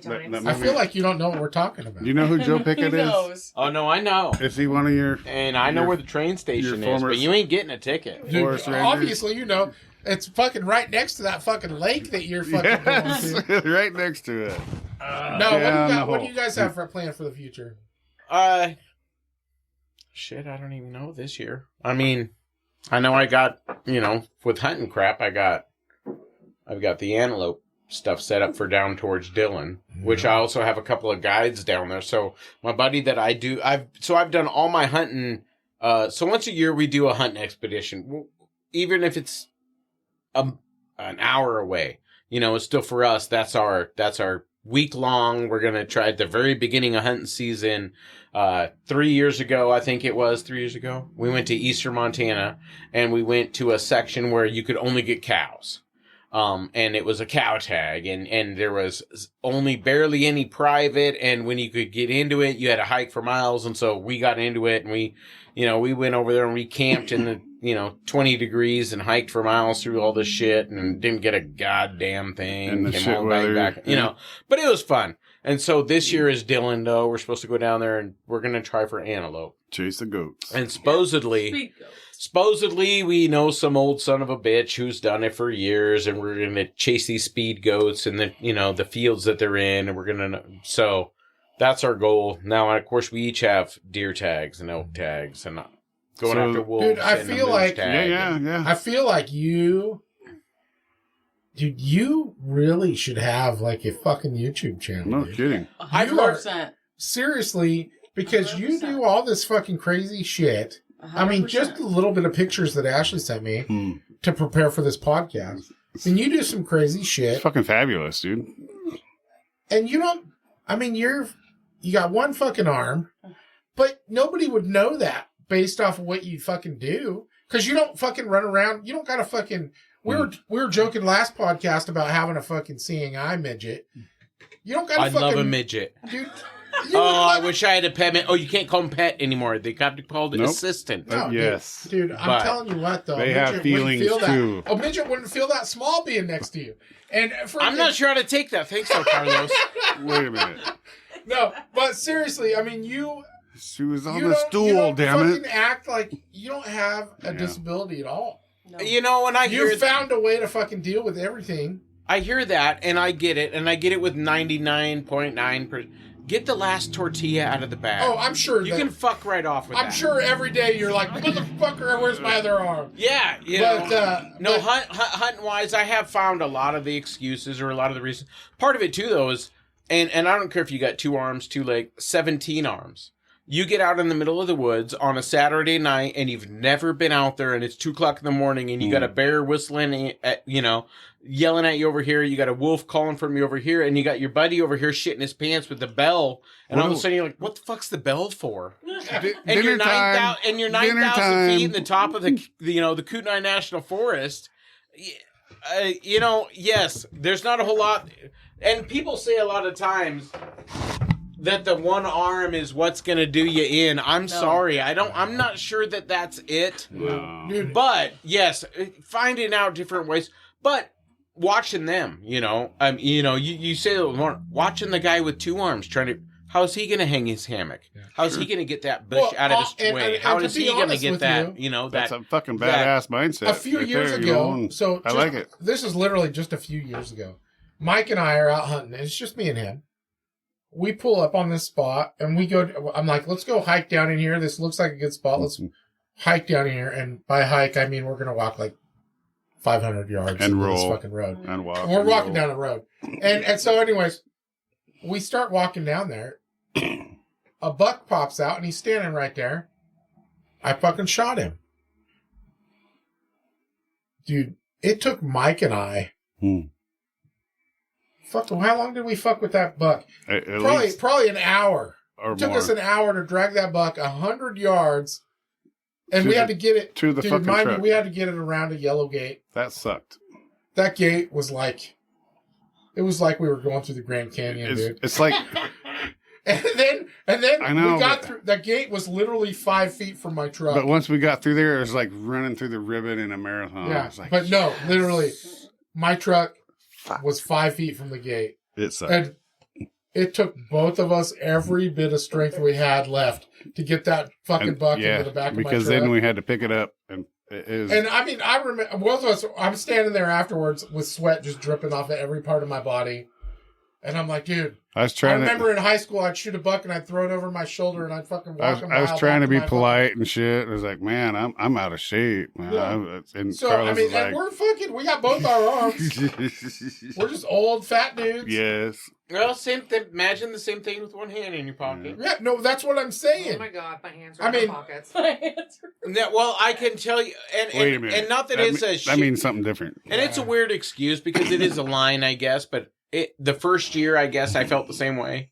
Within the first year, though, your distances change. Sure. You're your right limit. over the hill means a mile and a half. It doesn't mean 20 yards. Your limits. And you know what they mean by their words. Right over the hill that's a mile and a half. Yeah, over the hill to us is like. But also not over very there, far. you get it. And I don't want to say I'm not in better shape than other people. I got one arm and I drink beer. So, I mean, I'm not in better shape than other people. But you plan better. Well, you plan better, and I guess you get more used to it. Like, I have no problem. I could go out tomorrow and hike, 7-8 miles if I got to. Whatever, if we got to do it. Well, and I can tell by listening to you, because you're talking about going over the hill, and also you're saying that's 4 hours. Mile and a half. Yeah, and you're like, well, and you plan for that 4 hours. Oh, cute. For me, I think mile and a half, I'm like, oh, these people want me to do this in 12 minutes. And when I first moved there, and my buddy said it, I had your mindset. Yeah. And I'd start out, and I'd be like, where the fuck are we going? He's like, just right over the hill. I'm like, no, we already went what I thought would right over the hill be. No, the next one. Yeah, and he's like, no, we can still see the car. That's stupid. Yeah. I'm like, well, hold on, though. Wait a minute. Yeah. Wherever we're going, we can't see the car. Like, that's a whole nother walk. Yeah. But, let me go back and get some supplies. But when it comes to... Yeah, but in our defense, though, like, when we hunt here, right, we go out and we do hunt a lot of private land, right? And then we have our 4-wheelers and our mules and our all of those things. Yeah. No, well, and understand you bring all the tools. Well, and the terrain and understand a terrain. I mean, over there, when you say right over the hill, it's literally going to be right up and down. And it's not because it's this hill. It's because that's just how Montana's built. It's straight up and down. And my favorite is people are like, there's a lot of gravel. Yeah, it's called the Rockies for a reason. Like, it's gravel. Well, in fact, our worst thing we ever had to do was we had to bury a pet over there in the winter. Don't bury a pet in the winter. You cannot dig a fucking hole. Freeze it. They want to be cremated. Freeze it and save it till it's right. A bonfire. And if you could dig through the dirt, it's still the Rockies. There's boulders. Viking burial. Yeah, it's a pain in the ass. Sweet Lola. Sweet pit bull. She died at 5 a.m. and we still had to go up in the woods. And, went up in the woods and dug a hole. And about noon, I was sweating going, this is deep enough. It's only 3, but we got her. Thank God. And in fact, you know what? If I don't come back for 3 weeks, something else will take her away, and it's just part of the, you know. Thank God our kid. No, was I'm serious though. I mean, your whole story, Pretty inspiring. the way that you live your life It's is pretty fucking inspiring, dude. It's pretty cool. Yeah. And like we were talking about with your fishing lure or That's fishing badass with the electric reel. electric fishing reel. Finch I mean, Woods. it's like a one-off company Yes. that Finch makes Woods. things specifically for people like you. Yeah. And I guarantee there's very few people that are Yeah. customers of his Yeah. that use his equipment like you. Yeah. Yeah. So you should absolutely be reaching out to those using a people and video saying, or hey, something. Or, Yeah. Right. here's some fucking pictures and videos of the shit I do. If you freaking sponsor me, Yeah. you can fill your website with my shit. Right. Well, I mean, and I could tell you right now, Fish Winch and the way they build their electric reels for a one-handed person is by far, at least in what I've found, by far above anyone else. If you go away from ocean fishing, if you go away from needing to catch 300-pound, 400-pound, 500-pound fish, Marlins, if you're talking about tuna. lakes, rivers, anything else where you are casting, you're doing bait casting, you're doing, you know, any kind of that kind of stuff. Fish winch is the thing. But that also comes back to hunting, you know, and your AR platforms. And I mean, I bought my AR platform from right here at Umpqua Survival, and I got my AR platform for a reason. You know, people talk about it's never needed, it's not used. I use my AR platform as a one-handed hunting tool Yeah. where you don't have to have extra added things. You can still hunt like a normal, in my eyes, you're a normal person, but you're able to still buy those things that people in the world have said, well, what do you Why ever need would this you for? ever Well, use that? I Yeah. don't have another choice. And places like Fish Winch, Umpqua Survival, these are the places that have provided me those tools to make me, as a disabled person, not necessarily feel disabled. Yeah. And yeah, do they ever want to sponsor you? I don't know, Umpqua Survival, if that's something that they want to do, or Fish Winch. But That's badass. I don't make products. I just sell shit. yeah, But but here you sell shit to people with a specific reason. And you're not just going out there going, I'm going to sell a gun to anyone who buys it, which maybe you would, but your goal is, you want it to work for them. You want it to work, you know, and like for me in those aspects, I mean, I couldn't do it without those two. Well, type but of at the things. end of the I day, love too, especially for somebody that has had, whether you're born with some sort of disability or you're in an accident, like yeah, if you're born with it, you're fucked. for your Just kidding. example for Whoa. you that, you know, you got in a car accident and things happen, right? So, part of your healing process, I believe, is getting back some sort of normalcy in your life. No, Absolutely. 100%. Right? And Or so else give us part that. part of that is getting back to your day-to-day things that Mhm. you do. And part of the things that you have always looked forward to in your life was, you know, hunting, and you fish more now that you've been in Montana than you did when you were here, but just you know, you planned a lot of things around your hunting trips, even here before you guys left to go to Montana, right? So being able to just get that back on the books and get to a spot where you feel comfortable and normal doing those everyday things that you did before your accident, that's part of healing and moving forward and doing those things. So anybody that can do that for you or provide an avenue or access or any sort of tool to do that for you is pretty 100%. freaking amazing Yeah. in my I'm just- book. Well, yeah, it takes years. My whole Yeah. point is just, you should be, I mean, reach out for that. Yeah. Because there's a reason. I mean, there would have never been fucking motorized fucking wheelchairs with fucking tracks No. on them Until if it wasn't for the fact that some Somebody dude was needed like, it. hey, I'm I gonna- want to take my buddy out I'm gonna Yeah. make hunting. this. I wanna but go to the he can't beach. freaking walk. He don't got no legs. Right. So they fucking made this contraption. Yeah. Same thing with you. Yeah. You know, and Here we are back to It that takes- redneck ingenuity. it takes somebody Make it inspiring work. that. 4 drunk dudes Well, in a and I think garage it's crazy- somewhere Well, and I think it's came up crazy with an idea. because, like, I know that, you know, I plug every place that helps me out with stuff, but and you know, finding a good gun and that kind of stuff. But like you talk about Fish Winch, I don't know of another one like them who will make those. Well, and that's what I'm saying. But You you, know don't what I do mean? anything. You're not trying for any of that. And even No. you, there was not someone else that would be like, okay, here. Well, and that's the thing. I know you guys sell guns, but at the same time, you know, even if it's 5 minutes, if you take 5 minutes in your selling your guns to go, no, That's not going to work for you. Yeah, I could have sold you this for $50 more, but for $50 less, this is really the gun that would, you know. Well, yeah. That's you part know of what I mean? selling But, shit. You should be looking to what they well, yeah, actually but no, need, that's not what- selling shit. Yeah. That has nothing to do with selling shit. Selling shit is to make money. That right there is period. Customer the person service. who cares about Yeah, the customer no, and what they're trying to that's sell them. that's That's like You what know, we're trying to do. and that's not a thing necessarily all over in the world. Like No. maybe it's normal to you because you like doing it, but to really put your effort in there to I guess cater to a customer, I guess people don't understand that when you come with fishing and hunting, like catering to a customer, that's just pure sales if you do it the right way. yeah, but I mean, you Because gotta those go. same people, I'm not going to buy a gun that's going to work for Amber. I don't give a fuck. Well, nobody Amber's can because the I'm one- It's gotta be- left-handed. But it's got to be specific welcome. for a reason, you know what I mean? Right. And so you cater to those people. And so part of your selling isn't just getting rid of the gun. How am I going to better this person? No, but on It's an extension of who they are. the other side of that, how long? I mean, you've been here a long time. I mean, like, how long you been just in the Roseburg community? I was born here. Whole life, right? Yeah. So you know the people. You're familiar with the area. You know the people. I'm like, you know a lot of people, Carlos. Like a lot of people. I've met Right? a few people. You've got a So, handful. but what I'm getting at is, in order Couple for you to be criminals. good at what you do, Lots of criminals. is part of that He is knows just me. knowing people, like knowing your people, right? So the people that come in here, like 90% of the people that come in here are not first timers, right? Right. They come in, they're repeat customers, or you know them from somewhere. So they come in, you probably know a little bit of background about them, where they come from, what they're doing, Who like they what they like are. to do, all the things. And 9 times out of 10, you've probably done at least 5 of those with them. Okay. Right. So you take that and with that background, and then you know, and that's what we call, you cater to your customers, right? You know Yeah. what will work for them and what won't work for them. And that's just part of being a smart business person. I mean, and it's a good thing.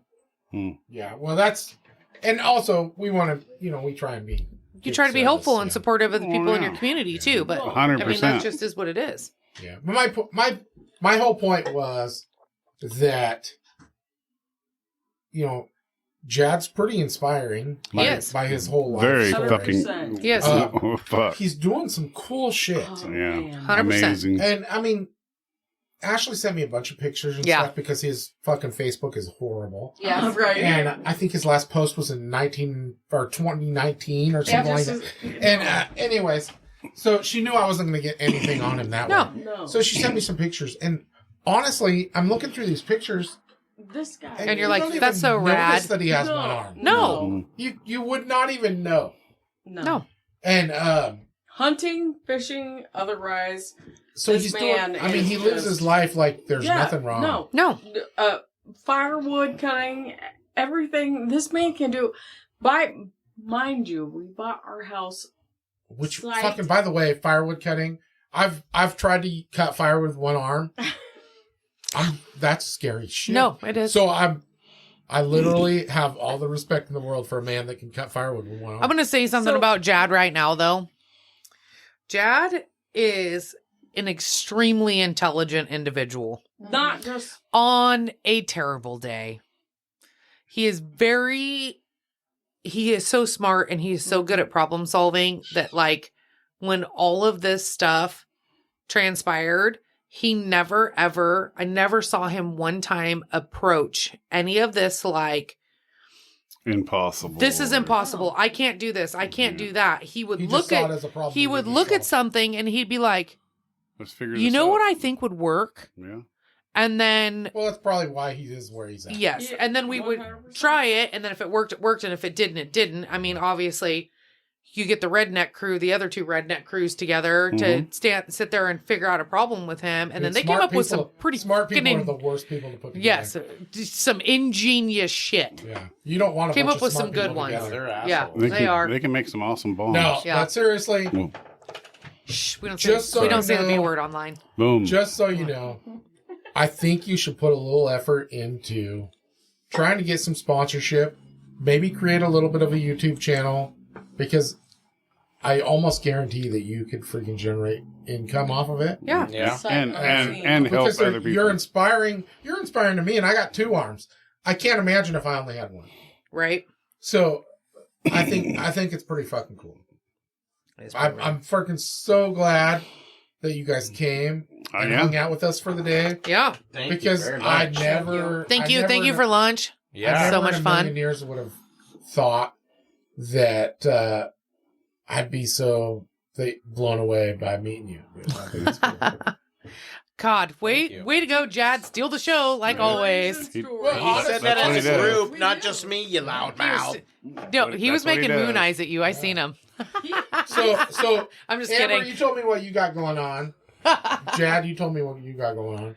Ashley, you're drunk, so I can't wait to hear what you got going on. What do you got going on, Ashley? Well, me. What do you got plans going on for the future? Did you hear For him? my Me. Me. kid. I just want my kid, and I have. You know kids Oh. eventually move away. Thank God. I do. Wait, what? But Oh my I gosh. have worked my whole entire life through Pull your mic a little Yeah. closer. You having through another? the another medical and the medical field. I've worked my whole life through the medical field, and I have bounced back and forth through bartending and everything else that I can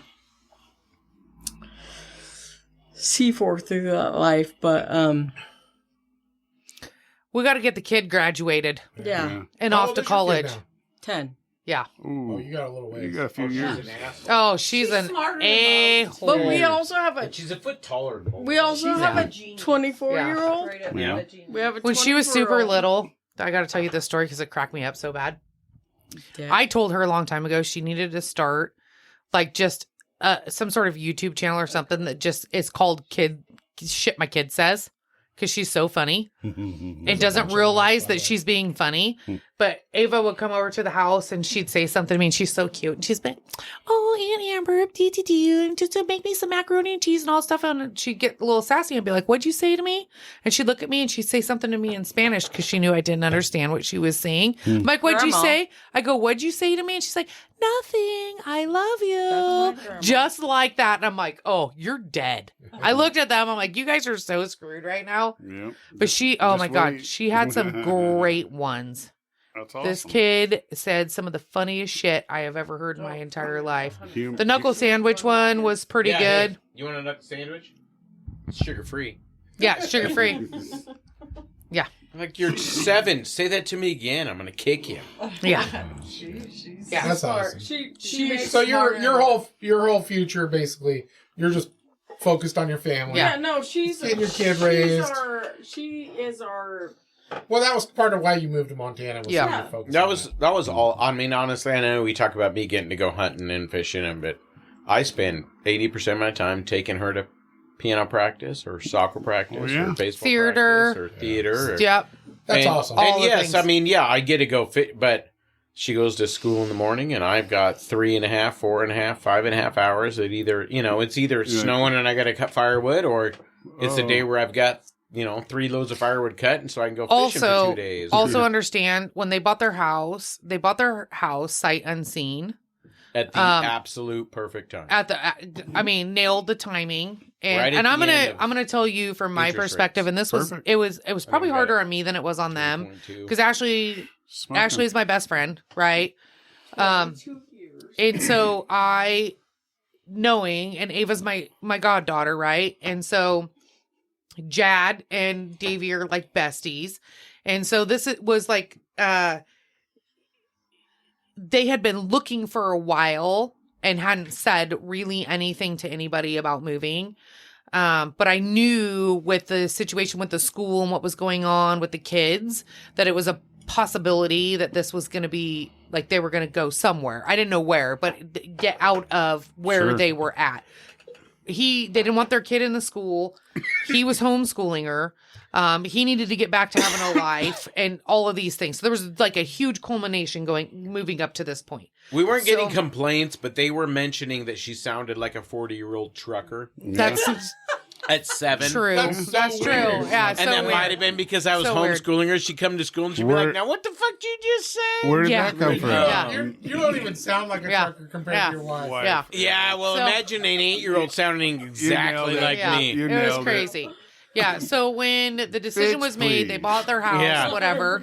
Their house was in To really get to good understand, shape. Like, what the fuck did you just say? Yeah. They had a whole entire upstairs With the though that whole- was not yes. finished. It was just like it needed some sheetrock and a bunch of other shit, and had one bathroom in it and stuff. So when they moved, like their goal was, to finish the upstairs and put a master bedroom up there and do all of these things, right?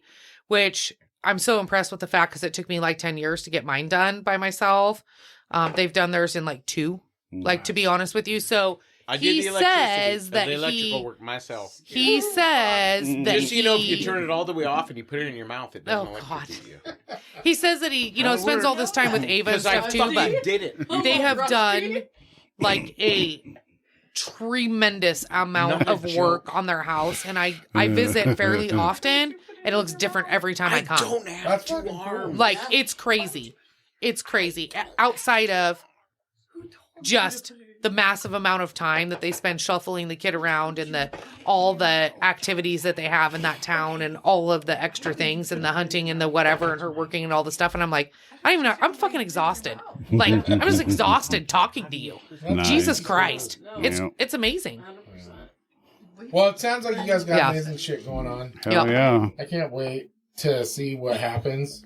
Now I know because my wife and I Love both. her. I should say, my wife and I both are. We really want to plan a trip to go Do it. to fucking like Glacier Do it. National Park. Do it. And Do it. Yellowstone. Go a and little, all that. We wanna Do go it. over there. Yeah. And we've got an RV, so we want to just No, take Cruise the and go RV. do- We took ours. I gotta tell you, Best day. though, if you're literally gonna do that, and you're okay with, Ashley and me and all the, if you guys get to our area and you stay at like say you just put your RV on our property for 2 days because.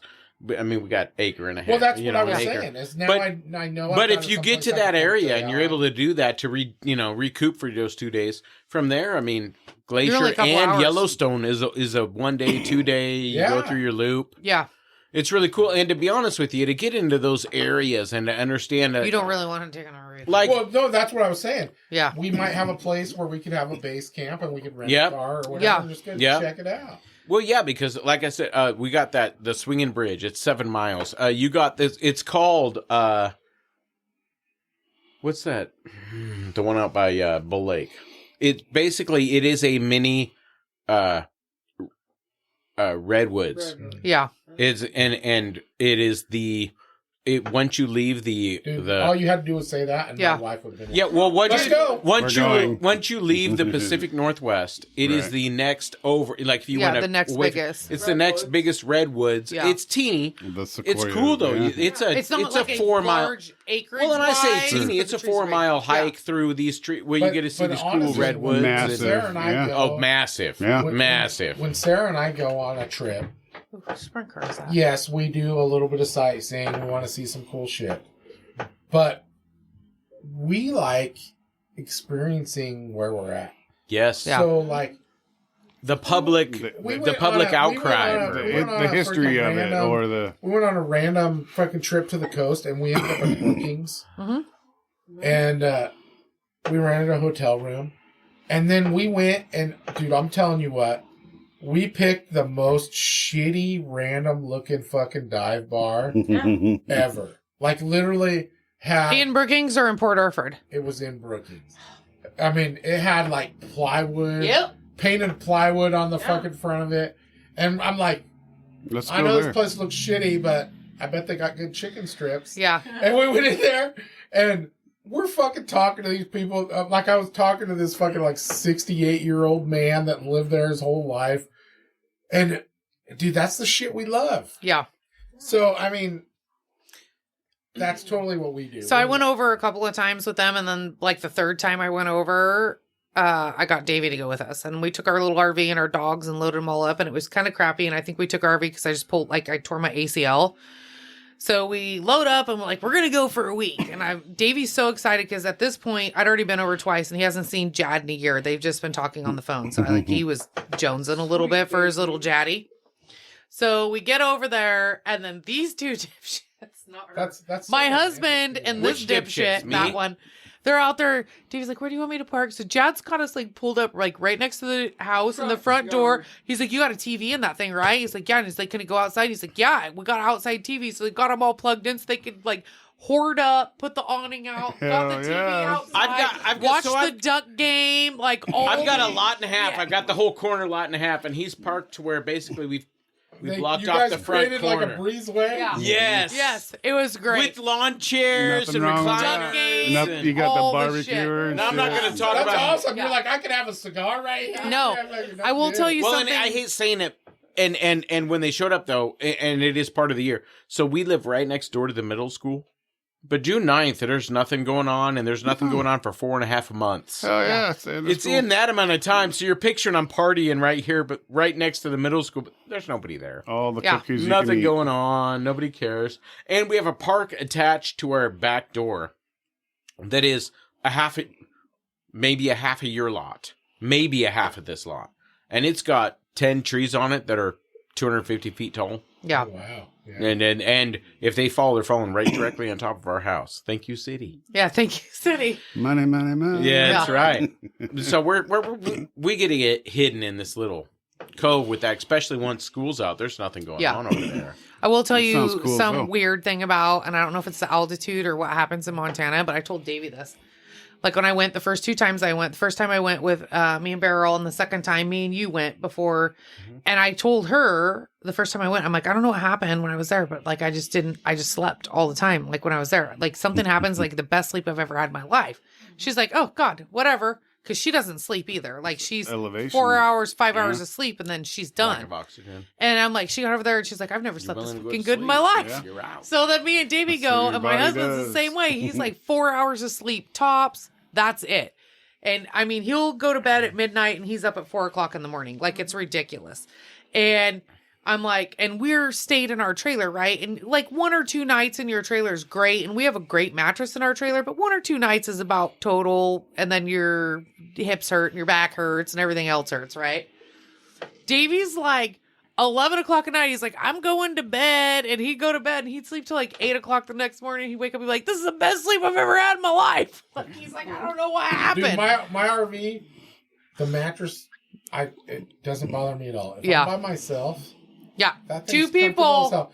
But it's a full-size mattress. And my wife, dude, she fucking spreads out. Oh God, I don't want to She hear it. makes any bed so uncomfortable. Yeah, I don't want to hear I need a king-size bed just so that I can fucking Get a have corner enough of room. it Yeah. away. Well, I can tell you where we live. Not only does, in my opinion, the altitude, because you are at almost 2,000 feet. That's the lowest in Montana. Period. Yeah. So you're getting the best oxygen in that corner as it flows down through you. Not only that, but we are 8 miles. If you drive 8 miles from the time change for the East Coast. Yeah. So if you drove 8 miles east, it's an hour earlier. That's So where crazy. we live, it says it's 10:30. You're like, Yeah. God, it's 10:30. Like, no, it's really 9:38 miles Already that it's way. 9, yeah. You know, so not only with That's weird. Yeah. Yeah, but it's really 7:30. Right, but that means 8 miles or 10 with miles the altitude, or no, it's yeah, 1 so mile with the the other altitude direction. and the oxygen and all that stuff, Yeah. and then you add that in, that's where that sleeping, you know, you wake up and it's 9:30, you're like, God, I feel like I slept for hours. Well, it's because really it's 10:30, 7 miles that way, you lazy bastard. Wake Yeah. up. That's like when we went to Alaska. You're late. When we went to Alaska in Like the wheel fell June. off. I think we went May or June. I can't remember. But we went in the off season, so the weather's not perfect. Yeah. It's not totally. So like all the RV parks that we stayed at, they had power and Wi-Fi, but they didn't have water or septic because Oh, it was still gotcha. frozen. So, but it didn't get dark I just till didn't want you to know. the only time I ever saw it I get felt dark it earlier. I didn't was know when what we it were in was. Homer, Alaska. Yeah.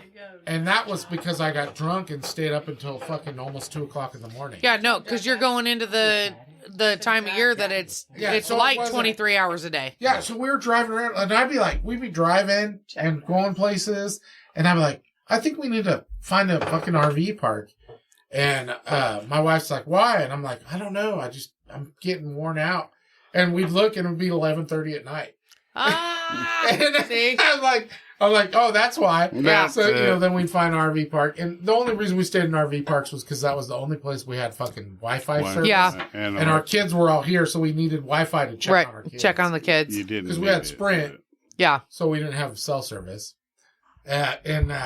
kids could offend it for themselves. They did fine. Ronnie was in charge. Jacob was getting molested by the neighbor. It was fine. It's great. But yeah. Life experiences. Life experiences. Yeah. At least, So. at least he didn't touch his But pee. anyways, Buffalo now I know I Nick. got someplace I can fucking, some people I Yeah. can call on when I go that way. You'll have the most Oh. fun. You'll have the most fun. And, Well, I feel like if you can make it to us, you can get all the way to Michigan without ever needing another stop. Why would you go to I'm Michigan? down. Yeah. Yeah, nobody wants to There's go to Michigan. absolutely nothing to see between you and Michigan. Yeah. For sure. A couple You're going things. to take a hard No, right in and go between us and south. Michigan, You there's- know what there's- I mean? Now, there's things in between us and Michigan. Yeah, to There's see. nothing after that. Yeah. But I mean, you've got the. What do you got? No. What do you got? Yellowstone's in there. I'd say your If you want to see all them giant dead presidents on the before. side of a And mountain that then nobody turn cares around about, and that's go in there. back. North and South Dakota, but that's all I've seen before pictures, Michigan. and I know that's good enough. I went Yeah. back to there. I went back to there on. So me and my uncle and my dad and my brother rode our motorcycles We from went to Sturgis. Oregon to I Sturgis. saw pictures of that. Yeah. Yeah, and we rode through the Glacier National Forest. We Right, rode right. through a bunch of those. Do you guys still have motorcycles? Do you guys still ride motorcycles? No, I Can you ride a motorcycle with one arm? I can. I mean, I've ridden a little tiny dirt. I haven't tried to ride a full size Harley like I used to ride. Not that I think I could. It would be the sudden turns that would be harder. That's why I've ridden a little tiny bike since then. I tried I tried. Because I know that was like a huge part of your guys' life. No, they wanted to give him. Yeah, I had a guy who tried to or he didn't want to. He talked about working at giving me like a, not a trike, but the opposite one. One where of the there's Odysseys? the two wheels in the front, the one in the wheels. back. Yeah. Scorpion I know what you're or talking about, Yeah, and so I never really went into it. Part of my thing was like scared of riding. No, I don't give a shit. I don't remember the accident. I went back and took a picture next to the guardrail because I don't fucking remember it. It don't bother me. She may have seen it, but I don't remember none of it. Just seeing I think personally, for me riding a bike, I think if I got into Honestly, the I same think time, you were probably more traumatized Yeah. than he was. You think? yeah, no, You got it on mental video. Yeah. for No, the yeah. whole thing. mentally Yeah, she it's was. fine. Physically, I just don't think I'd make it through a whole nother wreck that long. That amount of work that I guess my body had to go through to make it through it. Mentally, Sure. I don't give a shit. I don't remember much of 100%. it. I don't give it, But physically, I couldn't, but riding don't bother me. I just think it's the control. Yeah. That last minute control, being able to stop or turn or, Right. Right on. that stuff don't bother me though, But yeah. Anyways, I think it's cool. Now I know I got some people I can visit along the way. Yes, sir. So, Oh, yeah. But I feel like I'm cutting everybody off, but this is the longest I know. episode I've ever had. I don't know if anybody's going to listen to this whole episode because it's so fucking long. I know. It'll be But fine. it's been been off. fucking awesome. If they don't, One of they my can favorites, actually. eat a bag of You what? guys are freaking great. You're gonna bring us back on. Dude, Yeah. I love it. All of you guys are fucking He's like, awesome. yeah, but like one at a time. We haven't even covered all the stories we talked about at lunch. I know. So, and I absolutely went through like not even half my prep sheet. So, Okay. So I mean, obviously, I could fucking have all you guys on again. It would be amazing. So, but I gotta fucking cut this off because literally the store's about to close, and my wife's been texting me for like fucking 40. I know. My husband's been texting me too. They'll be Where all the right. hell are you guys? Well, They'll be Nothing. all right. The last message Drinking and I driving, got no was- seatbelts. My last message was long episode with like 47 question marks. They can have a whatever. But I really appreciate you guys being on it. It was fucking super fun, and I love talking to all you guys. Thank you very much. We'll do it again. Ashley, I'm glad that you got to drink a lot. Yeah. Love you, Yep. Jay. Come to Montana. Come to Montana. Dude, House it's is fucking open. great. I love it. Mike, you never fucking said like 5 words I all was- the time. I- It's great. I'm- Mike can come to Montana My too. head Come is, to I'm going Montana. back Come and on, forth. Yeah. I just love the conversation. Mike's like, I like Montana. Mike's I- balls I are do. fucking asleep because he's been sitting on my saddle. stick. No, my ass cheeks are. That's the most fucking Joe Rogan. He's If you full listen of to my shit. podcast, Yeah, Joe Rogan. your fucking advice for a saddle stool was fucking horrible, dude. You must have the most tiniest balls ever. Because that thing fucking squishes your balls so hard and fucking puts your ass to sleep. I don't get it.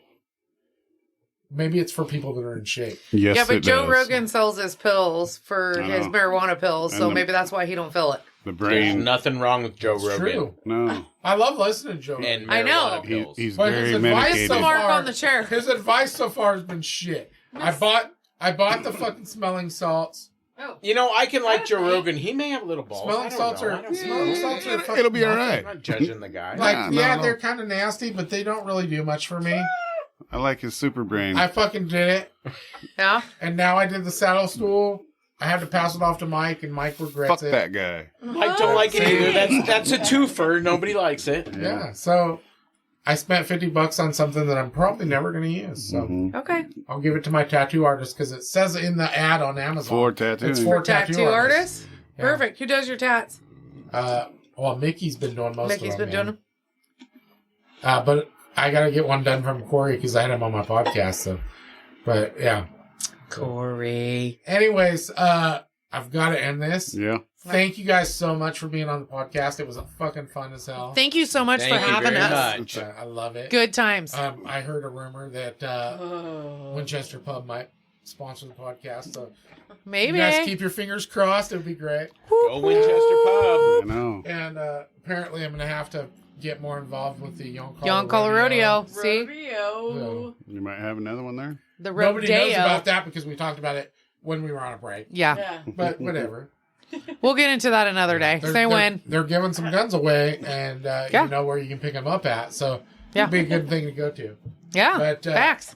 Anyways, I've got to end this. It's super long. It's almost time for me to close the store. And Where we at? apologize to my wife for taking so long. Yeah. Thank you again Sorry, ma'am. to Umpqua Survival Yeah. sponsoring this episode. She can do Thank it. you guys for being Yeah. on the show. Thanks for having us. Thank you very So much much. fun. Chad, it was great meeting you. was great Ashley meeting you. and Amber. Chad. It was You're awesome. Chad. No, I said Jad. Oh, It it was- sounded like you said Chad. No. He said Jack, you sons of He bitches. doesn't Jack. look like a Chad. No. He doesn't even have long hair. Giant. Oh my God. But Carlos, you're the best. it was great Yeah, hanging out thank with you you very guys much. again. That was a Thanks great for having time. us. So much fun. We'll come back and do it again. And Mike. Hey. Mike. Fuck, I'm gonna Old see- Silent Mike over Hey, there. hey. That's what I'm I was gonna calling say, him from wait, now who's on. Mike? Silent Mike. I'm gonna see him again. You know what? I've What? never gotten a single fucking fan email about myself. It's all right. All I've Oh. gotten is fucking I love Mike. I love Mike. That's why on the last episode I fucking told people to send resumes to Sleep with Mike. Oh my Haven't gotten any God. resumes, so I guess they are only fucking false fans. I know. All false fans. They got my hopes up and shit. If you Yeah. really liked Mike, you'd be Money. offering up blowjobs. But Woo. Them fuckers. Anyways, Old Silent Mike. Yeah. I really liked this episode. I fucking Yeah. love hanging out with you guys, and I'm sure Love I'll it. see you again. We'll do this Thank you very again. much. Thank you guys for being on. Thank you. And all the listeners, until next time, you guys have a good weekend. Peace.